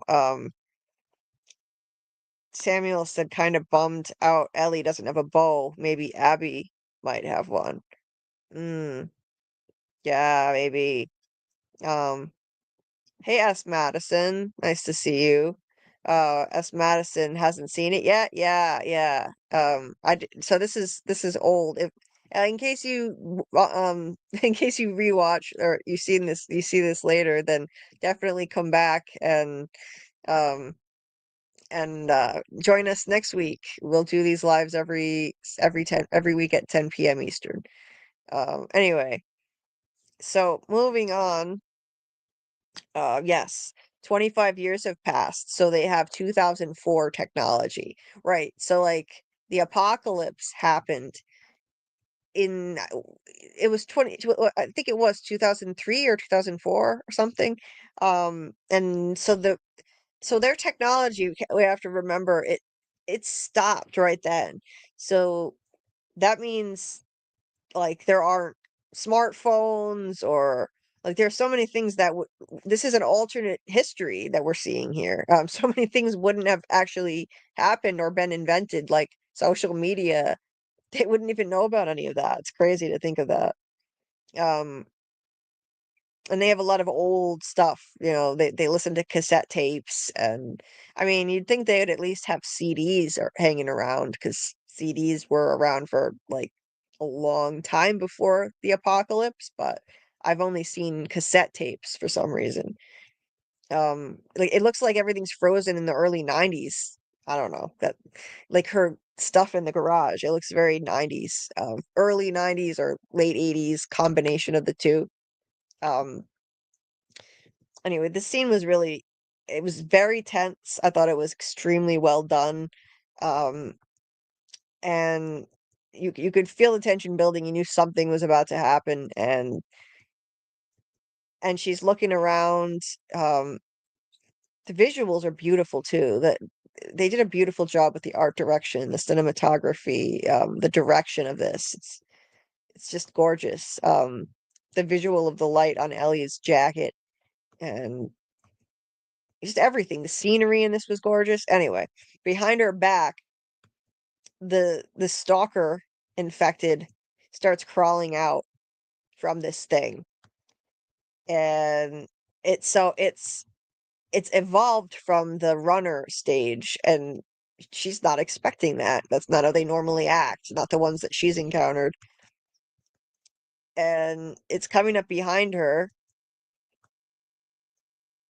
and it is amazing. This thing is so freaky looking. Wow. Like you can see the other ones. See, this one's interesting because the other ones I've seen in the show, they looked more alien like. Like it was just like a 100% mushroom head. Like this one, you can see the fact that it used to be human more clearly. You can see the face, that this was a woman with long hair. The nose is all like screwed up and rotted off, but and the eyes are all nasty, but wow. Like this is really freaky. You can see how this used to be a human being, and now she's mutated into this horrific creature. What an amazing job they did making this thing. It's terrifying. It's terrifying. Um, what the hell? My phone is thinking that I'm asking it something. Go away, Google. Anyway, it's yeah, this is just so gross and so realistic looking. So they did a great job on it, and I think it makes it more impactful when you see it look more like a human, realizing this was actually a person at one point, and now look what it's reduced to. This creature crawling on all fours, and yeah, it's it's sad actually. Looking at it like this, you can actually even feel sad for whoever this used to be. I did. Um, this used to be a person, like all of the other innocent people who this was just a human being who got infected and has no control over its actions now. Because now I wouldn't even say it's a she, it's an it. Um, but yeah, it's sad. This is what humanity has been reduced to when it becomes infected by this stuff.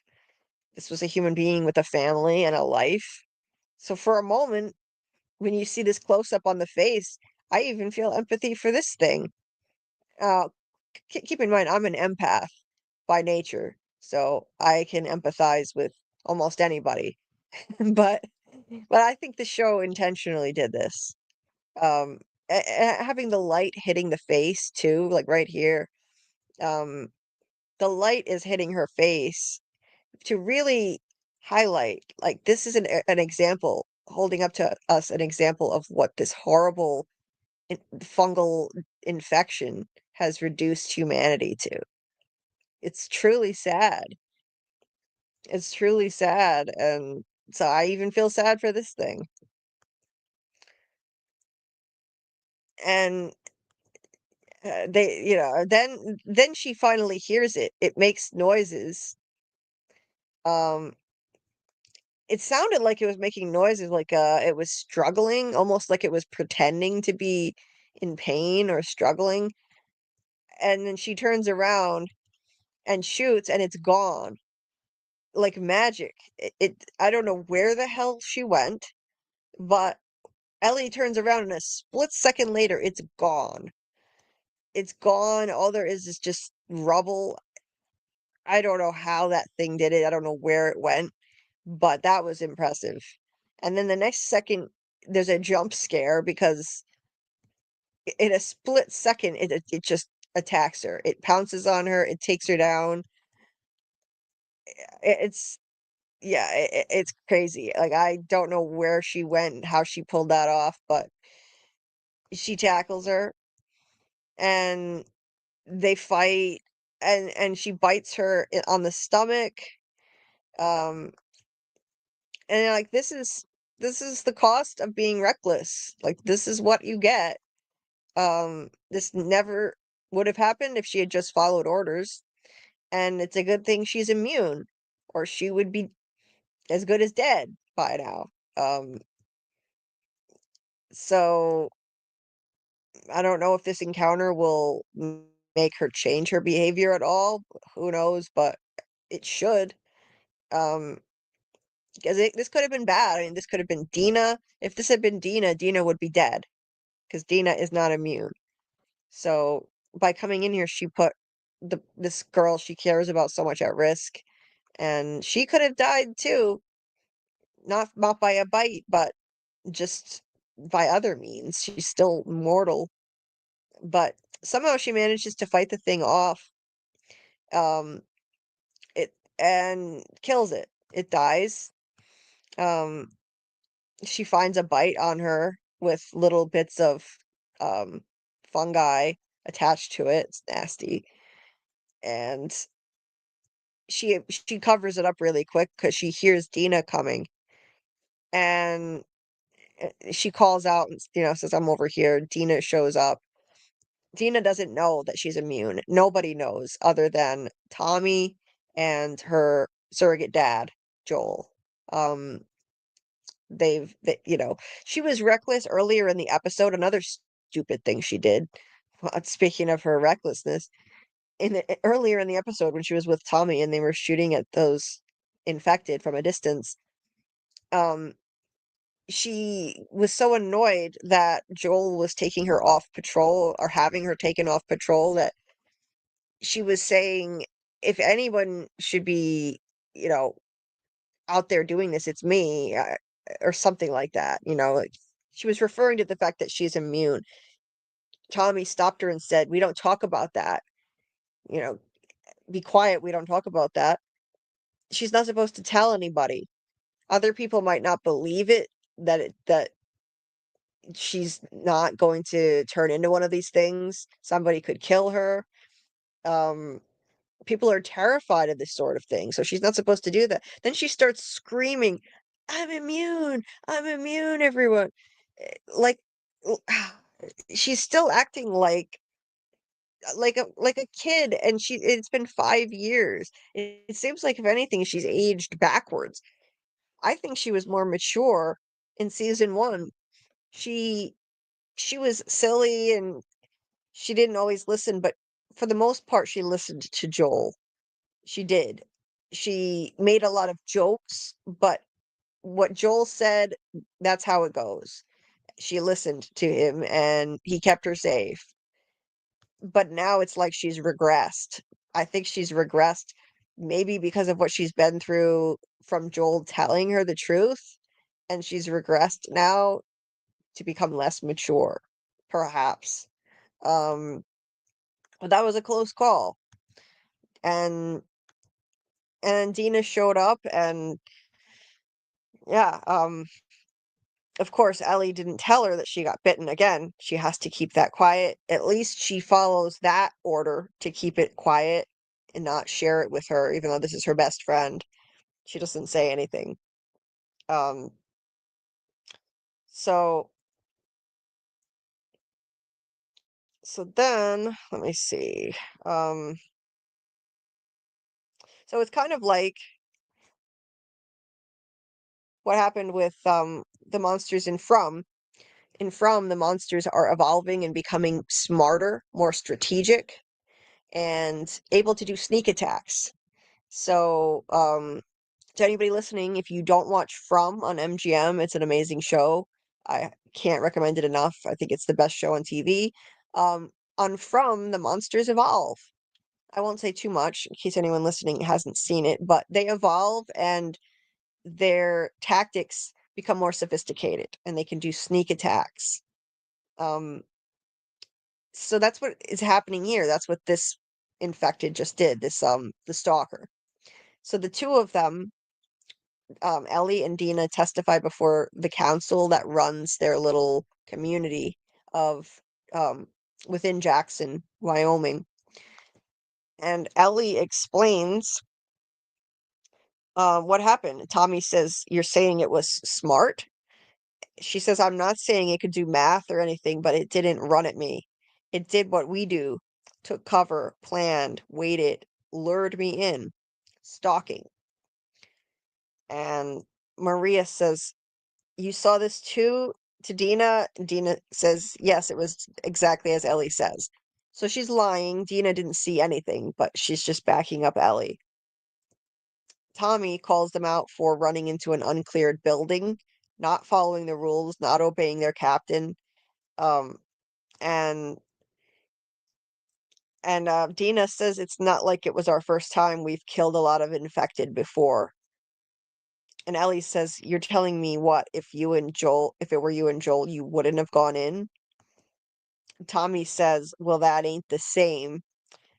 And Ellie asks why. He says, "Because it's different." Maria actually questions him on this, though. Maria, his wife. She's like, "How?" So she's she's actually taking Ellie's side in this moment because it sounds a little sexist, I guess. If it were Tommy and Joel, they would have gone in and confronted the thing, but Ellie and Dina shouldn't. Um, I still think Ellie and Dina shouldn't have because they're much younger, less experienced, and that's not following protocol. They're supposed to go back and send more people in who have more experience, who are older than them. I don't think it's necessarily sexism, but Maria seems to be on Ellie's side with this because she does question it too. Like, why is it different if it were you and Joel? And he just gives her a look, and then he just backs off, and she says to them to go apologize to the leader of the patrol, Cat, and log her report with Jesse. Um, and that's that. She lets them leave, and yeah, so they really have quite a little civilization going here. A whole council. This is the most civilized thing I've seen on the show, actually. Um, Cam, yes, the real monsters are the humans. Indeed. Um, that's what it all comes down to. Like the humans are the worst threat than the monsters in any story like this. That's what it usually turns out being. Um, Let me check in with you guys before I continue. Getting toward the end of the episode now. 32 likes.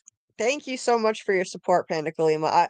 I really appreciate it. Thank you for all of your help with getting the likes up. Yes, please hit the like button. It helps people find the stream. I've never covered this show before, and it's always tough starting to cover a new show for anybody, no matter how big you are. And I'm just a little channel here. Um, you know, I'm just starting out. This is the third show I've covered, and so hitting the like button and subscribing, it helps so much. So, and if you're so inclined, sharing the stream somewhere or sharing a link to it, leaving a comment in the regular comment section when the live is over. All of these kinds of things help immensely. I am going to be putting out an episode breakdown for this as well. So later in the week, I'll be releasing an episode breakdown, deep dive, not a recap, but a deep dive into this episode and my interpretation of it. So be on the lookout for that. And if you tap the bell, you'll get notifications on when my videos go up and when I go live. The lives for this show will be every Monday night at 10. On Wednesday night, is going to continue to be our rewatch night for From. We'll discuss our rewatch of From season 2 at 10:30 p.m. Eastern on Wednesday night. That's going to Julie, continue. are you signing off? No. I'm checking in with the chat, but we're coming near to the end of the episode breakdown. Okay, cool. I was watching on while I was doing some cooking as well. Oh, cool. And maybe and I have a little bit of island cocoa. So, you know, we're about to get into Nice. that. Yeah, so Nice. Yeah, continue. I just like to check in with what people are saying every now and then. I agree. Like the picture of the dog got me. We don't see dogs like that in this show, like pets at all, really. Yeah, that made me kind of sad too. The dog was employee of the month. I thought that was so cute. That was an employee of the month wall. Cam said in the game it's a key. I forgot for what though. So it's a nod to the gamers watching, like Cam said. That's cool. That's cool. I appreciate having like these little tidbits that people who played the games can put in the chat, as long as they're not spoilers. That's great.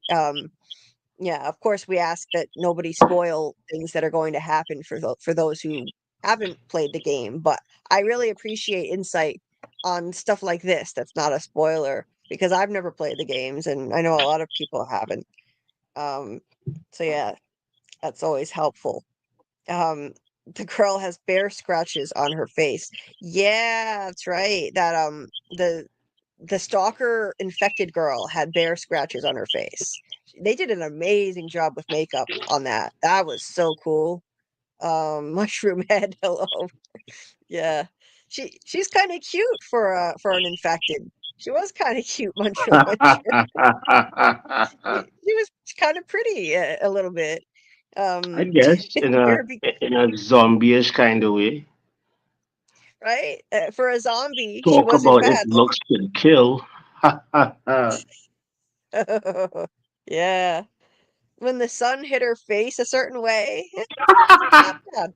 Um, Barbecue scratched her ass, indeed. Rose Jones, I don't think an empath could survive in this world. Like Panda Kalima said, you'd have to protect me because I would not make it. I'm an empath.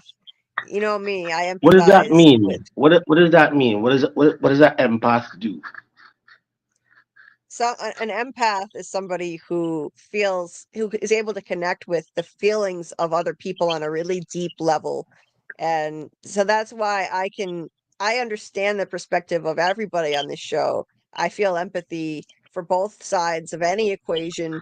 And so I wouldn't be able to make the tough calls and, kill somebody out of necessity. Like I couldn't do that. I couldn't survive in a world like this. So these people are right. Don't worry, you have people like me to pick up the slack. I have no problem. I have no problem seeing who gets in and who doesn't get in to the fortress. Like, you stay out and die. You can get in. You can get in. Mom, you can get in. No, you will stay out and die. Like, I have no problem doing that. Yeah, you could probably be a hard ass then. I'd have to I'd have to lean on hard asses like you Well, because I it's not couldn't do it. that. I don't even consider that to be a hard ass, right? It's you have to you're sacrificing, or you're making a judgment call on what kind of people you want inside of this city to help you rebuild the will that you want to rebuild. And there are some people who just would not be suited to that goal.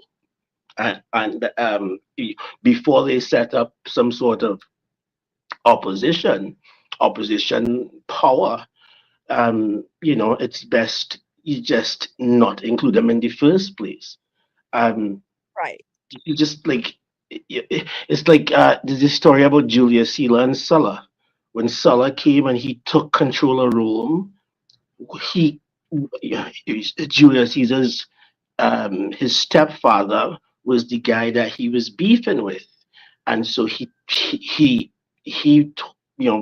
Julius Caesar was a wanted man, and Julius Caesar came in front of Sulla, and Pompey said, "Listen, I mean, we should let this guy go. He's 18. He's not going to do nothing. Like, he's good."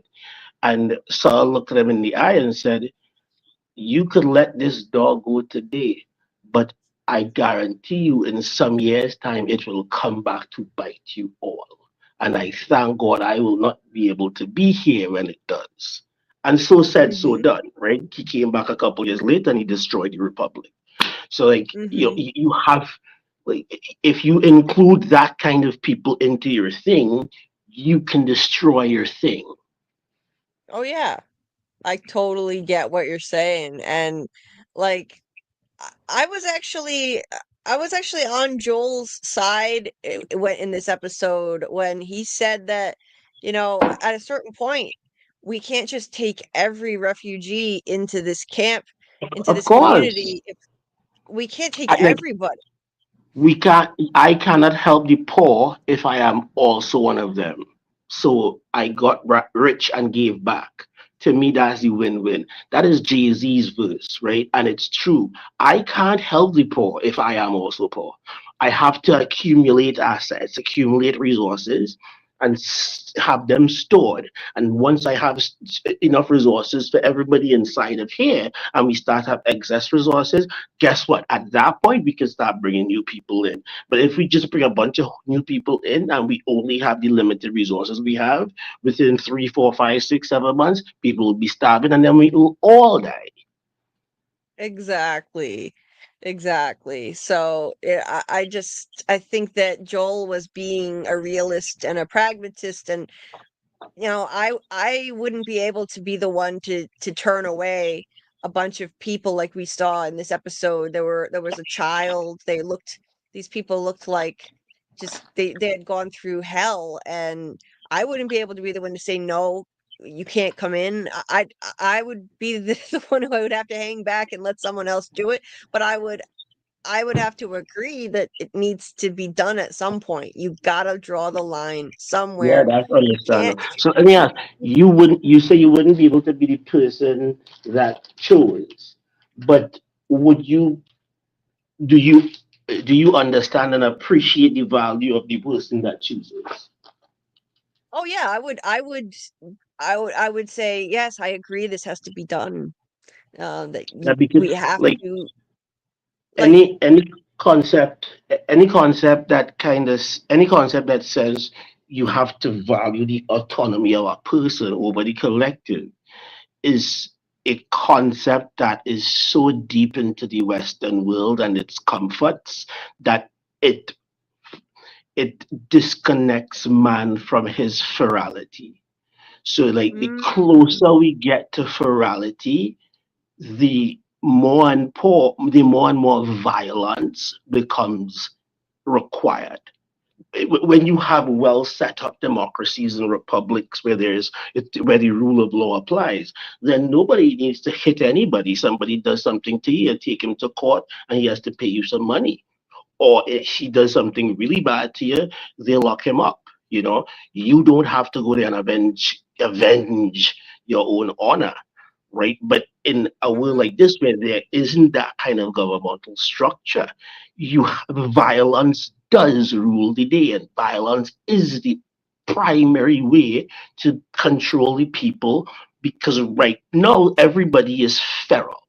So you get violence, you control them. And then once you've controlled them and you've educated them, then you can roll back on some of that violence and some of that authoritarianism Right. because they are becoming more and more understanding of what it takes to run a company, a country, a business, a settlement like this. Um, because the part that we forget sometimes is that the perfunctory duties required on a day-to-day basis to keep all this world infrastructure running is handled by a couple of guys, and they Hmm. have to be willing to dedicate their lives so that when I press that button, my lights come on. Now, Yeah. if we go further from that and we're saying, well, I value people's lives, the life of this one person, more than I value the life of all my 50 friends in the village. You're not going to have a village for very long. So Yeah, it the position that you should be willing to, that the position that you should not be willing to sacrifice the one for the many, is a comfort, is a luxury position for be, because you are protected by a society that is very far away from ferality. But the closer you right. get to ferality, that become the tables turn and reality comes into play, survival comes into play. And guess what? If we have to kill you to save 50, to save the other 50 or 100 people in the village, well, Julie, I hope you had a good life. Rest in peace. Bam, you're dead. You know? Yeah. Well, I think you said something. You said one thing that it was interesting that I agree with about the individualism uh, of the Western world. It's really deeply entrenched in our society. In capitalism, it's just all about the individual, and I think I'm very much a believer in collectivism in terms of the common good, providing for the common good and the common welfare of people. I'm very much in favor of social programs that provide for the common good, so individuals have to give up something, sacrifice something, like pay taxes into Like that. Yeah, programs that help exactly. people survive. So Hmm. I'm very much a believer in that kind of stuff. So and in a society like this, I can see the argument for doing, making really hard calls for the common good that might hurt a small group of people or one person. Um, it's the trolley problem, But the it classic trolley allows problem. it might kill one or two people, but it allows the entire village to stay alive and to exist for another day Right. So, like, eventually, they're not going to be able to continue taking in endless amounts of people in this place. without having more As much resources. as they want to, what are they going to do if they run out of resources? If your cup is Die. empty, They're gonna die. then what? Everybody's gonna die. That's it. Instead of I- instead of them dying outside the gates, everybody's gonna die inside the gates. That's it. That's the y- difference. yeah, you can't That's the give only difference. someone something if your cup is empty because you've drained it to provide for too Preach, many. Julie, preach. Yeah. So, Mm. I yeah, they can't. So I think Maria is being unrealistic in this episode, just saying, we have to build faster. We have to let them all in.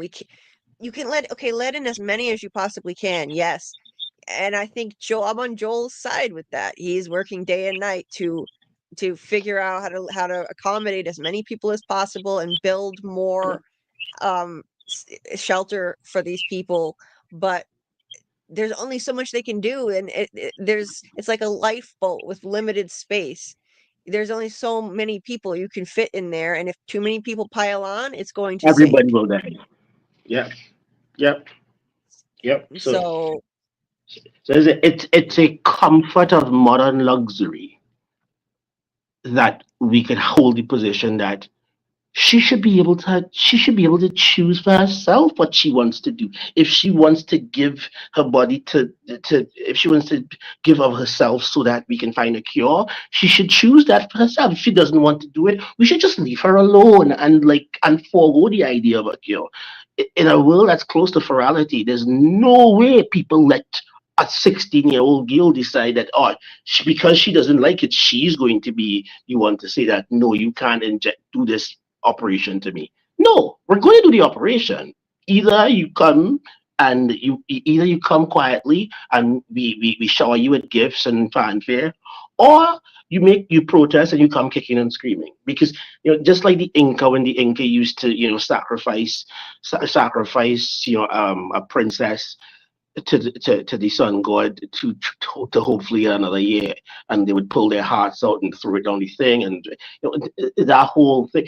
Those women though were treated like royalty for a year up until they had to be executed. But even if they didn't, or even if they decided, I don't want to be executed anymore, like, all that would happen is, instead of being treated well, you'll just be like locked up and say, look, because you don't have a choice. people in power will not let a single person decide whether or not they are willing to provide that particular piece of the puzzle that they need to get to the next level. You are going to provide it. It's either you provide it by force or you provide it with a smile. And if that leads to your death, then that's what's going to happen. But we don't care about you. We care about the perpetuation of our species. Yeah, I can understand the argument for in this case anyway. They have science to back up their belief that she could be a cure. I mean, at least it's more reasonable than people sacrificing somebody to the sun god because they think it's going to Yeah. bring a good harvest, or allow the sun to keep rising and all of that stuff. They didn't know what they were doing. I mean, they thought Well, that was doing something, but it wasn't. how do we know, right? Because they did the sacrifices and this thing that they said would happen happened. Um, like are these they're not doing these sacrifices anymore, I don't think. But it Yeah. does the fact that after they stopped doing the sacrifices, the thing that they were afraid of happening didn't happen doesn't mean the sacrifices themselves did not provide some sort of social good. Right. I mean, we know now. We know better. I mean, we know now that that's not the case. These people believed that this is what they Do needed to we? do. So, Do yeah. we know? I mean, Do we? Because I would say we might think that we are so superior to the human beings of the past. We think yeah. we are so much more moral. We think we are so much more sophisticated. But we still send every year millions of young men and women as well into war, Mm, knowing that a big chunk of them, not just one princess, and we're not just killing one princess and throwing her heart down a thing. No, if we if there's a war somewhere and militaries are being mobilized, you could be talking a million people, a million combatants, 5 million combatants, 10 million combatants. Shit, if we will look, I saw some numbers the other day. If there were to be a World War II, we would have something like 120 something million combatants. Just because of how big the world's militaries are right now. oh yeah, you mean World War III? Yeah, it would be. You're right. You're right. I mean, we're still sacrificing innocent people by sending Yeah, them into wars and into dangerous areas, and in many cases when it's really not necessary to get to stick our noses in where we don't need to. Personally, I think that and it's too much. and Um, it's not that we give them a choice, eh?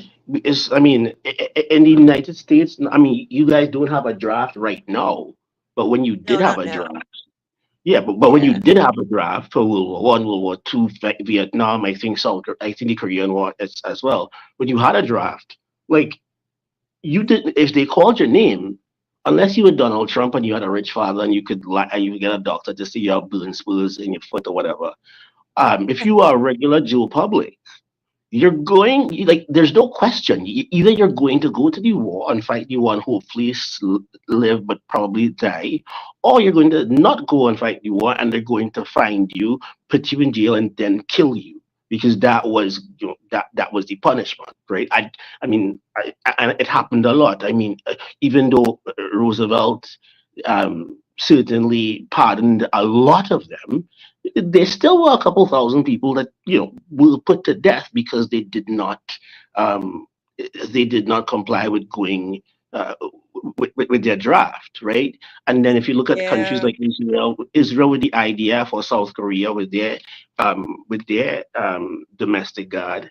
Um, these are countries where when you turn 18, 19, 20, 21, whatever the age is, you have to do a year of army or 2 years or 3 years or whatever it might be. You have to, right? Like you Yeah. might be able to get a deferral for a year or two to do some sort of special education, but at some point you're coming back home and you're going to do that year or 2 years or 3 years or whatever it is of military service. I mean, even if you're a celebrity, Gal Gadot did Yeah. not get away from doing her 2 years in the IDF.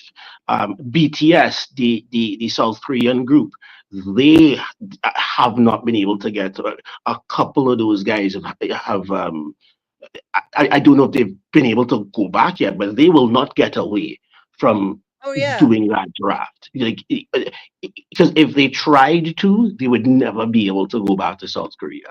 You know what I mean? And so, Yeah.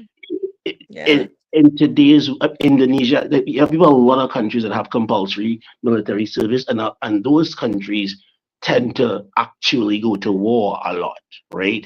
So, if we approach the world like we think we're so much more better, we're so much smarter and so much more sophisticated and blah blah blah, but like we're still sending people out to die so that a couple random rich guys could get a little more rich, because at the end of the day, that's all any war is ever about: money and Oh, I territory which equals money.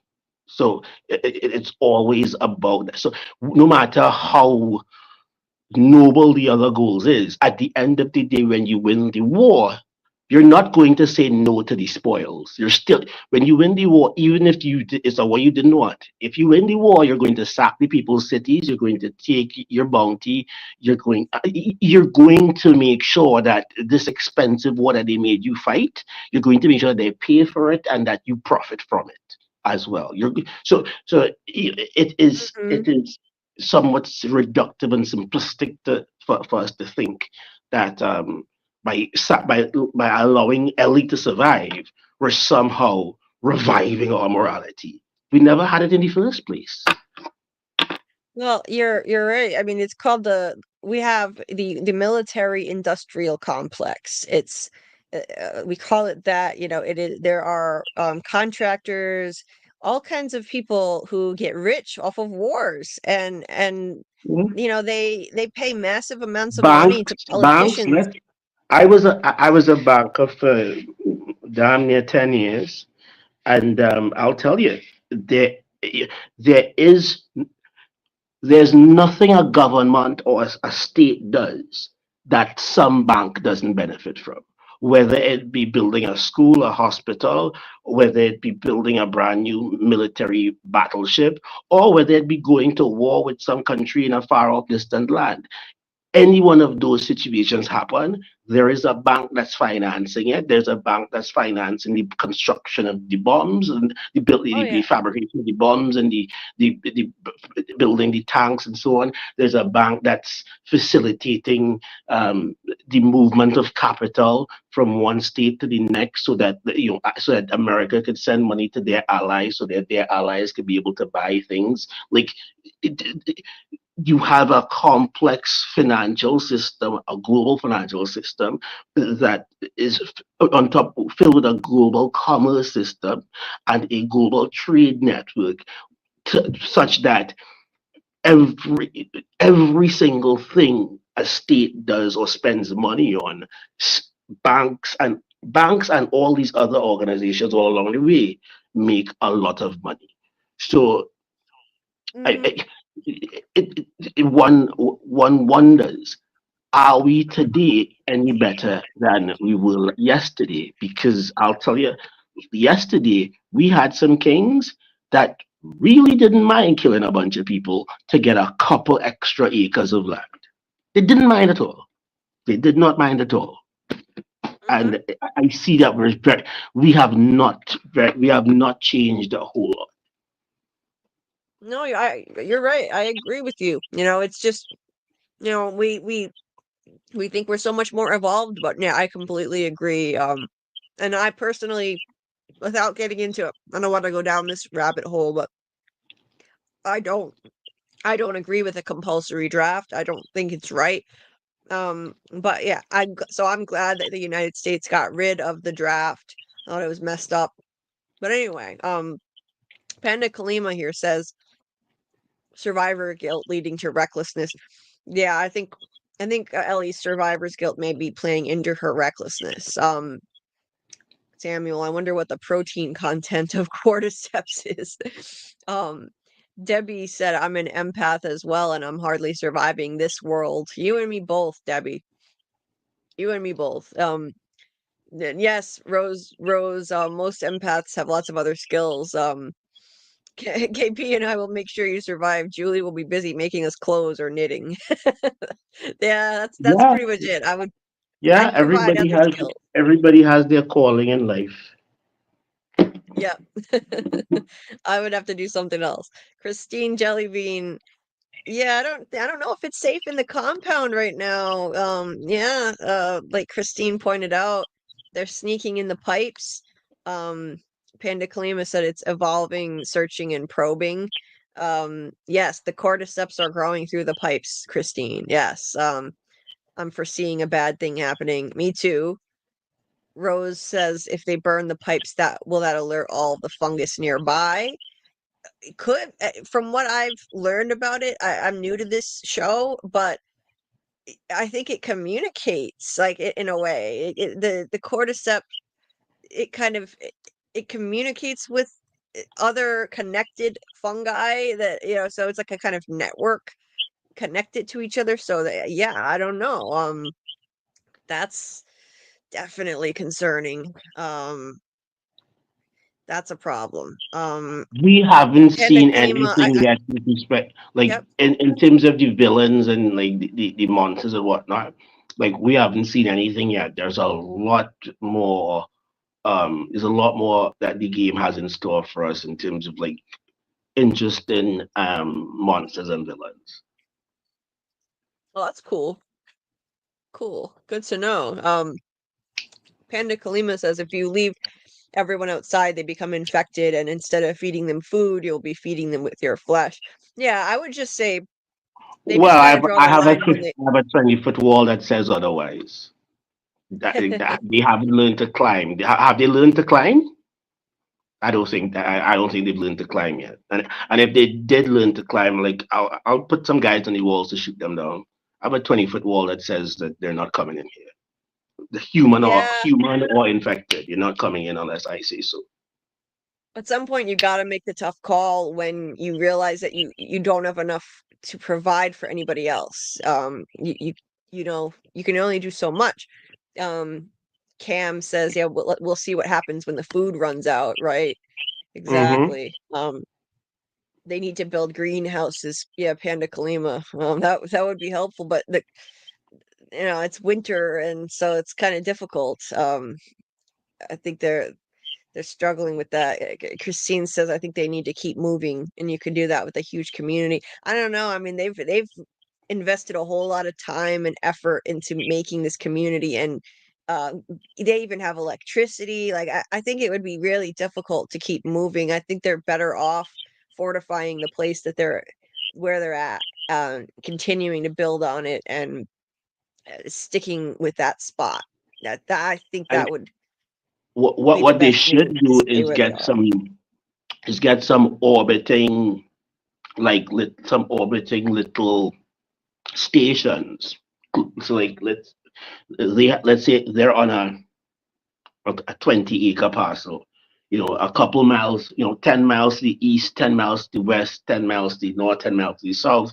You should build a little house and a little farm or something and put somebody out there to like just look out so that you have, because if you keep doing that, you have a main city and then you have 4 satellite cities, and then all those 4 satellite cities end up also becoming bigger cities, and they have four. Each one has 4 satellite cities as well, and they go the living situation and the society and the city and the state develops in a kind of organic yet planned way that allows them to still to grow and still keep themselves properly defended. Right, right. That's I actually agree. in the game. Like there's a bit of strategy in the game that way. Okay, interesting. Um, And somebody here says, Christine had said that, maybe, where is it? Ellie getting smarter because the cordyceps are getting smarter. She may start to have better eyesight and stuff. Panda Kalima says maybe she'll start hearing the fungi in her head. Yeah, I don't know how any of this works. Maybe. I don't know. She's an anomaly. She was bitten and she didn't die. Well, yeah, she didn't die because when she was born, her mother was being attacked by an infected and she hadn't cut the cord yet. So for somehow seems like that inoculated the baby Ellie against the infected. So um her mother was bitten. She delivered Ellie by herself, cut the cord after she was bitten, and that seems to have been what made her immune. So I mean, who knows like what effect that could have on her, if there is any effect. I don't know. We know that she's immune to dying from it. She's not turning into an infected, but maybe it could have some sort of effect. That's an She's interesting immune to idea. I dying. like it. That's a good immunity. That's a good immunity to have. Immunity to dying. Yeah, immunity to dying from a bite, I mean, anyway. But she could die some other way, of course. So Samuel said, Tess said the cordyceps fibers can grow as far as a mile underground. Yes, that's so good. A said, what if Ellie eventually turns? I don't know. I don't see it happening, but who knows? So they let everybody go. They dismiss them, and then the council discusses what just happened. And like, do they believe her or not? Do they believe what these girls said about the infected, um, the stalker getting smarter, basically? Um, Maria can tell Dina was lying and didn't see anything, but she believes Ellie. Tommy says, maybe the smart one was a one-off. Um, that's just wishful thinking. Come on, dude. Another lady says, what about the other 6 that brought down the grizzly? And Tommy says, 6 ain't good, but it's not exactly a horde. I don't think he's taking it seriously enough. Maria says, not yet. Lately, I've had a feeling. So she's got a feeling that, something is brewing here. There are more of them around than usual now, more of these infected. And then this lady randomly quotes Lily Tomlin and says, reality is nothing but a collective hunch, which is interesting. Just throwing that in there. Says as Lily Tomlin. Um, yeah, and their reality is, even just the idea that Ellie could provide a cure, it's a hunch. They don't know that for sure. They think maybe it could. Exactly. It's a hunch. Um, and the idea that they're safe in this compound is a collective hunch. But this is their reality that they cling to. That this settlement can protect them. That's how they get through day to day. They adjourned for New Year's Eve, and Ellie at home, she makes a cut to conceal the fact that this is a bite. I wasn't sure why she was doing this at first, but it makes sense to me. Just in case anyone should accidentally, like, this should happen to be visible to anyone for any reason. She's got to make sure no one knows that that's a bite. So she takes a knife and she traces all along it so you can't see that there are tooth marks there. She traces all around the entire thing, and with her knife, that's the same knife she's always had since she was born, the knife that her mother left her with when she was a baby. She still has it. Then she basically sews herself up with a needle and thread. She is one tough girl. Like, she once sewed Joel up in that beautiful scene in season 1. It was so touching when he was severely wounded and she patched him up. She found a needle and thread and she saved Joel's life. Then she found him antibiotics, and and she saved him. He saved her multiple times. She also saved him. It was so beautiful. That's why it's so sad to see them like this. Um, she writes in her journal, just like a kid, she's very immature. You would think in this world, kids would grow up a lot faster and be more mature. You grow up fast in a world this harsh, but she's still very much like a little kid writing in a journal like a typical young teenage girl. And this is even younger than like a typical 19-year-old. I mean, I would expect this from maybe a 15 or 16-year-old. She's writing I the I keep I keep a journal till this day. no, I don't mean like journaling is immature. I mean like what she's writing in it is immature. Scribbles. She's writing barbecue, and then she puts a little happy face next to it. And then don't fuck it up, I don't do fuck it that up, stuff don't fuck it too, up. man. I do all the time. Well, I'm just saying, like, this is a typical young teen girl Yeah, trope. yeah, I get you. I get you. You Yeah, know what I yeah. mean? It's not the journaling, it's the style of it. The barbecue, three exclamation points, a little happy face. I think they're using this as a It's as a very high trope to show. school. It's very varsity. It's very varsity. Right, exactly. They're showing us that emotionally she's still very much an immature teen girl doing this. Uh and yeah, but like yeah, you can Julie, doodle and journal at any age. do you think we ever graduate from that stage? Um it depends on the individual. Some people do, some people don't. In this world that she's living in, I would think that she would be more emotionally mature than she is at this point. Um, but she's I, just I not. might argue. I might argue the other direction that she would. The fact that she has limited connection with other human beings would probably prevent her from being as mature in social settings as the average kid of that age. But what she is mature, or what she ought to be mature about, is the the ferocity and the violence of that is included in the war that they are presently fighting, and the understanding and coming to terms with the idea that she has killed people. She's going to probably have to kill a lot more people in the future. That is something she very deeply understands, and she's mature in that way. But in terms of her social life, she's had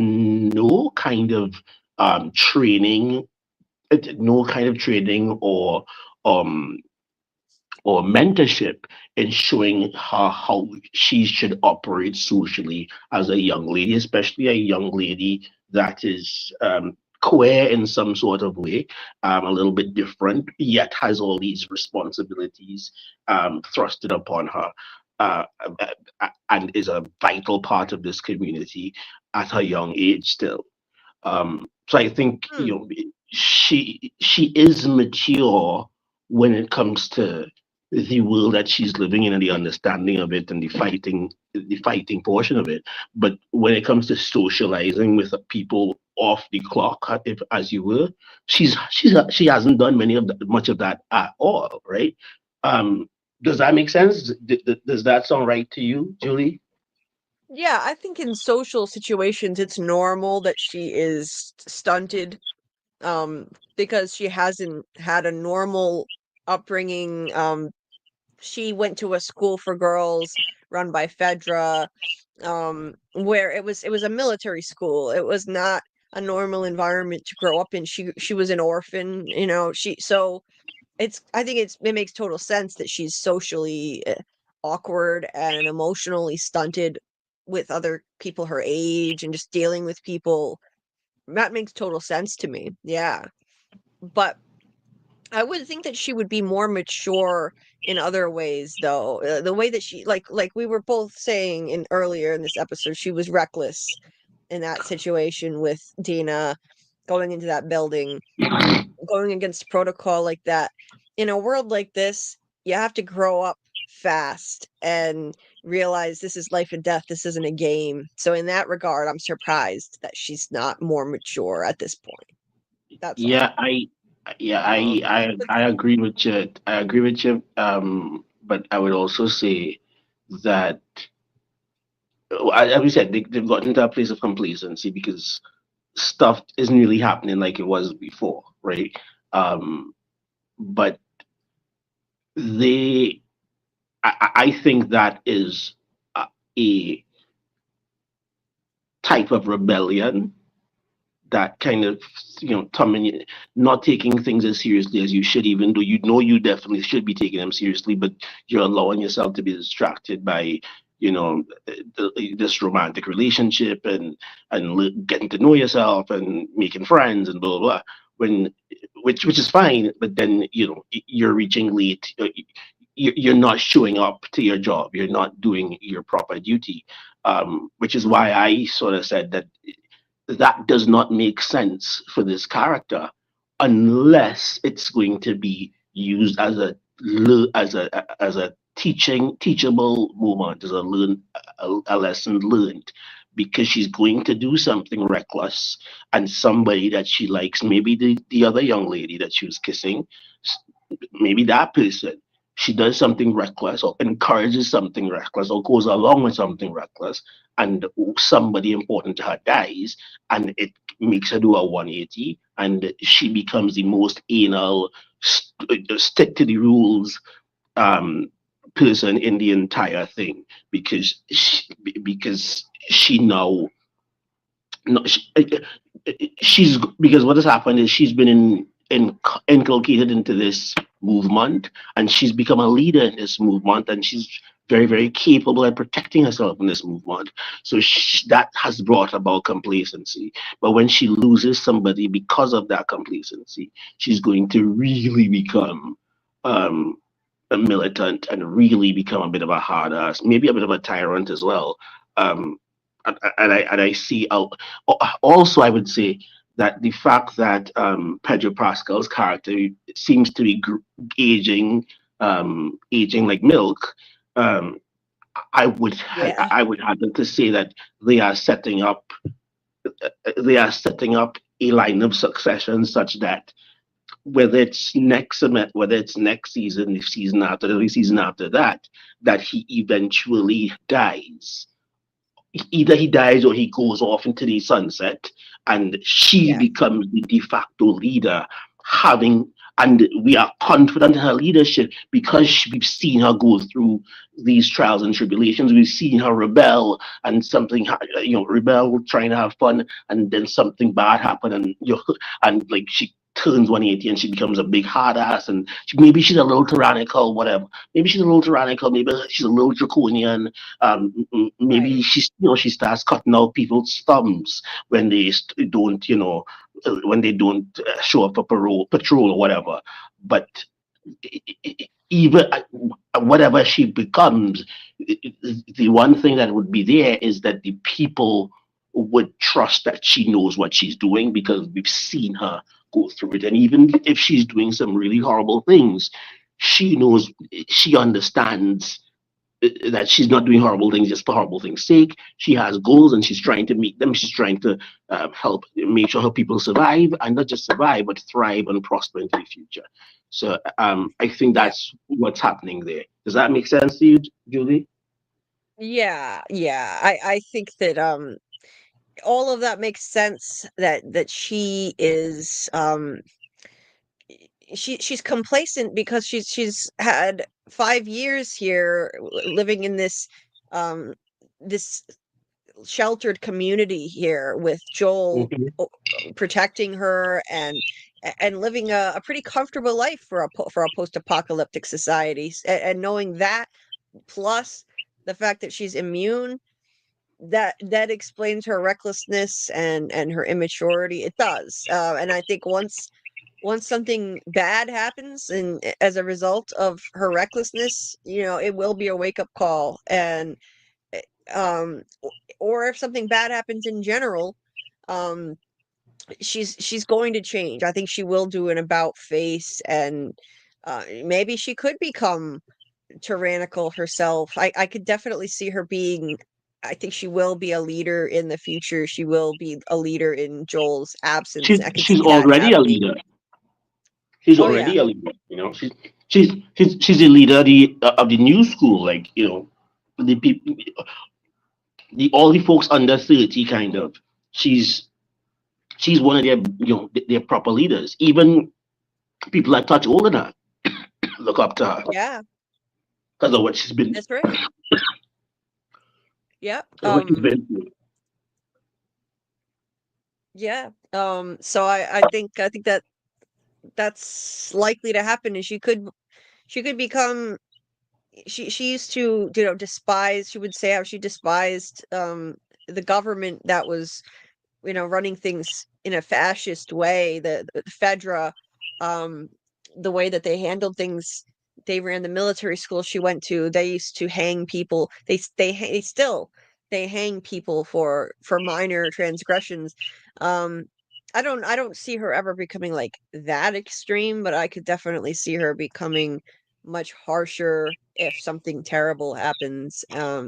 Never say never, because if they go through a period where these zombies, these infected, get through, they breach the walls, and her people come within an inch of dying, but they survive and they retreat to somewhere, whatever. Like the more intense and the closer your threat is, the more power you're willing to give up to your lord, to the person in charge, for him Right. to be able to protect you. For And protection, yeah. if that happens where there's a horrible attack and people almost die, and now they're here, at that point, Ellie will have a full mandate to kind of do whatever she needs to do to protect these people. And then at the same time, you're probably going to find that she finds a spy, or there's somebody makes a grave error that causes lives, something like that. And then she puts that person to death in a very violent way, because Yeah, I whatever hope. and that's the start of it, right? That's the way it starts. It starts with her trying to do an appropriate punishment, issue an appropriate punishment for some slight, and she may go a Uh-huh. little bit too far on that one, get a little bit too comfortable with it, and then start using it for even less and less serious transgressions. And at first, the people are with her, because um, they realize that this is a big problem.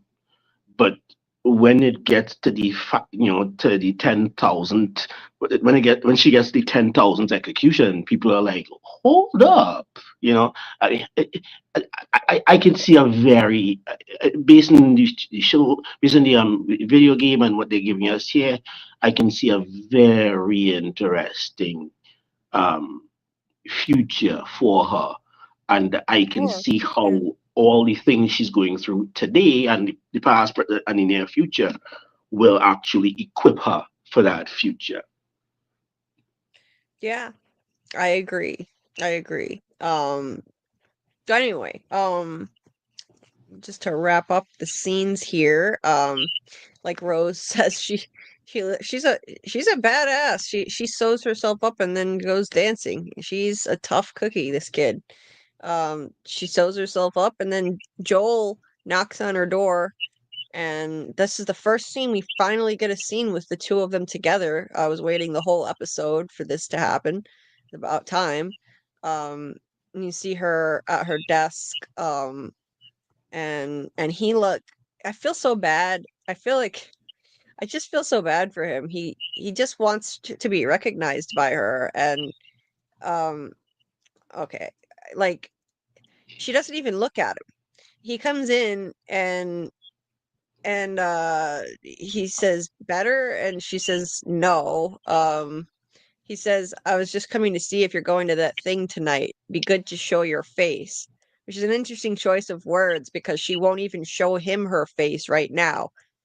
He's standing there talking to her, and I feel so bad. Like he looks so hurt. She won't even look at him. Um, and Julie, I guarantee on behalf of fathers everywhere, especially girl fathers, I am 100% sure you've made your dad feel this way at some point in the past. Um, I have been made to feel this way very recently by my one of my daughters. Um, well, that sucks.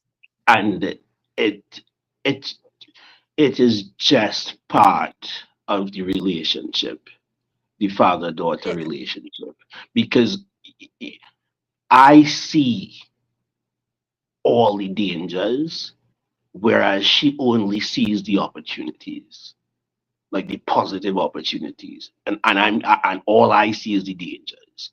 And when I do my calculation on that danger and that risk, my calculation says whatever is possible to be gained here is totally offset by the level of danger.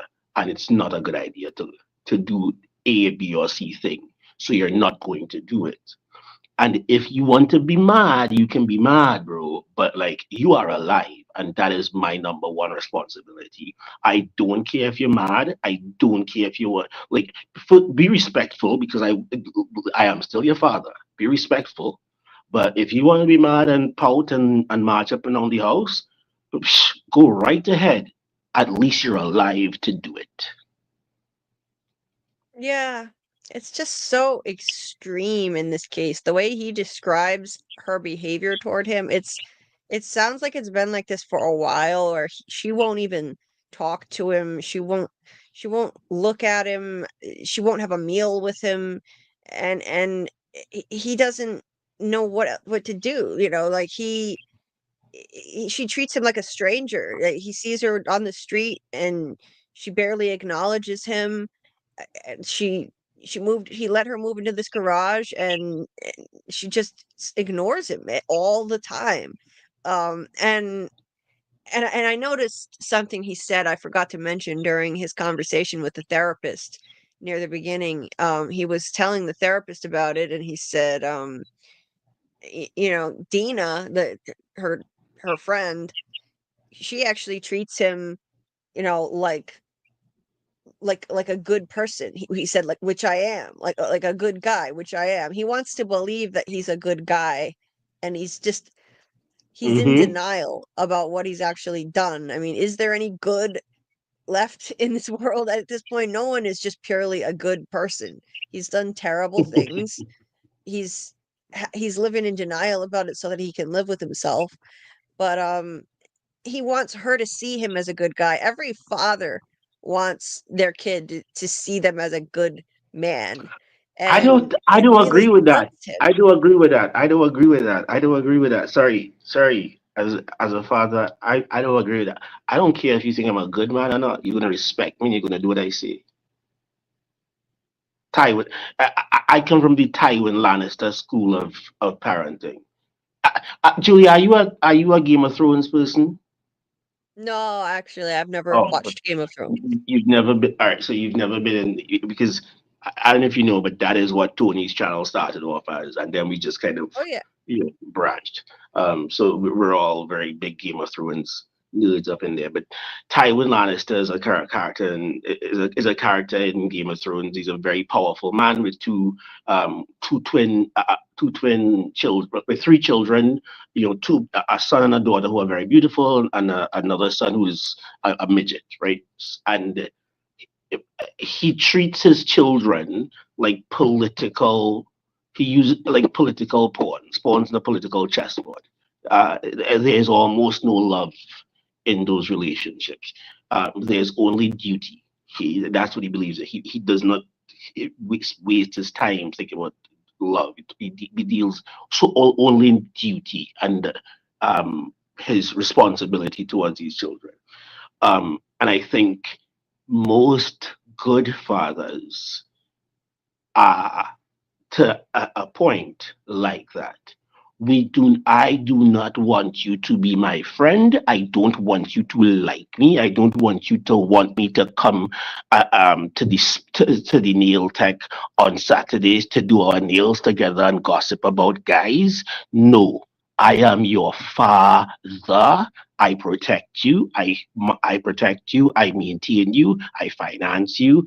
I clothe you. And at some point, I'm going to hand you over to another man who would then protect you, and so on and so forth, right? My job is not to be friends with you. So you can stomp around the house all you want. But the problem with our friend Federal Pascal here is he's never had a teenager, because I think his daughter died before her She teenage was years, if I'm not 14. mistaken. Okay, She was only 14. so he's never had a proper 16, 17, 18-year-old around, because things change are after 15. So part of it is he's not accustomed, he's never had to deal with this before, and he has, because there's not a whole lot of people who have 15, 16, 19-year-old children in this community. He has nobody with practical experience that could give him some guidance. But if I were there, I would tell him, just let her be mad. Let her be mad. Like, don't try to be a friend. Let her be mad, because you did your job, and eventually she's going to understand that, whether it takes a The year thing or is, 500 years. You can't do, because the more you push and you try to force a relationship, the more she's going to push back and want to run away. So you just have to let her right, be. Yeah. but KP, like I understand why he's clinging on to this relationship more than the average father would. The thing is, like, he is latched onto her as his purpose in life after losing his Yep. first daughter. And Yep. so he has this attachment to her that's much greater than the average father. The average father would move on with his own life. Like, okay, she's an adult now. She's technically an adult. She's 19. He would move on with his own life. Maybe meet a nice woman in town, have Yeah. a Yep. relationship, And, make and some friends, I'm saying that's what spend more time with his he definitely needs to. If I would advise him, I would say he definitely needs to start doing that as soon as possible. Sorry to interrupt you. Continue, Julie. Like we've seen in this episode, he has a really sweet relationship with his nephew.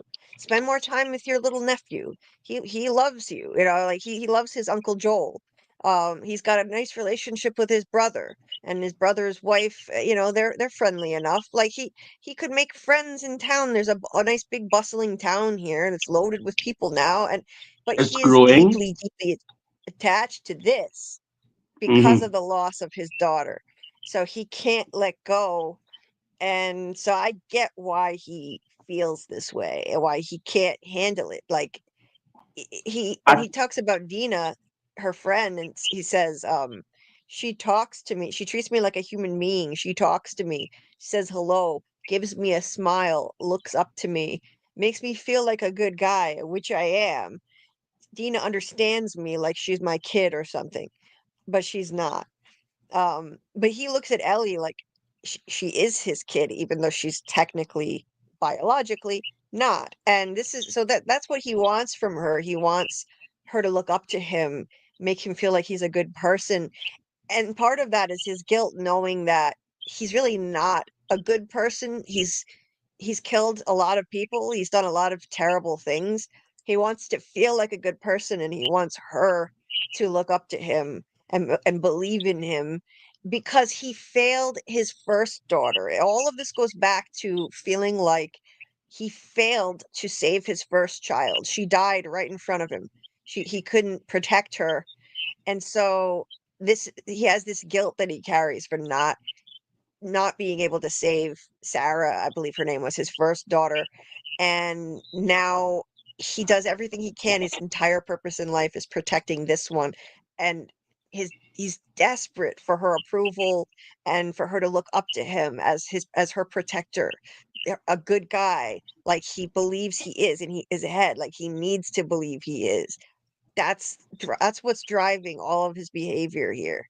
So, Julie, let me Um, ask: do you think? So you don't think he's a good guy? I mean, morally, is anybody really? No one is purely good in this show. I mean, most people have. I mean, I wouldn't say no Let, one, but let, a lot of let people have me blood on let their me. hands. So, I mean, I'll yeah, rephrase the question. Do you think he's any worse than the average guy in this universe? no, I don't. And I I agree don't. with I you. don't. I agree with you. You know, yeah. But his daughter is his daughter is using that all the murders that he did, to free her. She's using that sin as her sin of condemnation. He's Because of that, he is not worthy of my adoration anymore. But I think really and truly what that is she's putting up a wall between her and this person because one, she does not want to be the reason why this person goes off the deep end again, and two, because she's intensely afraid of having a relationship with a father figure to that level again and then having to lose it in the very near future. So I don't think it's necessarily about about the killings. I think that's part of it, but why she stayed away for so long is is not is not willing to forgive at all, it seems, is because she's putting a lot more weight on it than just that. But she will forgive him. Mm, She have to.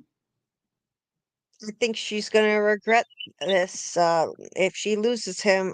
Like Kelly, and also like Kelly says, you don't get over the loss of a child, so agree what you're saying with what you're saying. He's holding on to Ellie so much. Yeah, the loss of his first child, that's something that you never get over. So he's holding on to Ellie um much more than the average person would, and to an unhealthy level. He can't let her go and just let her be mad, and so yeah, it's that's what's driving him, the grief over his first daughter, and that's why he formed this deep attachment to Ellie. Um, anyway, then he notices the guitar. Um, at the end of the first season, he said he'd like to teach her guitar. He asked if she'd want to learn guitar, and she said yes. And I think we're going to see in flashbacks how he did teach her guitar, because that was in the trailer for the season. Um, he sees this, and it's just such a sad moment. She still won't really look at him and keeps writing in her journal, and he picks it up, and he says, "You've been playing much?" She just says, "Enough." He says, "The strings are shot. I'll put some new ones on." She says, "You don't have to do that." And he ignores that answer and just says, "I'll get it back to you tomorrow," and then he leaves. He looks at this as something that he can fix. He doesn't know how to fix his relationship with her, but he sees, oh, the strings are shot on this guitar. I can fix this. Like maybe then she'll, you know, be nice to me again. Like he's desperate for anything that he can do. Okay, he can fix this. So he takes it. It really breaks my heart because I fell in love with their relationship in season one. I thought it was the heart of season one, the true heart of it all. This father daughter bond they were forming. It was beautiful. So this was gut wrenching, devastating to see how their relationship has fallen apart for me.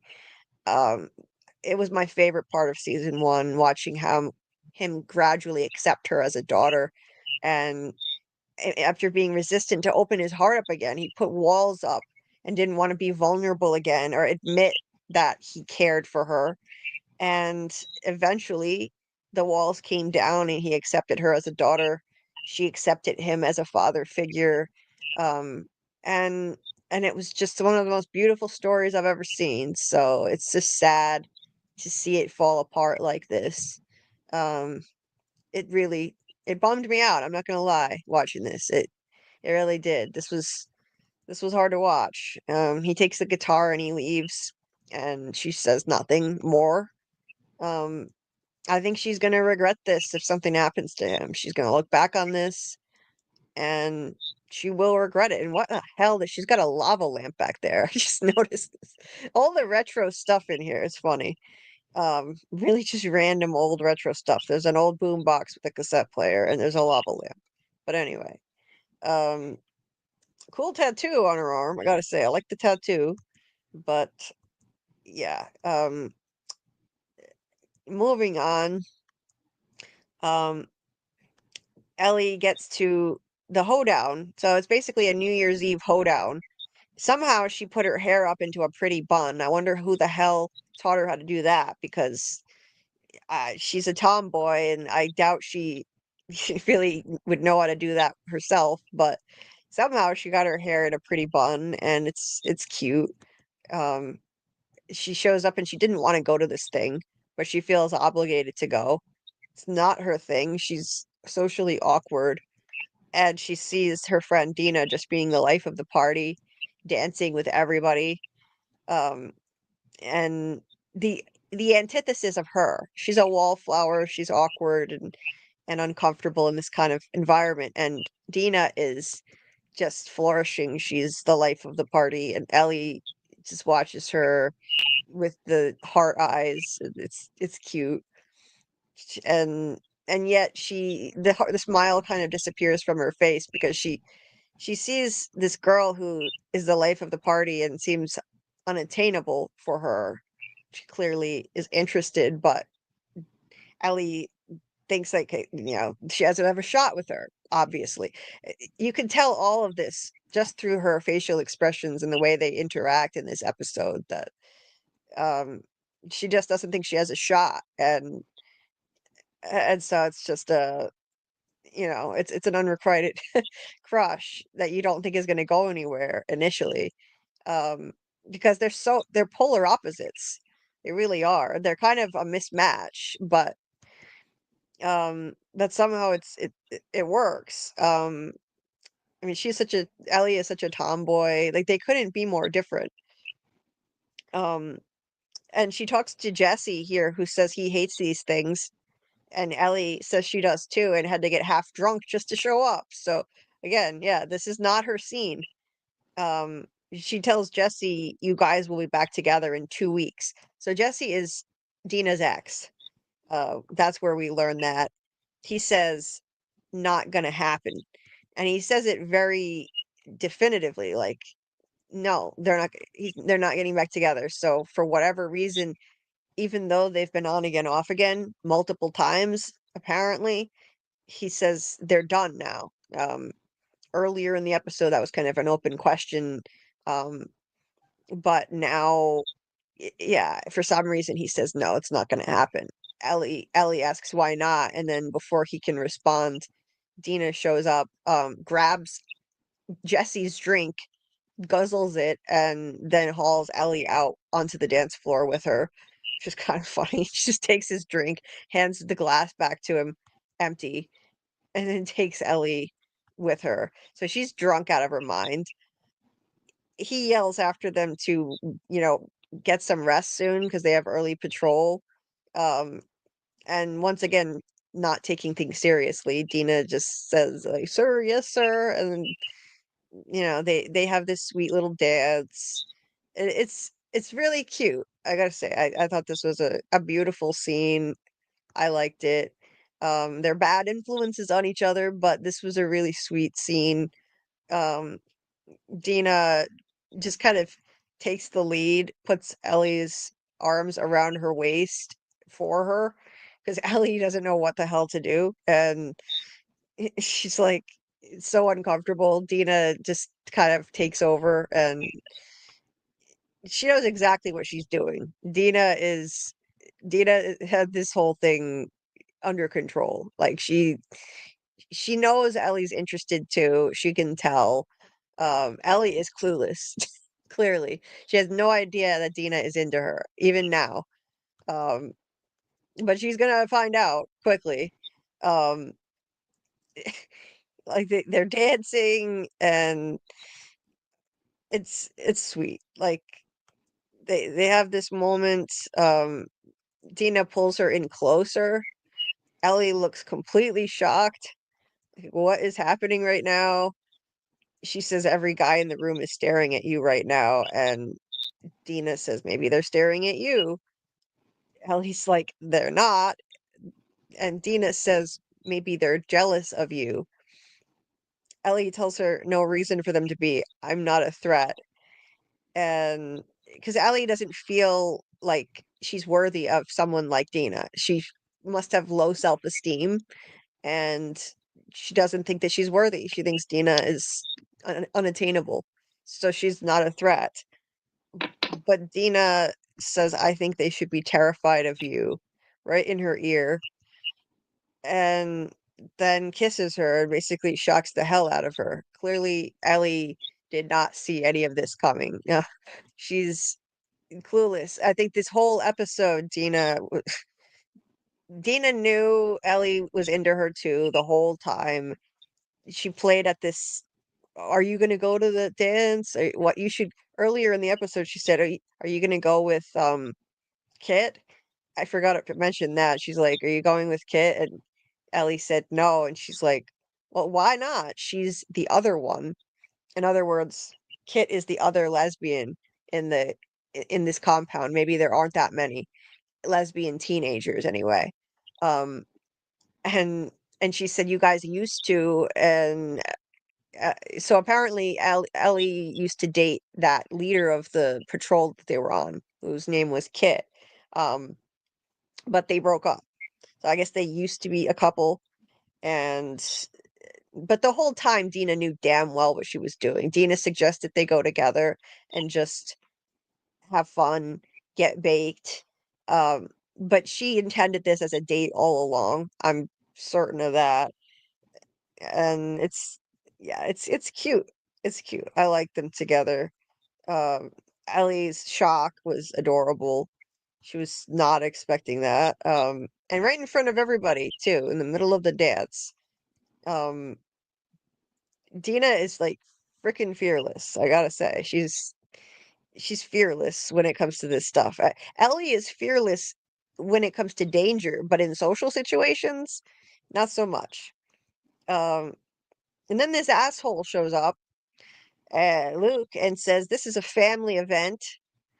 Um, Now I can understand just not wanting anybody to just start making out in the middle of the family event, whether you're gay, straight, or whatever. But that's not what this was about. Because after Dina says sorry, he still keeps staring at them because they're still dancing together. And at that point, Dina says sorry in a like an annoyed tone and pulls Ellie away while Seth continues staring at them. Um, and she pulls Ellie away, and then he says, "You're in a church." I'm not going to say the word. He uses a slur for lesbians, a hateful, bigoted slur. So this is not about the fact that they were kissing in a family event. It's because there are two women that he has a problem with. And even just the fact that they were dancing, he had a problem with. So he calls them that. Ellie hears it and starts coming at him saying, What did you just say?" And Joel, like an avenging angel, Joel charges the hell out of nowhere and shoves Seth to the ground. We didn't even see Joel this entire scene. It's like Ellie is in trouble, or anybody screws with Ellie, Joel just materializes out of thin air to fuck them up. Like, I mean, you don't mess with Ellie on his watch. He just materializes, pushes the guy down. Like, how dare he? I don't know where Joel even came from, but wow. Um, again, the protective father, screw with his kid. Now, personally, I thought their reactions were ridiculous, and like these are people who live in a post-apocalyptic society full of basically, for all intents and purposes, let's call them zombies. I know they're not zombies, but they're zombies. Like we'll call them zombies. You're really this shocked at a guy just pushing someone down. It's not like he kicked the shit out of him, or it's not like he pushed him down and started kicking him. He just Yeah, shoved him. yeah, yeah. They would be way more comfortable with violence than to be shocked by one guy pushing another guy a little bit. Like Yeah, people look at would their watch that face. and be like, fight, fight, fight, come on, fight, fight. No, nobody would be shocked that Right, two people for whatever reason in this very very stressful situation somehow had some kind of argument that led to one person pushing the other. No, like that would literally be happening every day, all the time. This is the most the group would have gotten to is saying doing something like fight, fight, fight, fight, fight, fight, fight, or whatever like that. right, I don't see them being shocked about that. right. Yeah, look at their faces. This looks. I thought this was so melodramatic. They all have their like Yeah, Dina yeah, it and was. Ellie have their mouths gaping open. Like, oh my God, like, Like, she just dude, pushed him. you're living in the apocalypse, bro. Like, how does something you could see on like the subway every single freaking day, like how is that the shocking part? Like, but you're okay with you're okay with the clickers and these monsters here and like you're okay with that, but like oh my god, don't let one guy hit another guy because they have a disagreement. That shocks us. That makes Right? us speechless. Like I was like, give me a break. Come Exactly. Exactly. These on. these two, these two were laughing and joking around, going in a building to look for infected and shoot them, but they see a guy push someone Yeah, down and exactly. they're They just horrified. came from doing that. They just came from using these people as target practice, and like they're supposed to be shocked that one guy pushed another guy. Come on. It's nonsense. Yeah. Like Panda Kalima here said, a lot of pearl clutching. It's stupid. Yeah, exactly. It's like it's like these people know they are living in the apocalypse. They know that there aren't very many humans left in the world that are healthy. They know that like they could probably the only colony with people that are living somewhat regular lives. And maybe you have 50 colonies like this across the entire United States. They know how much of a fucked up situation this is, Right. and they've become accustomed with violence and accustomed with ferality. That to me, pretending to be shocked by, I mean, and there's a lot of times in this there's a lot of time they say things, especially say things to one another, and the other person is ridiculously shocked by it. It's like Yeah. it's the apocalypse.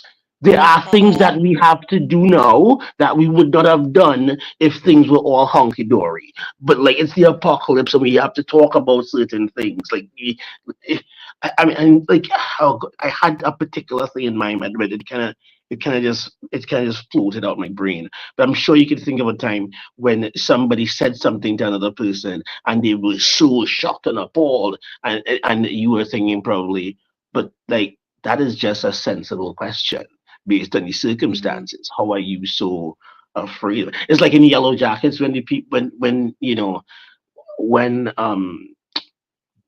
the girl who didn't eat the human food realized that everybody else ate human food, and she was so shocked. It's like they've been they've been flirting with the idea of eating human food for a very long time. Now that they are eating a human being, why are you shocked? They've been flirting with this idea for a while.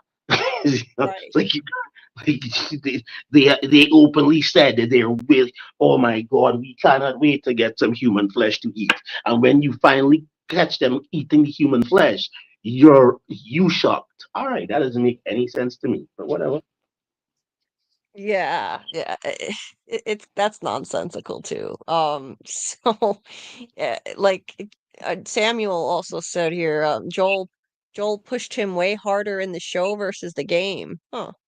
I mean, he did push him hard, I will say. Yes, he shoved him very hard so that the guy fell on the floor, and the guy is older, apparently looks older than Joel. So yeah, I mean, but it's not that serious, you know. Now, if he had started kicking him or something like that, that could cause serious injury. That would be a different story. I'd be more upset. But yeah, come on now, like he he shoved him. Okay, yeah, maybe he shouldn't have done that. He could have just told him off. He didn't have to shove him. But that guy, I was cheering when that happened. After he called them that slur for lesbian, I was like, good, go Joel, Daddy Joel to the rescue. I'm not a proponent of violence. Don't get me wrong. In real life, I'm different. Like, if this were real life, I would say no, use your words. I am not a proponent of violence if words can be used instead. But in the show, I'm not gonna lie, I was like, yes, Daddy Joel to the rescue. I was all team Joel. And And I love I that we think stopped there. I think Ellie is so overreacting right now with everything that I, I can't even take her anger seriously. I know. I know. I This like is I ridiculous. she's so especially with this thing where like he came and he saved her or whatever. Like you you couldn't have just been like you couldn't have just nodded and been like thanks or whatever or not see anything other. Like you had to make this scene. Like I what know. was that? What was that for? Who you trying to punish with that?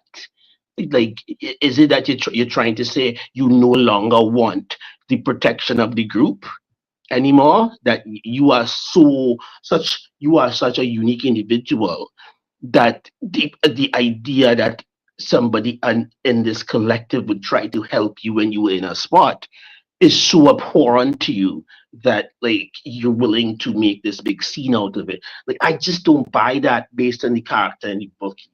I just don't buy that because I mean in a game show because in a video game because um she does get extra angry, but he doesn't pursue her like this. He kind of Right. lets her be. You know what I mean? And then she figures out certain things on her own. And like, they kind of get back. It's like I don't know why they made this kind of weird change. As if to say that it's as though this is the first time he's dealing with a female ever. He's been Yeah. married. He knows that women get angry and women do have significant pride when it comes to their anger. And even if their anger is misplaced, even if they realize or they have been explained the situation and that it was not what they thought it was, it is still almost impossible for them to say sorry. You just kind of have to tuck it in the back and like keep on going. Right? Like Um, you let them chill, and then yeah. eventually it solves itself. So I just don't buy it. Go on. And Samuel, I do agree that Joel took it too far by shoving an old dude. Just tell him to knock it off. I agree. I agree. I agree, Muncher Lyncher, that he went overboard. However, I think their reactions to it are excessive. I think that it's just not logical writing for a world like this where they are so desensitized to violence at this point, and they live in a post-apocalyptic nightmare.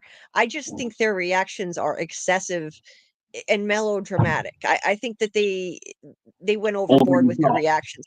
I don't think he should have pushed him. I'll go on the record. I think he should have confronted him and told him off.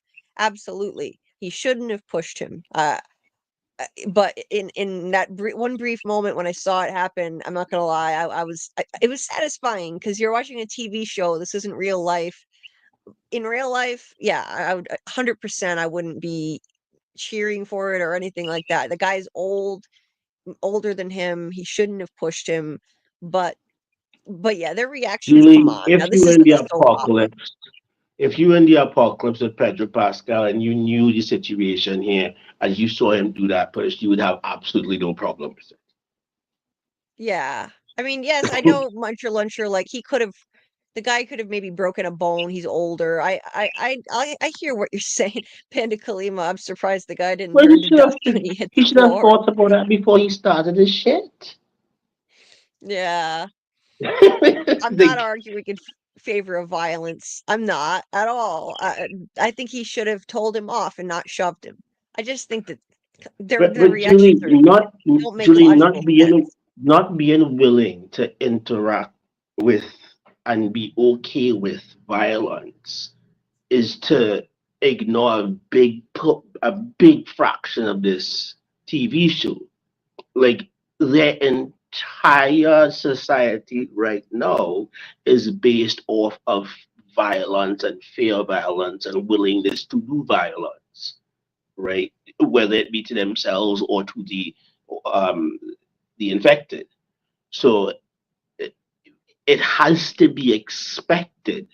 Like I was in, like, I did my military service, and let me tell you, like we had fights once a week, if not 3, 4, 5 times a week, if not once a day. Like there was always fighting, always. It wasn't always reported fighting. It wasn't always in the courtyard. It might be just in by somebody's bunk or in somebody's quarters. But like almost every single day, a couple times a week, there was fighting happening in the military. Hmm. Like you you cannot expect otherwise, because you cannot expect people to be in this very high testosterone, high intensity environment where you're learning how to kill people better. Like that's what you're Right. doing in the military when you go to a war game, or whatever you're going to do, even if it's a classroom session, whatever it is. Like yes, we are talking about logistics and supply chain things, blah blah blah. But at the end of the day, all of that is in the service of killing people better, right? That's Hmm. all of that in service to killing people better. So it is kind of no general or no captain in charge of a battalion uh, would would get a report that Rodriguez and Simpson were fighting, and the fight was because Rodriguez used the other guy's laces without telling him, and they had little fisticuffs. Like that would lead to a couple push-ups, and they don't do that again, please. It would not be something that would shock the entire battalion. So that's why I have a little bit of problem with what they're doing to these two characters and to the people, and they are taking them out of the ferocity of the area, and making it seem as though they believe that they are out completely out of harm's way, when it is obvious that they're not. What do you think about that? Does that make sense?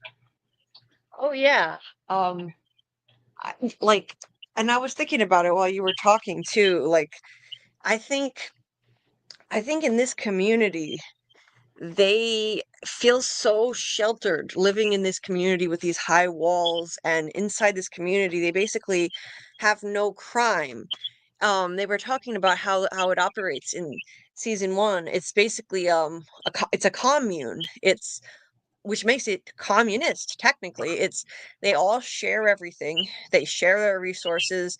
They nobody really commits crimes in this place. It's kind of like a utopia in a way. Like everyone shares all of their resources and there's peace. So I guess within the walls of this community, something like this shocks them. Like this doesn't normally happen. They all of the threats are outside those walls. And when they're That's inside, weird. they feel like they're in their little cocoon and they're sheltered. So But Julie, let me maybe that's ask why you: there's this disconnect. in this post-apocalyptic world, do you think naturally, organically, there would pop up a little city of survivors who, instead of being rough, tough, hard people, were instead very like airy fairy, having a good time, hedonistic living type folks, and that would be surprised at a fist fight. If I told you that those would be the guys that survived, would you be? Would you believe that, Chet? I mean, you probably wouldn't believe that, right? Those don't. Those are not No. necessarily people that do survive. No, as a matter of fact, that's why when they first introduced this community in season one, I was so surprised to see anything like this could possibly even exist in this post-apocalyptic world. They were celebrating Christmas at the time. They had a Christmas tree lit up. They had a makeshift movie theater where they were projecting movies up on a screen for all the kids. It looked like utopia in the middle of an apocalypse. So it is stretching the limits of believability. I think we've got to suspend our disbelief a bit that this can even exist in this type of world. Um, Yeah, it's like just crazy because how insulated and where sheltered they where are where in this you place, getting like how are you even getting power? right? Like, Yeah, somehow to they figured it out. They explained it really fast in season one. I didn't really understand the explanation. I didn't get it, but um somehow they got electricity. I think it was from a nearby dam that they had. There's a dam, and they somehow eventually figured out how to rig it so they could get electricity there. so somebody either they were lucky enough to have an electrical engineer on their team that understand the processes of how a dam how a hydropower dam power generation entity operates and was able to structure it was able to put together some sort of model to get them on that grid and make sure they had enough electricity they wanted. So either that is the case, in which case, wow, that is a lot of luck. Or they're trying to tell me that these 50 or 100 or whatever random motherfuckers from random motherfucker land, these figured out by reading some books and trial and error how to get electricity out of a hydroelectric dam into their village and have such a surplus of energy that they could just put electric bulbs on to have a dance.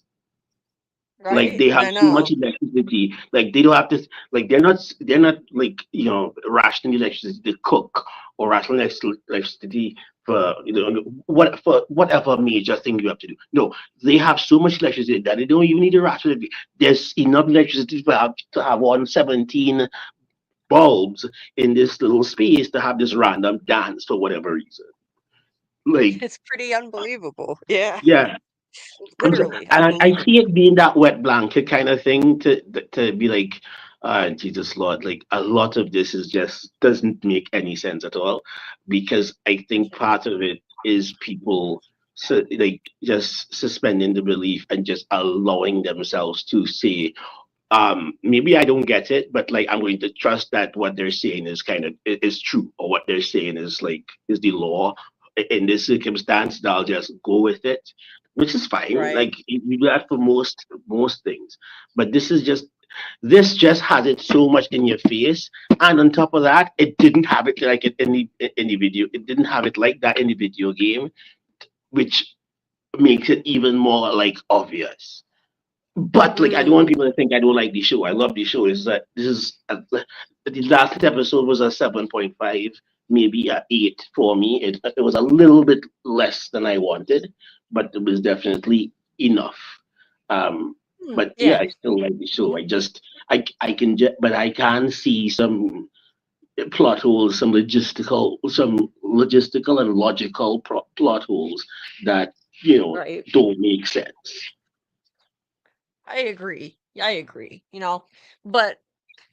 But yeah, the rest of the scene, it's yeah, it's upsetting. Hey, Gabrielle, broke my heart. This scene, yeah, this was hard for me to watch. I love Joel and Ellie as a father-daughter duo, and this one was painful. Also, how are you bigoted during the apocalypse? right? Thank you. When that guy used that slur, I just thought, wow, even White power. a global zombie apocalypse can't wipe out bigotry, of course. There's still bigots. That word he used, that slur against lesbians, it's like, really, dude? You're gonna worry about this now in this type of world? Come on. Like, who gives a damn? If two women are together, who cares? Kim, Anyway, it's ridiculous. he's supposed to get all this Hi, sweet poison. hi, Fletch. Sorry, what, KP? I said, no, he feels he's the only one that's supposed to be getting all that sweet poon. Yeah, It's like, yeah, not enough for him. it's like Jeez. she's not even your type, bro. Like just go back to your wife. You keep bothering people for. Seriously. Yeah, leave him alone. Like, anyway, she confronts Joel. He asks her if she's okay, and everyone is just gawking at Joel, like, and Ellie has seen way worse. They've all seen way worse, but he says, "Are you all right?" And she says, "What is wrong with you? I don't need your fucking help." Right in front of everybody. This is the whole town, Yes, and bitch, you do need this his is help. What are you talking about? And you needed his help a bunch of times in the past. Like Jesus Lord. She's just like this is such a daughter anger. Like it's an anger that Yep, just don't make sense. It's an anger that if you really start to think about it, it's like you're mad because I had to kill people to get you out of the hospital so that they wouldn't kill you. And even you don't really believe that what they were going to do was going to work, but like you just want that to use it as an excuse to be mad at me because you're mad in general. basically. Like Yeah. there's absolutely nothing he can do to get her out of this space.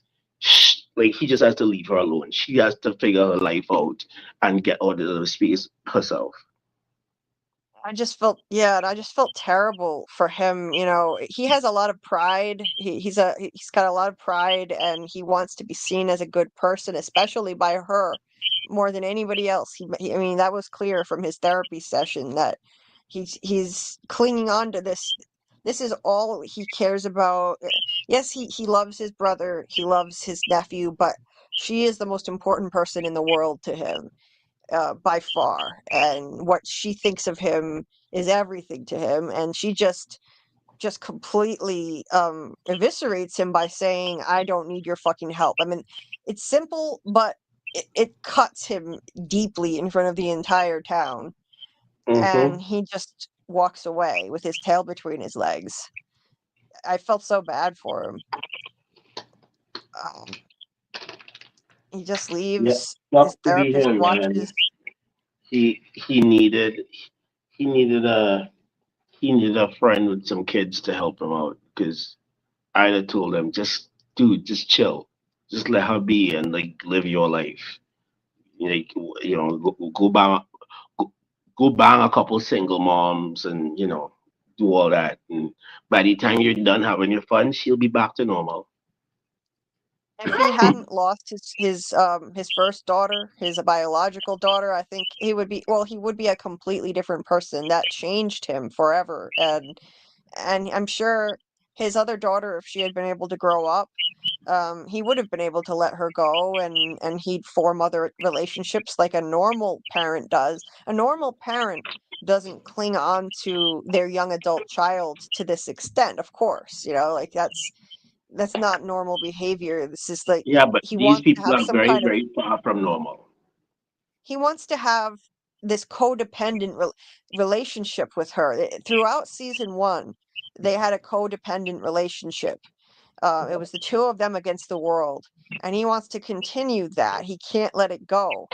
He can't let her grow up and be her own person and be an adult because he lost his first daughter, and that's what's really driving him. That's at the heart of all of it.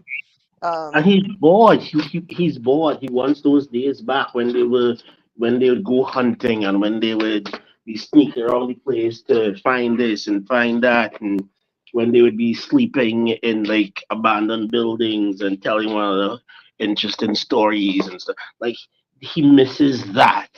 He misses there's a nostalgia in that he misses. That Right. he is hoping to rekindle and to restart to get back again.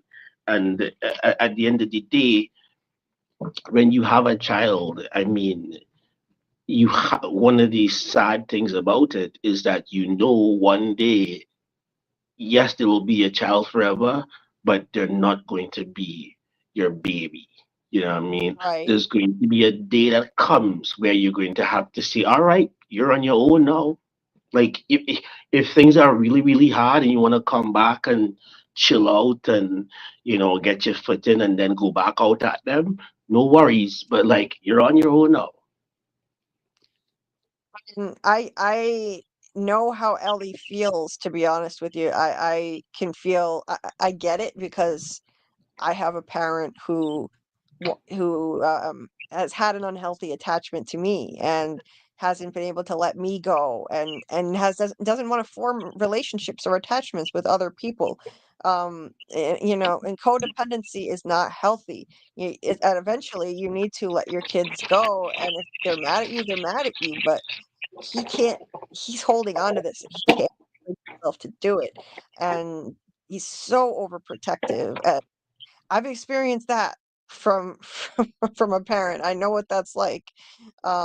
So I understand in that regard how she feels. Now the rest of it, obviously I can't relate to, like there's a unique circumstance here. Like Debbie says, she's mad because he lied. He betrayed her and she would have chosen to stay. Um, yes, she feels betrayed, I'm sure, and she would have chosen to give up her life. I think she would have. But I mean, the Fireflies didn't give her a choice either. They lied to her and put her under, and they didn't tell her they were going to kill her. So that's, I mean, they handled it wrong too. They should have at least, I think, given her a choice. But yes, but yes, you're right, Debbie. And Rose, yes, Ellie is resentful for him not allowing her to be a martyr. I don't see, the thing is, she was willing to risk her life to get to that hospital. If she lost her life to get there, she was willing to do it. So I think if she had been given the choice at the hospital, if she knew that this was going to come down to giving up her life, even when she gets there, I think she probably would have given up her life. I think she would have. So yes, she resents him for that. But it just it hurts to see this for me. This was painful. And so he's on the front porch, clearly waiting to make sure she comes home safe, I'm sure. Um, he's sitting there waiting, playing his guitar, and he sees Ellie show up and just stands there and stares at him. Like, just stares him down. Again, I just felt for him. She stared at him, and all he does, you can just feel that all he wants is for her to just come up and say, "It's okay, you know, I, I still love you," like something, anything. But she just gives him the cold shoulder nonstop, 24/7. I mean, even parents of adult kids want some love and, um, you know, contact with their children. Like, you still want a relationship, and she's just cut him off completely. So it's got to be brutal for him. And yet here he sits, waiting for her to come home, making sure she gets home safe, clearly. And she just stares at him, um, not thankful at all for everything he's done. And I understand how she feels. I really do. I feel for both of them. Again, I'm an empath. I feel for both of them, and I understand why both of them are acting the way they are. Um, and it just, it's a gut punch for me. I hate to see them like this. Ellie just walks away and goes to the garage and leaves him alone. And that's the end of that. Um, and then we have the reveal of the fungi. The cordyceps are growing in the damn roots inside the old pipe that they cut open in this episode. So it is now invaded their compound. It's inside. That's very bad. I don't know what's going to come of it. I don't know how that works, but that that's a really bad thing. I haven't played the games. I don't know a lot about how this works, but I do know that it's all connected. Um, Someone mentioned that this can communicate with other infected from a mile away or something like that. It's some kind of connection within the fungi that goes deep into the roots in the ground. So that's an ominous thing. That's one of the ominous things to end the episode. And the other ominous thing is these people, Abby's camp, it's taken them, I mean, Abby's group, it's taken them 5 years, but they now are within sight of the compound. It's far away. I mean, it's still way in the distance, but that's it. They can see it. They're now getting close and they're armed. There's Abby. And we close the episode with, this is so fitting. As hard as this is to watch, and it's painful for me because I love Joel and Ellie, I think this is beautifully done. The way that they started the episode with um the first time we see Abby, it's a shot of her face, kind of from a low angle, looking at her eyes. It's a little bit lower than this, looking up at her face, looking at her eyes. It's because now we're going to have to see the damage Joel has done from her eyes, from her perspective. And we were looking at him, I was looking at him, I don't know about other people, but I was looking at him as Ellie's hero. I mean, he's portrayed as the hero of season 1, but to her, he is a villain and he murdered her father. And now we close the episode with another shot of her face and her eyes staring at the compound in the distance. Um, Jeez, my cat is being loud. Um, so I thought that was beautifully done and really smart. Like just choosing to start and end it this way. Like, it's bookended by shots of Abby's face, and the one of the first things we see in the episode in the first scene, it's Abby's face um looking at the giraffes, just like how Ellie looked at the giraffes with Joel, except Abby was there at her father's grave. And now we see her again. We see her eyes, and we're going to see through her eyes um, the damage Joel has done, losing her father and all those other people. Um, and again, like I said earlier, this show is an exercise in empathy. It's it's going to ask of us to be empathetic to both sides of this, as much as anyone might love Joel and Ellie, like I do personally. We have to be able to empathize with Abby now. We have to see what this has cost her. Saving Ellie's life cost her her father, this surgeon who was standing there unarmed, and Joel gunned him down. So, I mean, that's the hard reality. Um, so I really appreciate the way this show is handling that. You don't usually see this sort of thing. You see a clear-cut hero and a villain um, in storytelling. And sometimes the hero does do things like what Joel did, but you don't usually see the human cost, the aftermath. You don't usually see the toll it took, the human toll. Um, and this show is forcing us to, and the video game forced people to, from what I've heard. So as much as it's hard to watch, I have to really respect the storytelling aspect of it, um, the writing of it. There isn't enough empathy in this world. I've experienced that firsthand. There is not enough empathy for other human beings. Just the ability, that means the ability to put yourself in someone else's shoes and imagine how they must be feeling, what they're going through in their life. and imagine how you would feel if it were you. Simple, basic empathy. It's not common enough. I've encountered so many people that just lack the ability to think about how others would feel if I mean how you would feel if you were in their situation, in that other person's shoes. So I think like this show teaches us an important lesson, and so does that video game, and I applaud this show for doing it and the game. Um, most video games, people get gunned down. You're on one side, and you never have to think about what what you're doing to these people you're shooting. Like the video game forces you to play both sides, Ellie and Abby.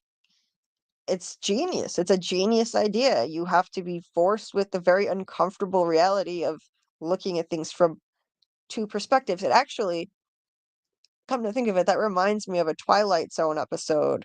There's a Twilight Zone episode about, I believe it was the Korean War. I think it was the Korean War. Was it, or either that or World War II? I forget, but there, in one of the wars, there is this man who views the enemy as like this subhuman entity, and he's not thinking of them as human beings, and he calls them terrible things, and you know, he's bloodthirsty. He can't wait to slaughter as many as he can of these people. And then one day or like one moment, all of a sudden he like morphs into one of them on the other side. He's now one of the enemy troop, military members. And now he's forced to literally see through that other person's eyes what their experience is like.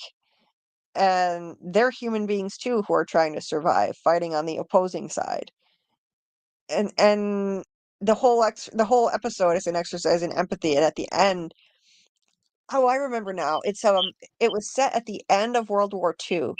And at the end of World War II, there were these islands the Pacific in the Pacific Ocean where there were Japanese soldiers holed up in certain areas who they hadn't gotten word yet that the war was over already.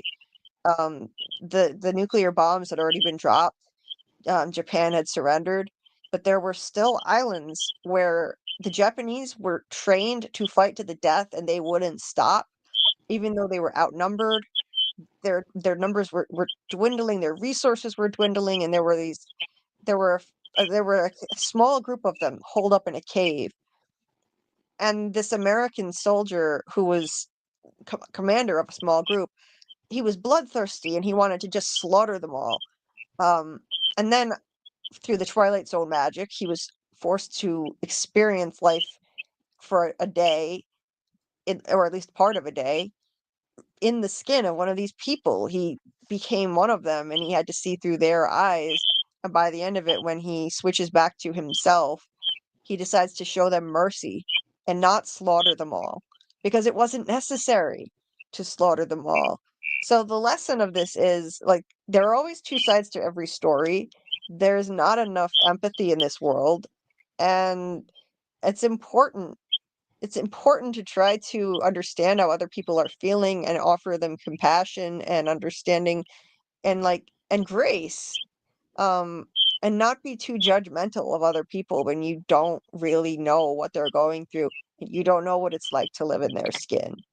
It's so easy to sit in judgment and condemn people, um, when you have no idea what they're going through. And I've had this happen to me. I can't tell you how many times in my life, people judging me, condemning me, attacking me, um, or just failing to give me compassion that I deserved because they lacked empathy. So I have to applaud this show for what it's doing, as hard as it is to watch. And it's a bummer, because this relationship between Joel and Ellie is beautiful. I hate to see it falling apart, but we need this kind of a message, especially now more than ever in this world. So maybe it can make people think. You put yourself in someone else's shoes before you judge them. But think Julie, about how let they me would ask a feel. question. Don't all good relationships come to an end? Don't all good relationships come to an end, you said? Correct. Well, I mean, sometimes, I mean, not always. I mean, there are relationships that go on until one person dies, you know. And then it ends. Yeah, you know. Um, I don't Mean to think it's say, inevitable. whether the relationship lives for between the ages of 18 and 38, or if it lives for your entire lifetime. When you die, that relationship ends, right? So Oh all yeah. the tragedy of all relationships, even the best ones, the ones that you enjoy the most, the tragedy of it is that one day even that relationship will end. You know, Oh like just a yeah. quick side note. It's a quick side note. Um, in the world of Game of Thrones, there's a king who has a queen, and they are together for every day of one another's lives for like 55 years. And when eventually the queen dies, and the king just cannot function anymore, you know, that is an example of what relationships are. You have this beautiful relationship from the age of 16, go to, into your 70s with this person that is just enjoyable. Yes, there were a couple of difficult times, but you just enjoy this relationship. And then one day she dies. You know, Mm-hmm. that is just as bad, or some may say even worse than if she would have broken up with you, for example. So the Right. tragedy of relationships, friendships, whatever, interpersonal relationships with people, romantically, platonically, professionally, whatever. The innate, the innate tragedy of it is it they all one day come to an end, and that day is usually a very sad day, and it takes a long time to recover. Oh yeah. So Yeah. just another way to think about it. Oh, absolutely. And Fletch here says if the fungus is evolving like they said it's getting smart, couldn't that bite that Ellie got start to slowly infect her since it's a more evolved cordyceps? I can see it. Yeah, we don't know how this works. She's an anomaly. So who knows? It's a big question mark. There's no one else that we've ever seen like her on the show. No one knows of anyone like her. So who knows? Did they already confirm it's Abby's father? I thought they didn't. Yes, they did. They mentioned it in the scene where they stood at the graves at the beginning of the episode that it was her father. The surgeon was her father. Um, Empathy in a world of survival. Yeah, empathy in a world of survival. That's not something that's very common, but I mean, the show is asking us to try to empathize with both sides, is what I'm saying. And in this world, there should be more empathy. We're not in a post-apocalyptic world, so we should be able to have more empathy than we do, is what I'm saying. Christine, I also have too much empathy. I can relate, and it hurts. Sometimes I wish I were an insensitive asshole, I can tell you that, because it would be an easier life. Um, Empathize with the like button. Panda Galima. Yeah. Yes, please empathize with the like button. Um, yes, they switched sides. Great episode. I agree. Um, so just so this last bit here before we wrap this up, I'll just go through the preview for the rest of the season. They showed some scenes, and then I got to wrap this up and get off and take care of myself. But so in this section, it says this season on it said this season on The Last of Us, and it shows us there's a scene here with Joel looking at Ellie's arm, and so she has what looks like a moth tattooed on her arm, right over where the bite, the remnants of the bite were her original bite. And then you see this. This is clearly a flashback to when he must have taught her the guitar like he said he wanted to do in the first season. Um, she looks like, she looks, they made her look, they gave her that younger look. They dressed her different. You can see they made this into a flashback to make it look like she's younger than she is. And she's still happy and smiling. I'm pretty sure this is going to be a flashback. Then you see, and that's going to break my heart to see how sweet they used to be together. He also has shorter hair, I can see in that, so looks like a flashback. Um, that's going to be hard to watch. Then you have this. This is what I used as my background tonight behind us here, and it says you have a greater purpose, and it's a bunch of drawings of moths. I don't know if Ellie drew these. It's possible. It's a bunch of moths, and it says you have a greater purpose. I'm guessing Ellie drew them because Joel, either that or he's talking to Gail, his therapist, about the tattoo on her arm of a moth, because he says moths mean transformation, right? Something like that. Transformation, rebirth, or something. And Gail says, actually, they mean death. They mean death, and she says in some, some people believe that, or if you believe that. So that's unsettling and ominous. So it's unclear why she has the tattoo of the moth, why she seems to be drawing moths. It could be, I don't know. I got the foreboding sense that it's foreshadowing that he's gonna die. Just the way she said that it foreshadowed. I mean, that it symbolizes death. I don't know. Yeah, I got a bad feeling about it. He's he's not, he's getting older. He's getting weak, and I worry for him. But so then you have Abby watching the camp through binoculars. So they're not going to just show up immediately. They may not even enter in episode 2. Like, they're still far away, but they're within sight of the compound. She's got binoculars and she's looking, and then she and her group go somewhere else, and they're talking about like their next move, because now they know where Joel is. At least they're pretty sure that that's where they are. They must have some kind of intel. It took them 5 years.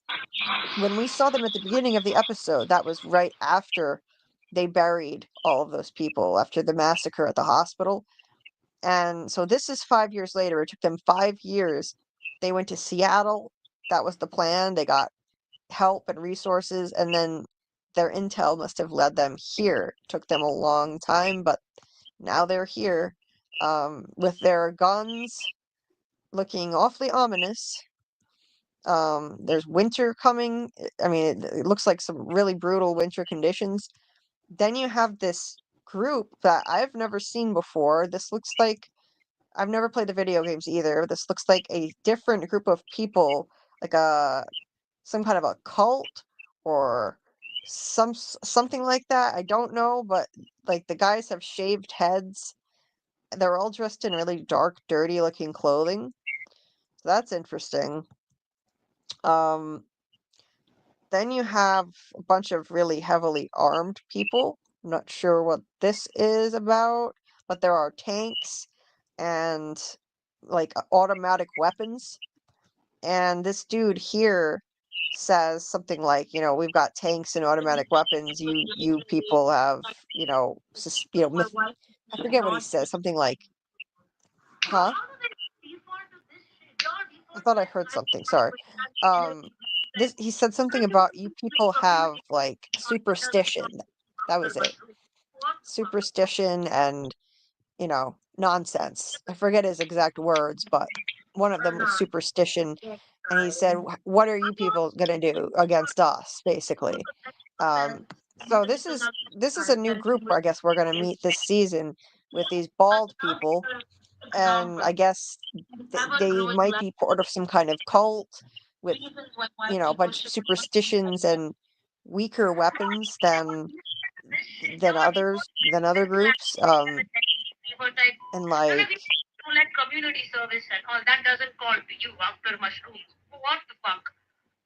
I'm hearing some background noise, KP. You have something playing there?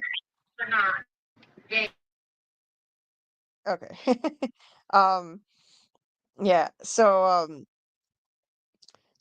anyway, okay, Panda Kalima, I figured they're a different faction in that world. Gotcha. Gotcha. Um, so yeah, so you have different factions of people that have sprung up all over the place. And they use bows and arrows, as you can see here. You've got Ellie and Dina who are finding someone who had been killed with bows and arrows. So that must have been this new faction of like the bald people. And there's like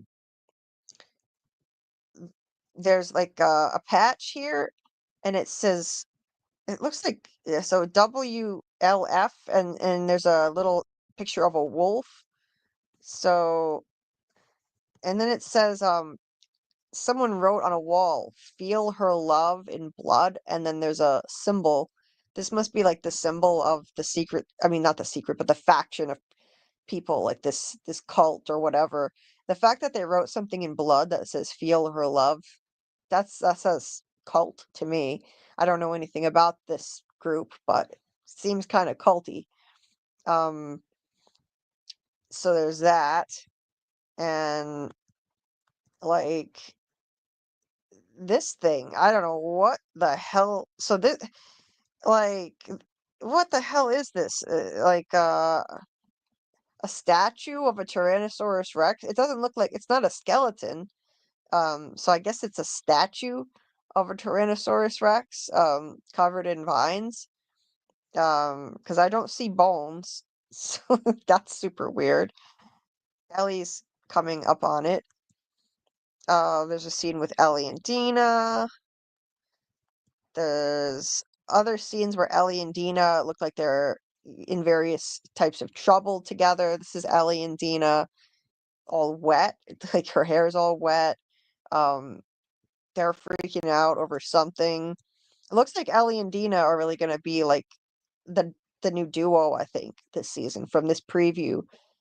Based on this preview, it's looking like that. And in this scene, they're inside of something, and then you can see infected or maybe humans, I don't know, are banging on the outside of it. It might not even be infected people. It could be this crazy faction with bows and arrows. I don't know. I don't know anything about them yet because I don't play the video games, but somebody's banging on this thing that they're inside of, so they're in trouble in that scene. Then you got a guy with a match. That's that dude that was saying we have automatic weapons and tanks or whatever to the to that other dude. Um, and yeah, shot of Ellie. There's a lot of Ellie alone, Ellie and Dina. I'm not seeing a lot of Joel, and that concerns me. Um, like this looks like the compound is coming under siege. Um, this looks like to me the tall walls of the compound, um, and the people inside of it. I think that's Tommy. I think that looks like Tommy, possibly. He's got that plaid jacket on. I think that's Tommy, Joel's brother. And they're shooting, and I see fire down there. So it looks like they're going to come under attack. Let's see. Someone is loading a gun, possibly Ellie. That's Jesse. Ellie is in some other kind of trouble there. No, that's not Ellie. I think that's Abby. That's Abby. Running. And it looks like Ellie and some of her people are maybe trying to scale the wall of the compound in Jackson where Joel and everybody live. And then there's this person who's part of that new faction we haven't met yet, with the wolf patch or something. I don't know if they're the ones with the wolf patch, but she's holding. They wear these long robes, and she's holding. I don't know what this is, but it looks like a big hook. I have no idea what that is, but Guys, there's fire going on behind her. So, see, I'm gonna head to bed. So you guys have a good night. We'll speak soon. Cheers. okay, thanks for being on, KP. It's been great talking to you. So, anyway, let's wrap the rest of this thing up here.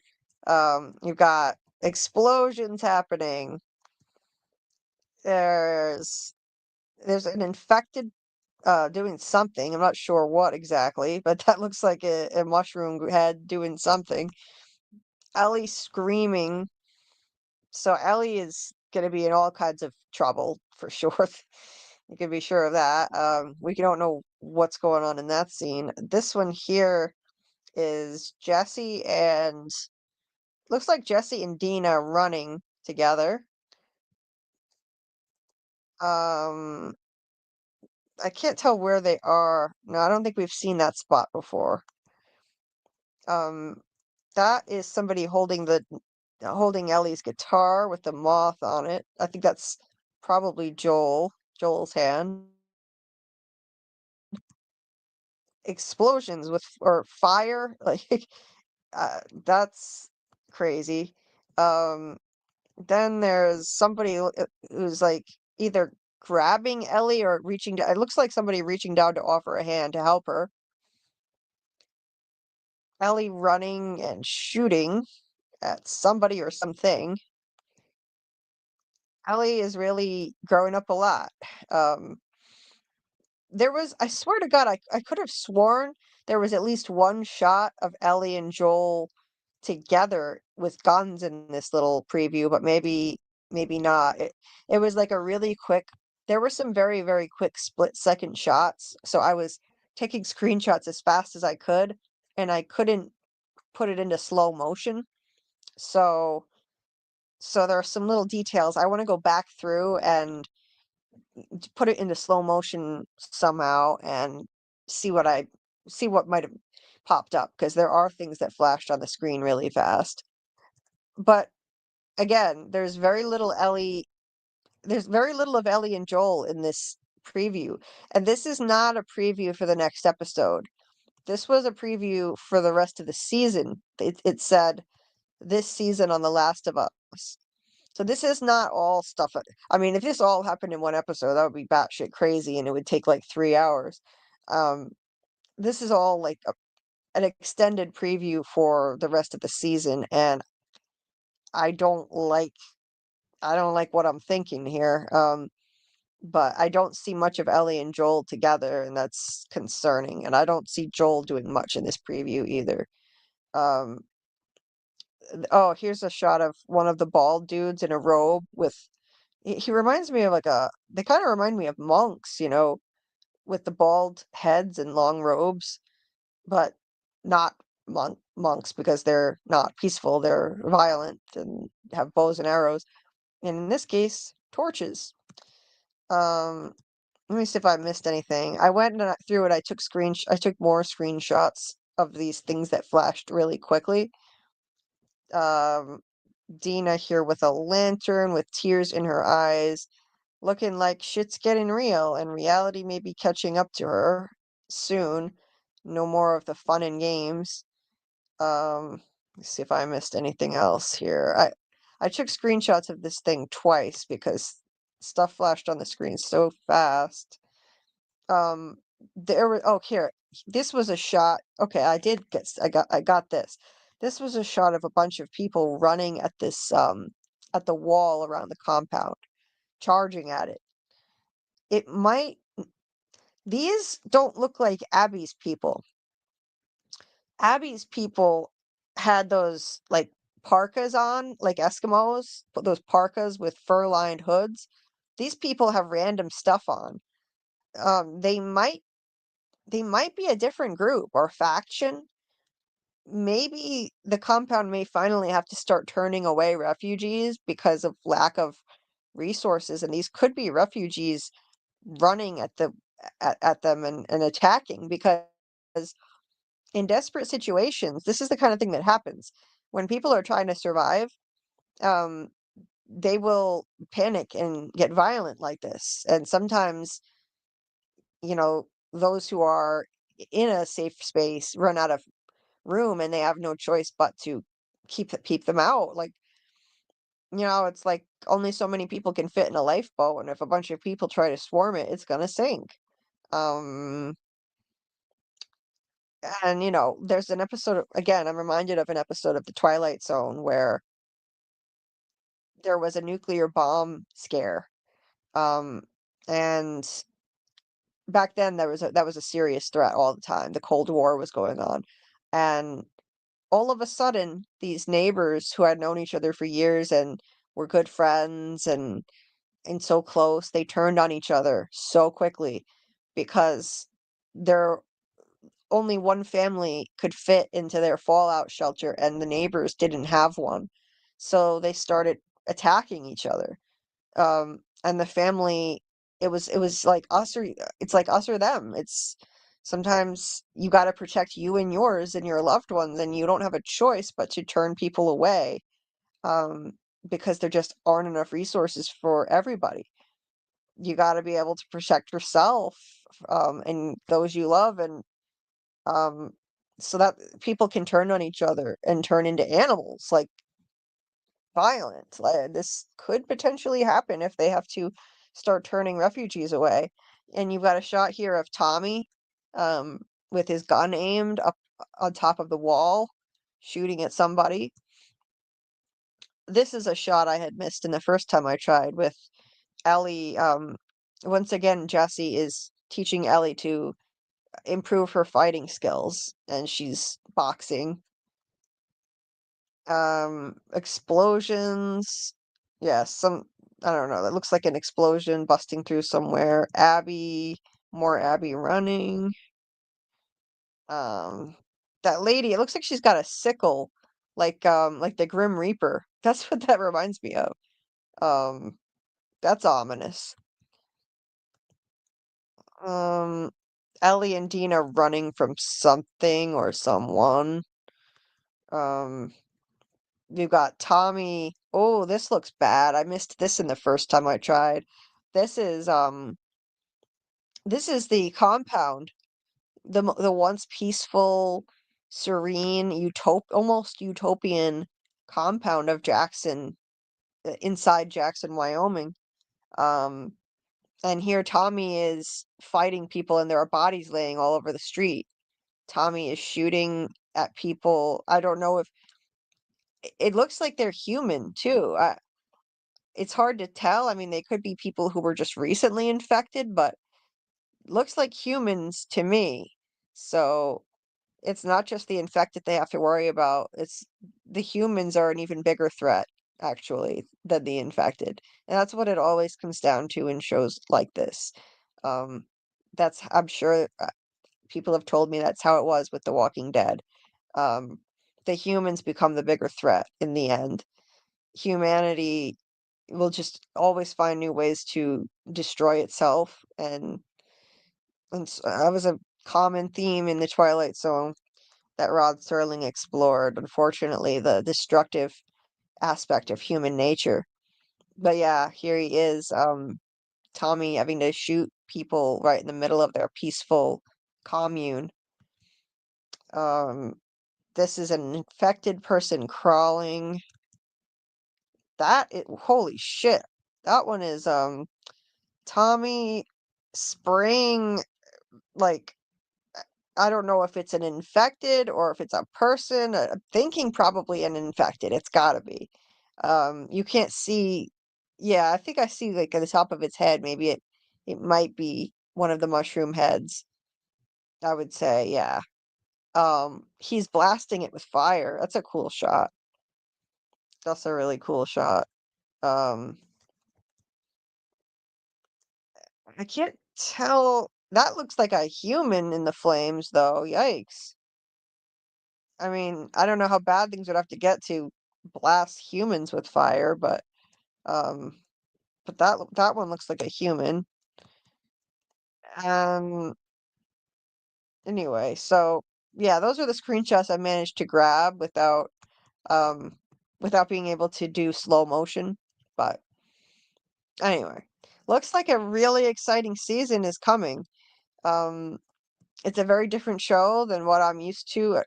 Keep in mind, I just watched season one of The Last of Us, and I'm very attached to the way things were with Joel and Ellie, but things are about to change a lot.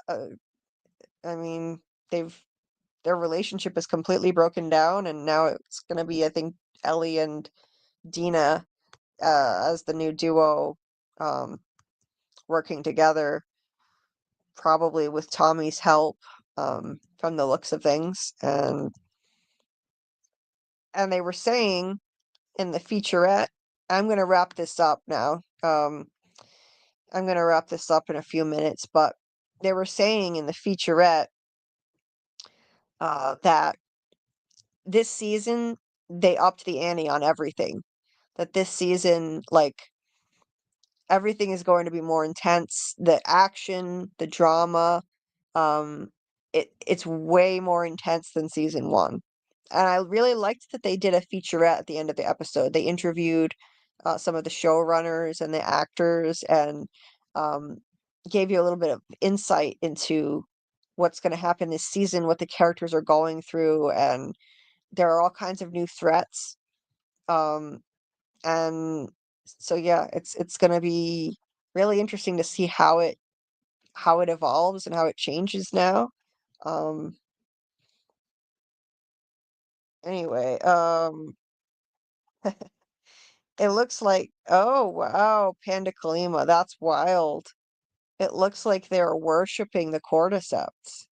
Wow, that's crazy. That's crazy. I could see that though. I could see, you know, there are crazy cults that could spring up, especially in extreme circumstances. Yeah, I can imagine there being a cult that worships this this horrible thing, the cordyceps. Yeah. Um, those bald people with the robes. Hold on just a sec.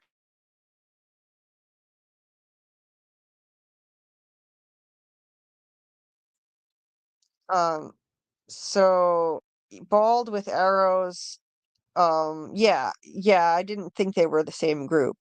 There's one group because that guy was saying like we have tanks and automatic weapons. You just have bows and arrows and superstition. Something to that effect. I think that I don't know if that's an exact quote, but it's close. Um, so yeah, they made that clear that there are two different groups. I don't know. The group that has the tanks and the automatic weapons, that might be part of Fedra, maybe the government organization. The government is they call it Fedra. That's basically running the show now, and so maybe that's the group with the tanks, I would imagine. I can't handle more people like that preacher. Oh God, Debbie. Yeah, in season one, I think someone mentioned him earlier. I think they called him David. I couldn't remember his name, but I can't handle more people like that either. But I think we might see more really extreme, horrifying people like that. Um, that guy, I mean, they were a religious group, but he actually admitted privately um that he didn't believe any of the stuff he was saying. He said that he found God after the pandemic. Um and and he admitted to Ellie that that wasn't true at all. So he was lying. He said that all these people were like sheep. and they needed a leader, and he wanted Ellie to lead with him. And God, he was a freak. What a monster. I was so glad Ellie took him out. But there's a group that's coming, those bald-headed people, um, that, I don't know what their role is going to be this season. That'll be interesting. Uh, one of them looked really screwed up. I forget, did I have a picture of his face? Um, he looked really beat up. He was bald. He looked like he might have been taken prisoner. Um, the guy with the tanks was talking to it. The guy who said that we have tanks and automatic weapons. Let me see, where was he? It was back here somewhere. Uh, Right here. Yeah, I didn't get a shot of him. But this guy here had a really busted up face. He had cuts all over his face, like somebody beat the hell out of him. Um, anyway, yeah. Um, wait a minute. I'm not even sharing my screen. Hold on. This guy here. This guy here, he on the right, he's all cut up, and guys telling him, yeah, you just have bows and arrows and superstition and stuff like that. Um, a bloater. Oh, so a bloater is one of the infected then. I remember that was one of the categories, Panacalema. Okay. Was there a bloater in the preview? Jeez. Um, maybe one of the bloater, maybe it was that giant thing that Tommy was spraying with fire, because whatever that was, it looked huge. So the flamethrower. Oh, gotcha. Yeah. Anyway, it looks like it's going to be an exciting season. Looking forward to seeing what happens. I'm bracing myself for the worst at this point, and I've decided I'm just gonna focus on the quality of this show and the amazing storytelling, the overall message. Look at the big picture and the important lesson that this show is trying to teach us about empathy. That's really at the heart of it. So that's how I'm going to be approaching the show. I'm going to be doing a breakdown of this episode, obviously a scripted breakdown, um, and that will be out in a few days. So keep an eye out for that. If you're not subscribed, or if you hit the notifications, if you're subscribed, then you'll see when it comes out. I don't know what day yet. I've got to get to work on it still. I mean, this episode just aired Sunday night, and so I got my work cut out for me. I got to get to work on that, and within a few days, I'm gonna have that out. Thank you so much, Panda Kalima. You have been awesome. I truly appreciate you. Thank you, thank you, thank you. Um, you know, until you and Scott came along, Dieter was carrying all of this on his back. Dieter Dieter is an amazing mod, but he's only one person and he has to work and he has other things he needs to do. Like, so I truly appreciate you stepping up and supporting. Thank you so much. I really can't thank you enough. You are amazing. I can't thank you enough for everything you've been doing to help support during these lives and sticking around for all these hours. I, I just appreciate you so, so much. Thank you for joining. Um, I know you already were with us before as a lurker, just listening, and I'm so glad that you came out and that you joined, and you're an amazing mod. Thank you so, so much for everything you've done tonight, supporting Dieter, so he didn't have to carry all this himself. And Dieter is still sick, so Dieter, I hope you feel better. I know he listens to all this later if he can't, all the time because he has to work. So thank you, Dieter, again for everything you were doing through all this live. When Tony was on earlier, I wasn't able to like we were having a really lively conversation, so I wasn't able to check in with the chat as often as I normally would. So sorry about that. I appreciate your patience, but sometimes we get in very in-depth, detailed conversations with the panel, and so I gotta like manage that, and then I'll always come back to the chat later. Always. Um, it was awesome having Tony on. It was awesome having Tony on as a guest. It was awesome having Smitty Snippets on, as always. They're both of those guys. They're welcome on my channel anytime, and I love to have them on. Paul. Paul is Smitty's actual name. His name is Paul, and his channel is Smitty Snippets. So if you're not subscribed to it, please take a moment to check out Smitty Snippets channel and subscribe. The link to it is in the description of this video. It's easy to find, and I just love his videos. He and his sister do lives together, and they'll be doing lives tonight at 8 p.m. It's Tuesday, and Thursday at 8 p.m. as well, covering The Last of Us and some other shows. They're hilarious. I love what they do. I'd be checking out more of their stuff more often if I had time, but I try to support however I can and encourage you guys um to support them. It's just it's so great. Laughter is such a great gift to be able to give to people, and Paul is so funny. It's not easy to make me laugh, and he makes me laugh. And so does Tony, as a matter of fact. Tony is hilarious. It's one of his best qualities. And he also has great ideas. Just both of those guys. I thought we had a great spirited debate. Paul and Tony, like everyone made really interesting points.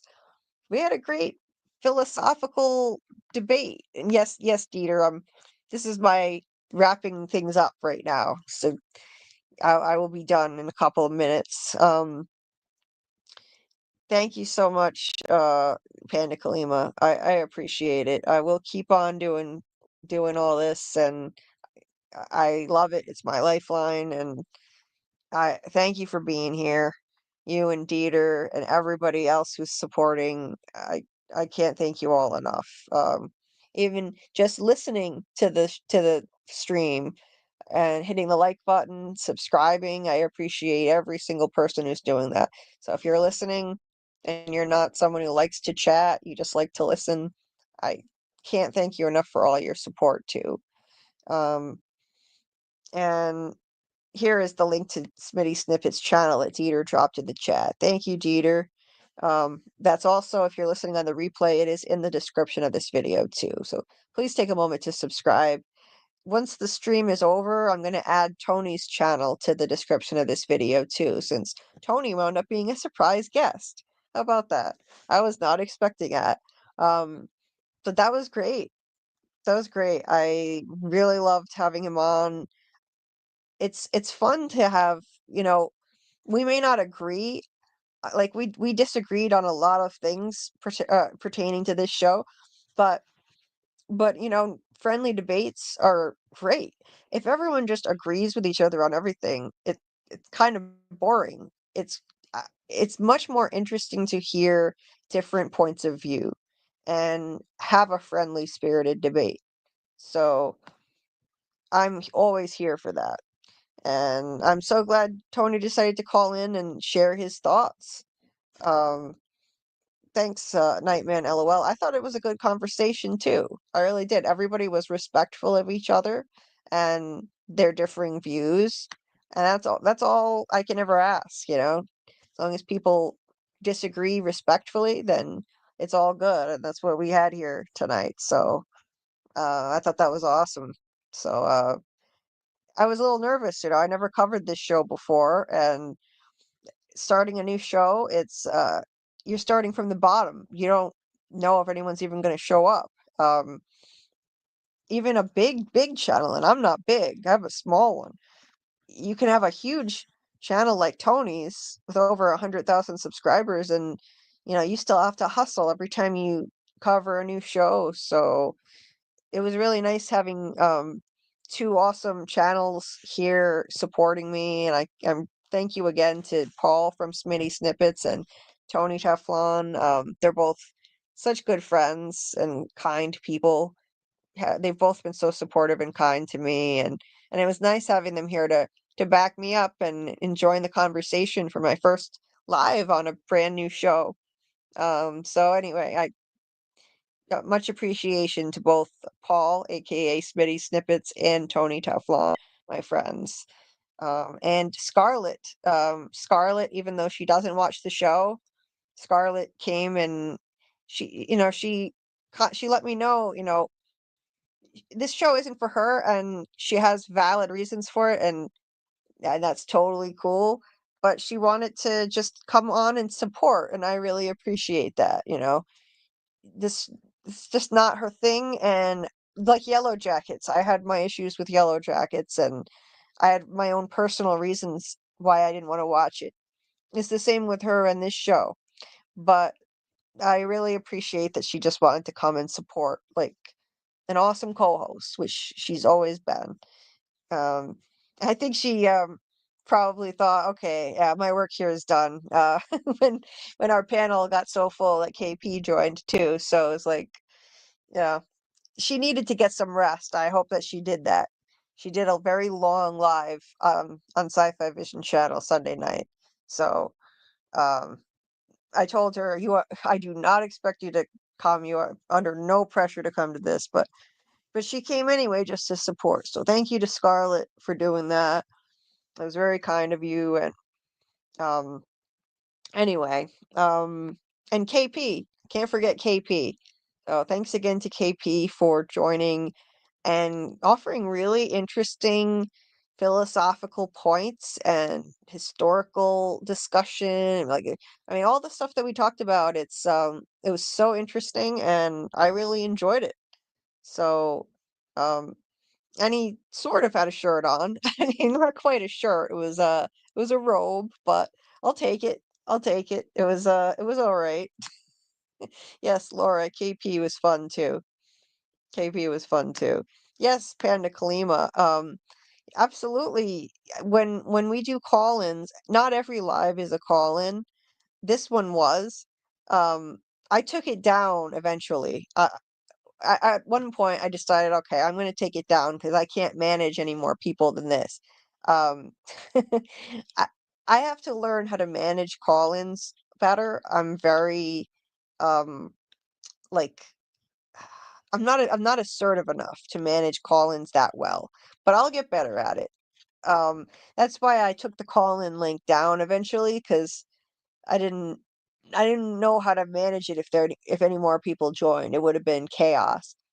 Because at that point it was me, Tony, Paul from Smitty Snippets, Scarlett, and then KP joined, and I was like, okay, I think I better take the call-in link down because I couldn't handle anymore. I mean, I can technically fit more people on the panel, but if anybody else joined, then it would have been hectic. So, um, but if that ever happens and anyone wants to call in, but I've taken the link down, please let me know in the chat and I'll just have to ask somebody who's called in on the panel you know, to move on and make space for the next person. So just FYI for the future, if you want to call in, please just put it in the chat and I'll put the link back up and I'll just make some space. I'll just ask one of the call-ins to, make some room for the next person. I'll get better at this in time. Nobody in the chat was asking to call in other than KP that I could see. Just Tony and KP. So, um, and if someone had asked, I would have made space for them. But since they didn't, I took the link down. Anyway, so yes, Panda Kalima, that would be great. I know it seems nerve-wracking, like it's scary at first, but it's really no big deal. This is like a family here, nothing to worry about. It's not so intimidating once you get used to it, trust me.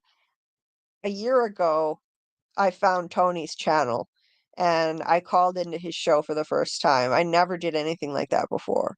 I was really scared to do it. Um, I had just found From, and I watched From seasons 1 and 2 for the first time a year ago. Then 2 days later, the trailer or the teaser for season 3 dropped. I was so excited. I was finally able to join the Fromily and the From fandom in general, like the Fromelia. Um, I couldn't do it before that because I would have gotten spoilers, so I had to stay off the From fan areas online. But then the teaser dropped. I finished both seasons, and Tony went live, and I called in the very first live I ever caught.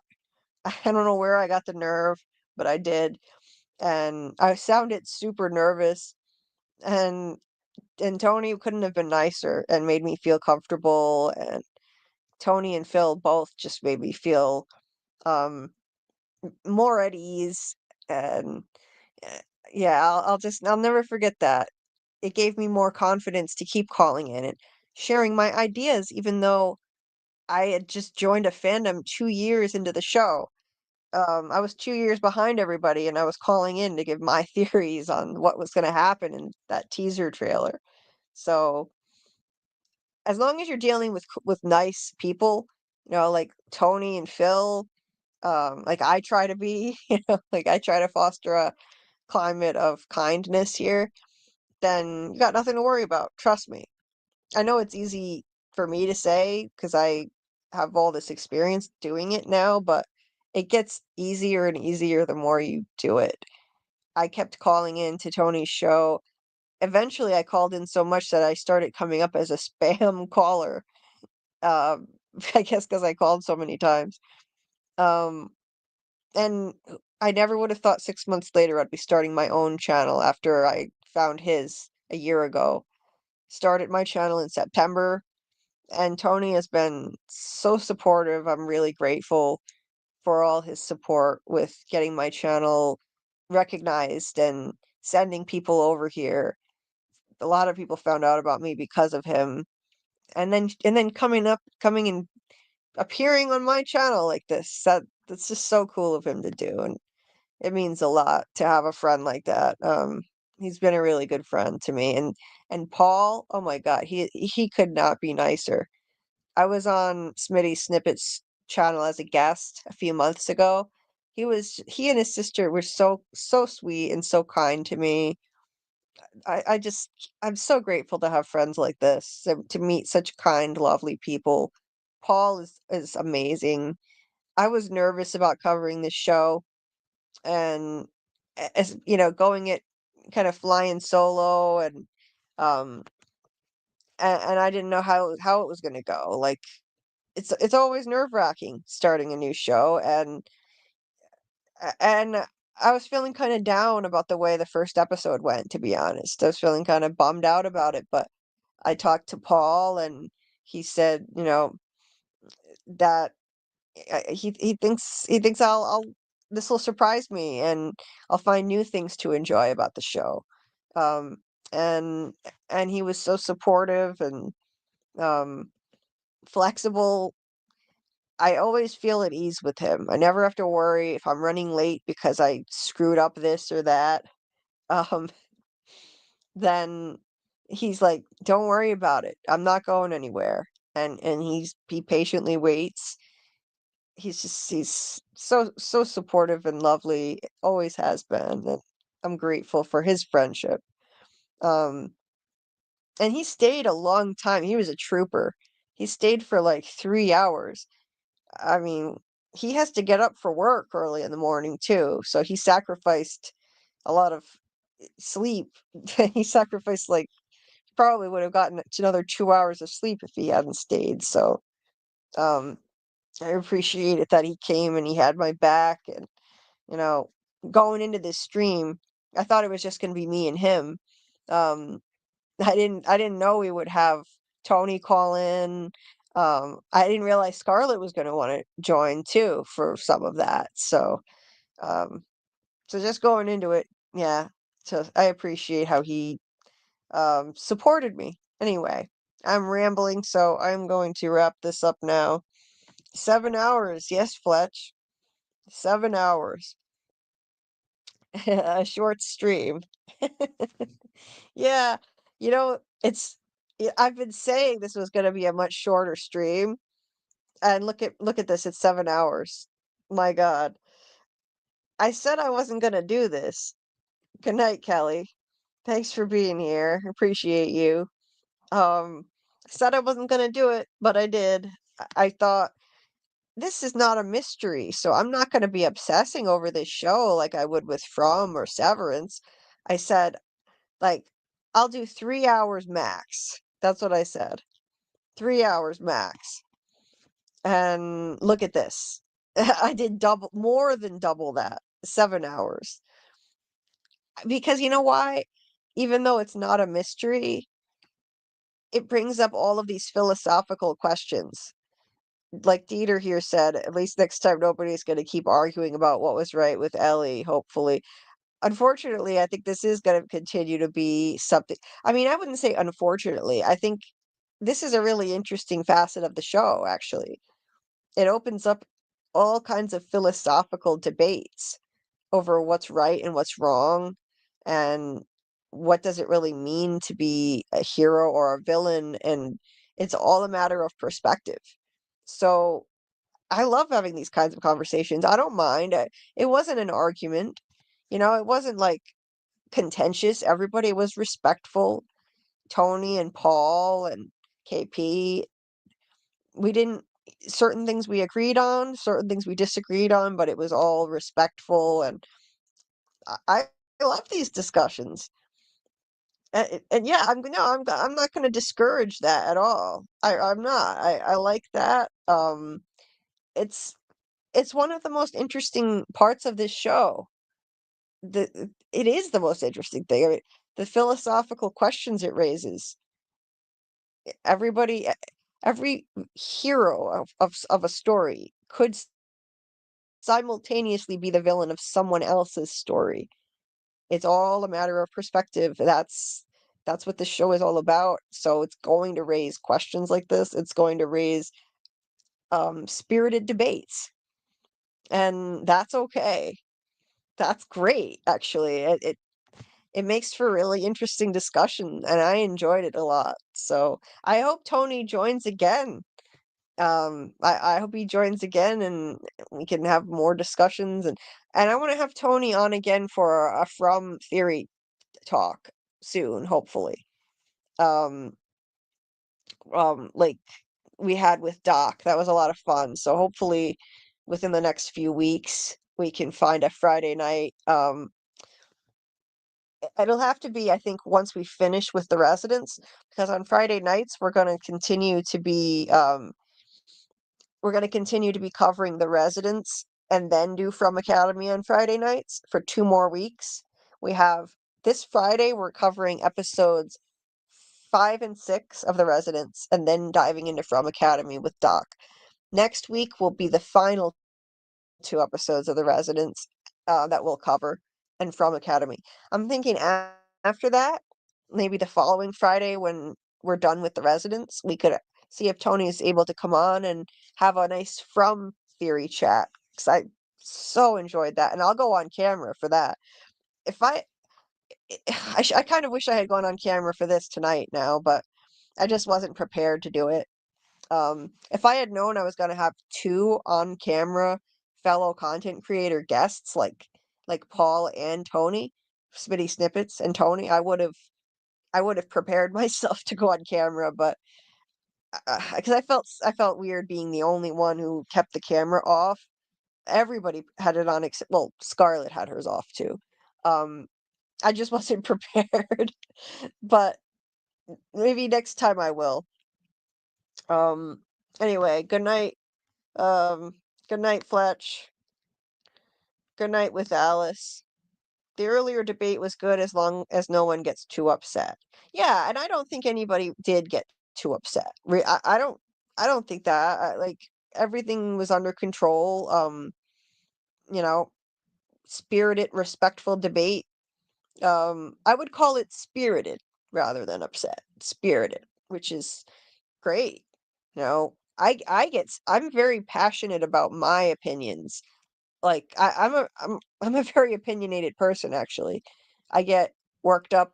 Last week I was rambling on because I was talking about The Handmaid's Tale, and one came in the middle of my um passionate argument I was making and thought I was angry, saying like, why are you so mad? And I said, no, I'm not mad. I just get worked up and enthusiastic about my views on things. Doesn't it sometimes it can be misconstrued as anger if someone's passionate about their opinions, but yeah, I don't think anybody was angry or upset or anything like that. Not that I could tell anyway. I thought it went great. Um, oh, thanks, Dieter. Yeah, I don't know. I just feel weird. Like at one point, it was Tony, Paul, and KP all had their cameras on, and I was the only one with it off. Scarlett had left at that point, so I don't know. I just felt like a coward hiding here behind. But I mean, I'm here. I'm looking like a mess. My hair is a mess. I'm not wearing makeup. I'm wearing comfortable clothes. There's no way in hell I was turning on the camera tonight.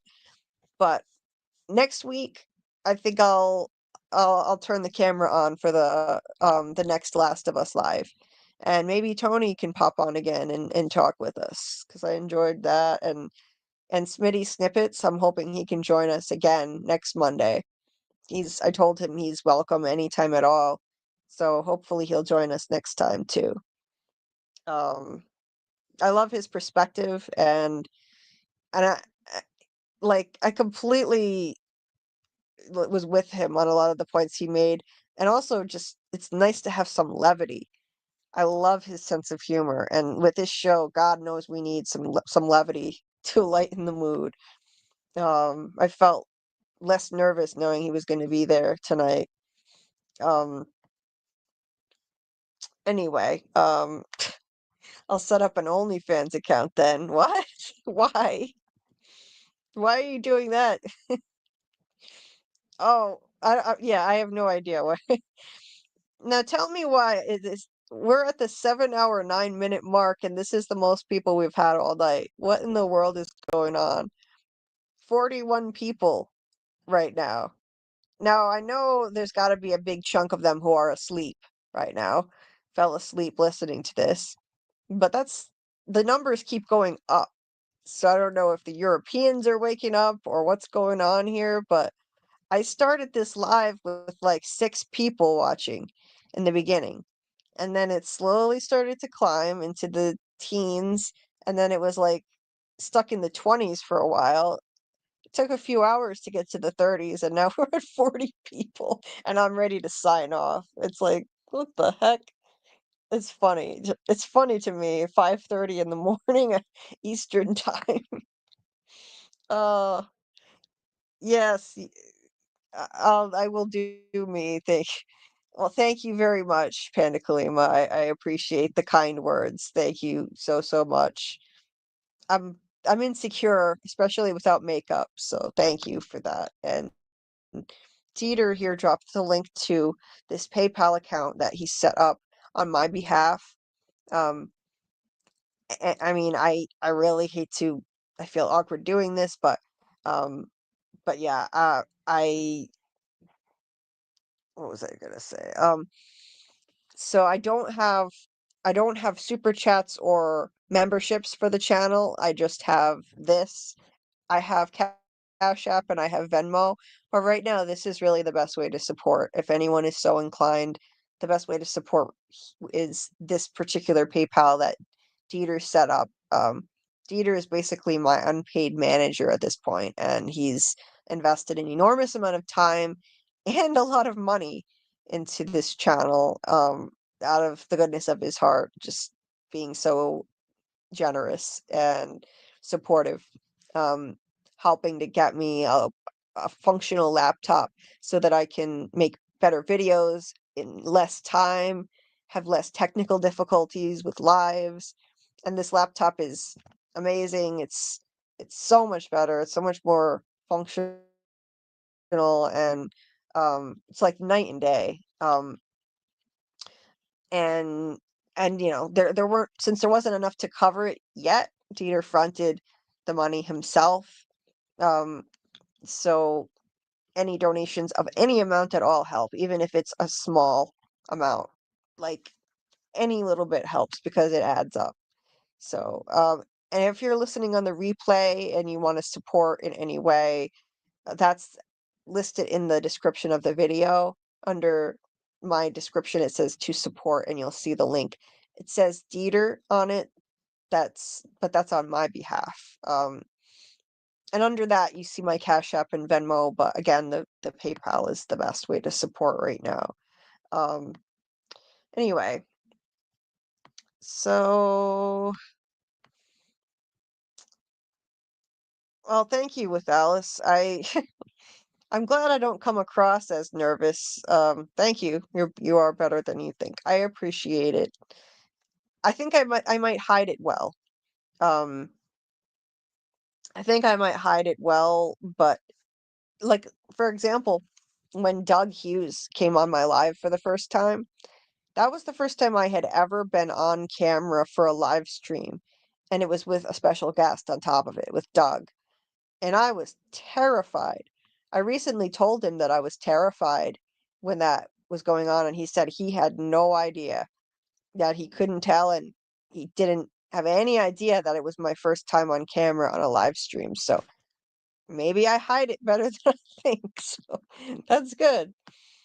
Um, Dieter, yeah, I think there are, I know for a fact there must be a good chunk of people sleeping. Absolutely, yeah. People fall asleep to this all the time.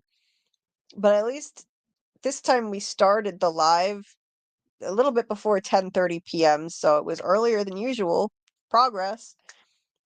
My goal is to start on time at 10 p.m., do all my lives at 10 p.m., but right now I'm I'm struggling to do that, especially since this particular show I'm covering it the very first night after it airs, and that's not much time to prepare.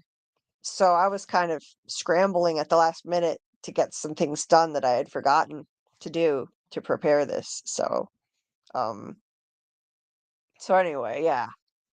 Um yeah, I had a lot to do to get ready for it, and yeah, and Paul Smitty Snippets, he was awesome. He was very supportive, and so I knew he had my back, and he didn't mind waiting even though he gets up early in the morning. So I appreciate him. And then Tony joining, that was awesome. It was awesome. It's always great to have him on. I love talking to Tony. I mean, it's always a good time. And anyway, Dieter says, yes, you're welcome, Dieter. I mean, it's only right that I try my best to to get like to raise awareness of how much support you've given me, and Dieter bought the laptop. He fronted the money for it himself so that I wouldn't have to wait a long time um, for enough donations to come in. So yeah, little by little, yeah, he'll get the money back. And other than that, oh, that's what you meant. Or else he'd need an OnlyFans account. But who's gonna watch me? Oh man.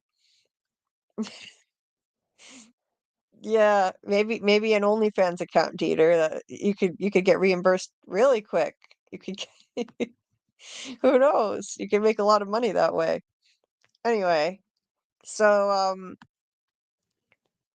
yeah, this has been great. I thought I was going to be kind of depressed to cover this episode because the part of the show that I love the most is already gone.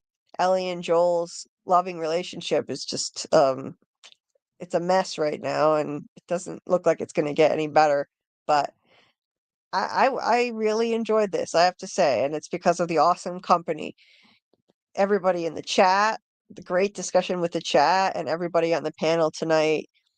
Paul, Tony, KP, and of course Scarlett. So, and everybody in the chat made this a great experience. So thank you all so much. Thank you to everybody listening, including on the replay. I will be doing this every Monday. at 10 p.m. Eastern, breaking down every episode. And if you want to watch with us on Sunday nights, I'm doing streams in my Discord at 9 p.m. Eastern when the episodes drop. The link to my Discord is in the description of this video. If you haven't joined, it's a lot of fun. We had a good time watching it together, and sometimes I play it twice, and we can really dissect it that way, and then we can have a chat about it afterward. So anyway, Dieter says, I thought the episode was okay. Also, don't like the drama. It hurts a bit. Maybe because of my relationship with my dad, but it's awful to see. They all need to be happy. I agree. Um, I also have issues with my relationship with my dad, so I understand. Yeah, I understand that, um, but it's a I'm choosing to appreciate the beautiful storytelling, the beautiful writing and acting, and the important message about empathy that this show is trying to send us. So I'm choosing to focus on all of that.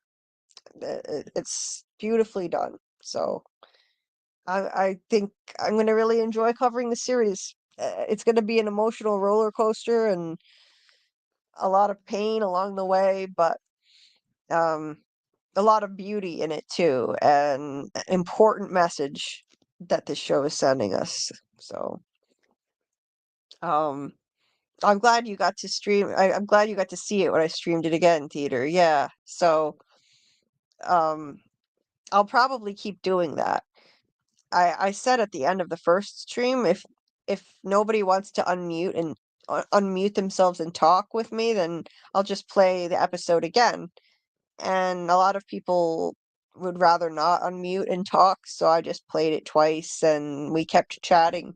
So it was great.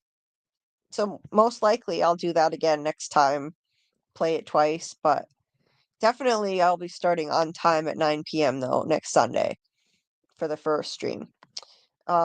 Anyway, keep an eye out for my breakdown of this episode. I will have it out within a few days.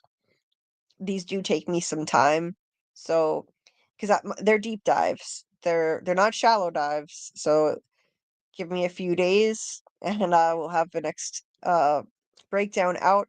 I'm also going to be releasing a breakdown of the next Handmaid's Tale episode.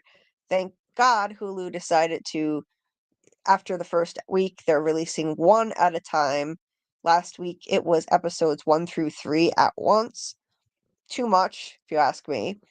So anyway, if you like The Handmaid's Tale and you haven't checked it out, check out my deep dive video on episodes 1 through 3 of The Handmaid's Tale. And um, Julie B's deeper dives. This was a deeper dive, I'll tell you that, because I had to cover 3 episodes of The Handmaid's Tale at once. It was a lot.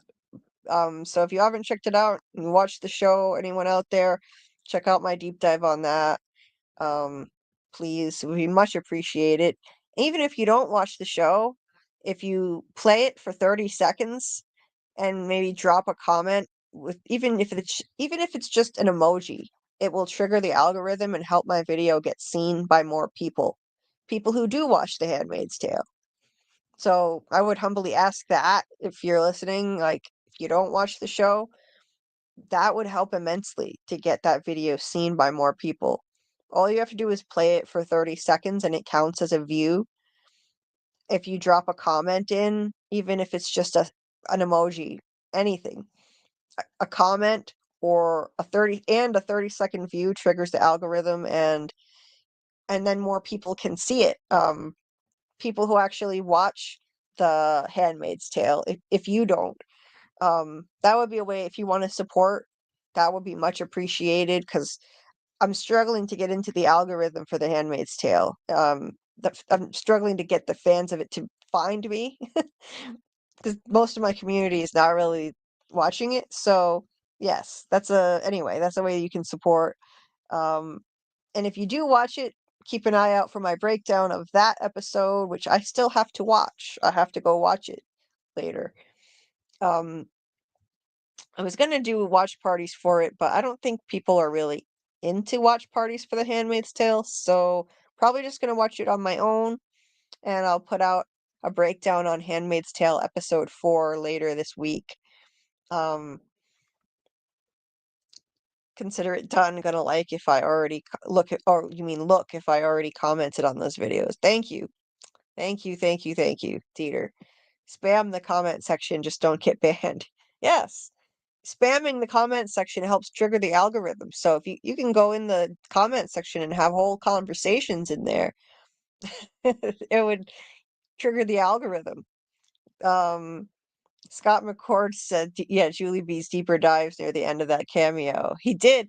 Actually, we should clip him saying that, Dieter. That would be cool to just have a little clip of him saying Julie B's deeper dives. I would like that. And don't stream and drive. Because he was quoting me when I said that once as a joke.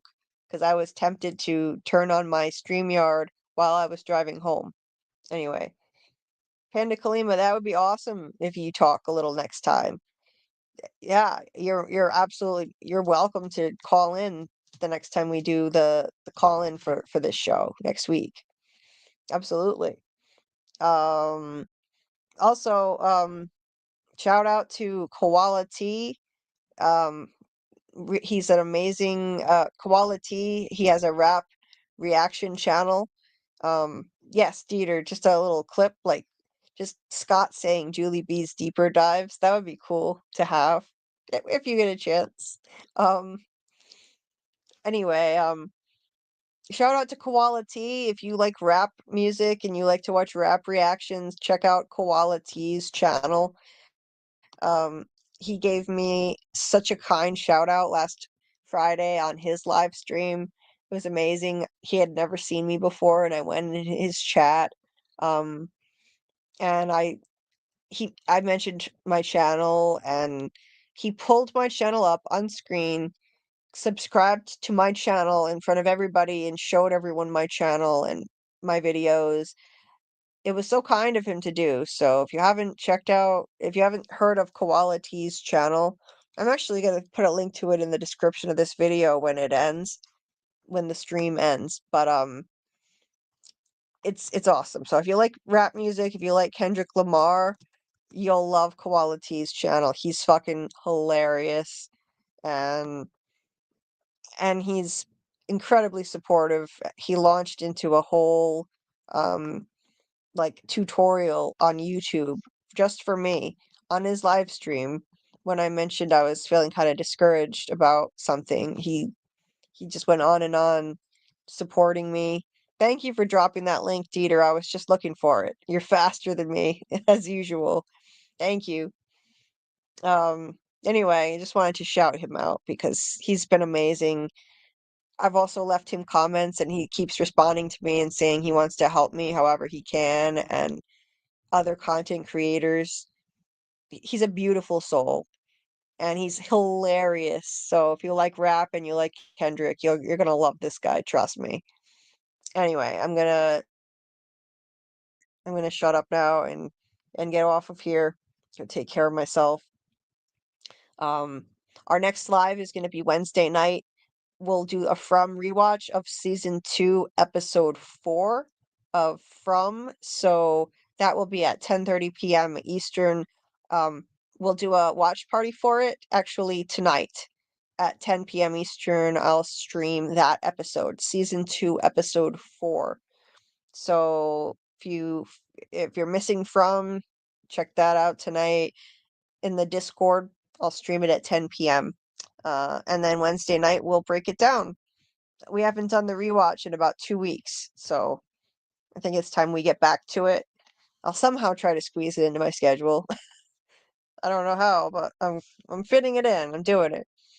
Friday night we'll do our Residents live at 10:30 p.m. Eastern, episodes 5 and 6 of Netflix's The Residents comedic murder mystery, which is awesome.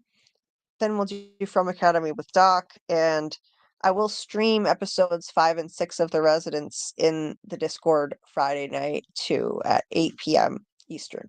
Okay, with that, I am going to say good night. Have a good day or a good night, everyone, and thank you for all your support covering new show. It was nerve-wracking, but I really enjoyed the conversation. And thank you again, Dieter, and everyone else who's been here to support. I appreciate that, Dieter. Thank you, thank you. I'll check out the emails. Good night, Panda Kalima. And good night, everyone else. I don't really have an outro for this because I usually use other stuff, random stuff, as an outro. Um, so I think I'll just use our friend Mark Geller, who plays Kier on Severance, to close it out. Um, thank you, Dieter. I appreciate all your support. Thank you so much. I'm gonna go take care of myself now. And good night, Panda Kalima. Good night, Dieter, and anyone else who may be listening. And until next time, keep on deep diving and let's see what we can uncover together. Hello, this is Mark Geller, Kier Egan on Severance, and you're listening to Julie B. Deep Dives.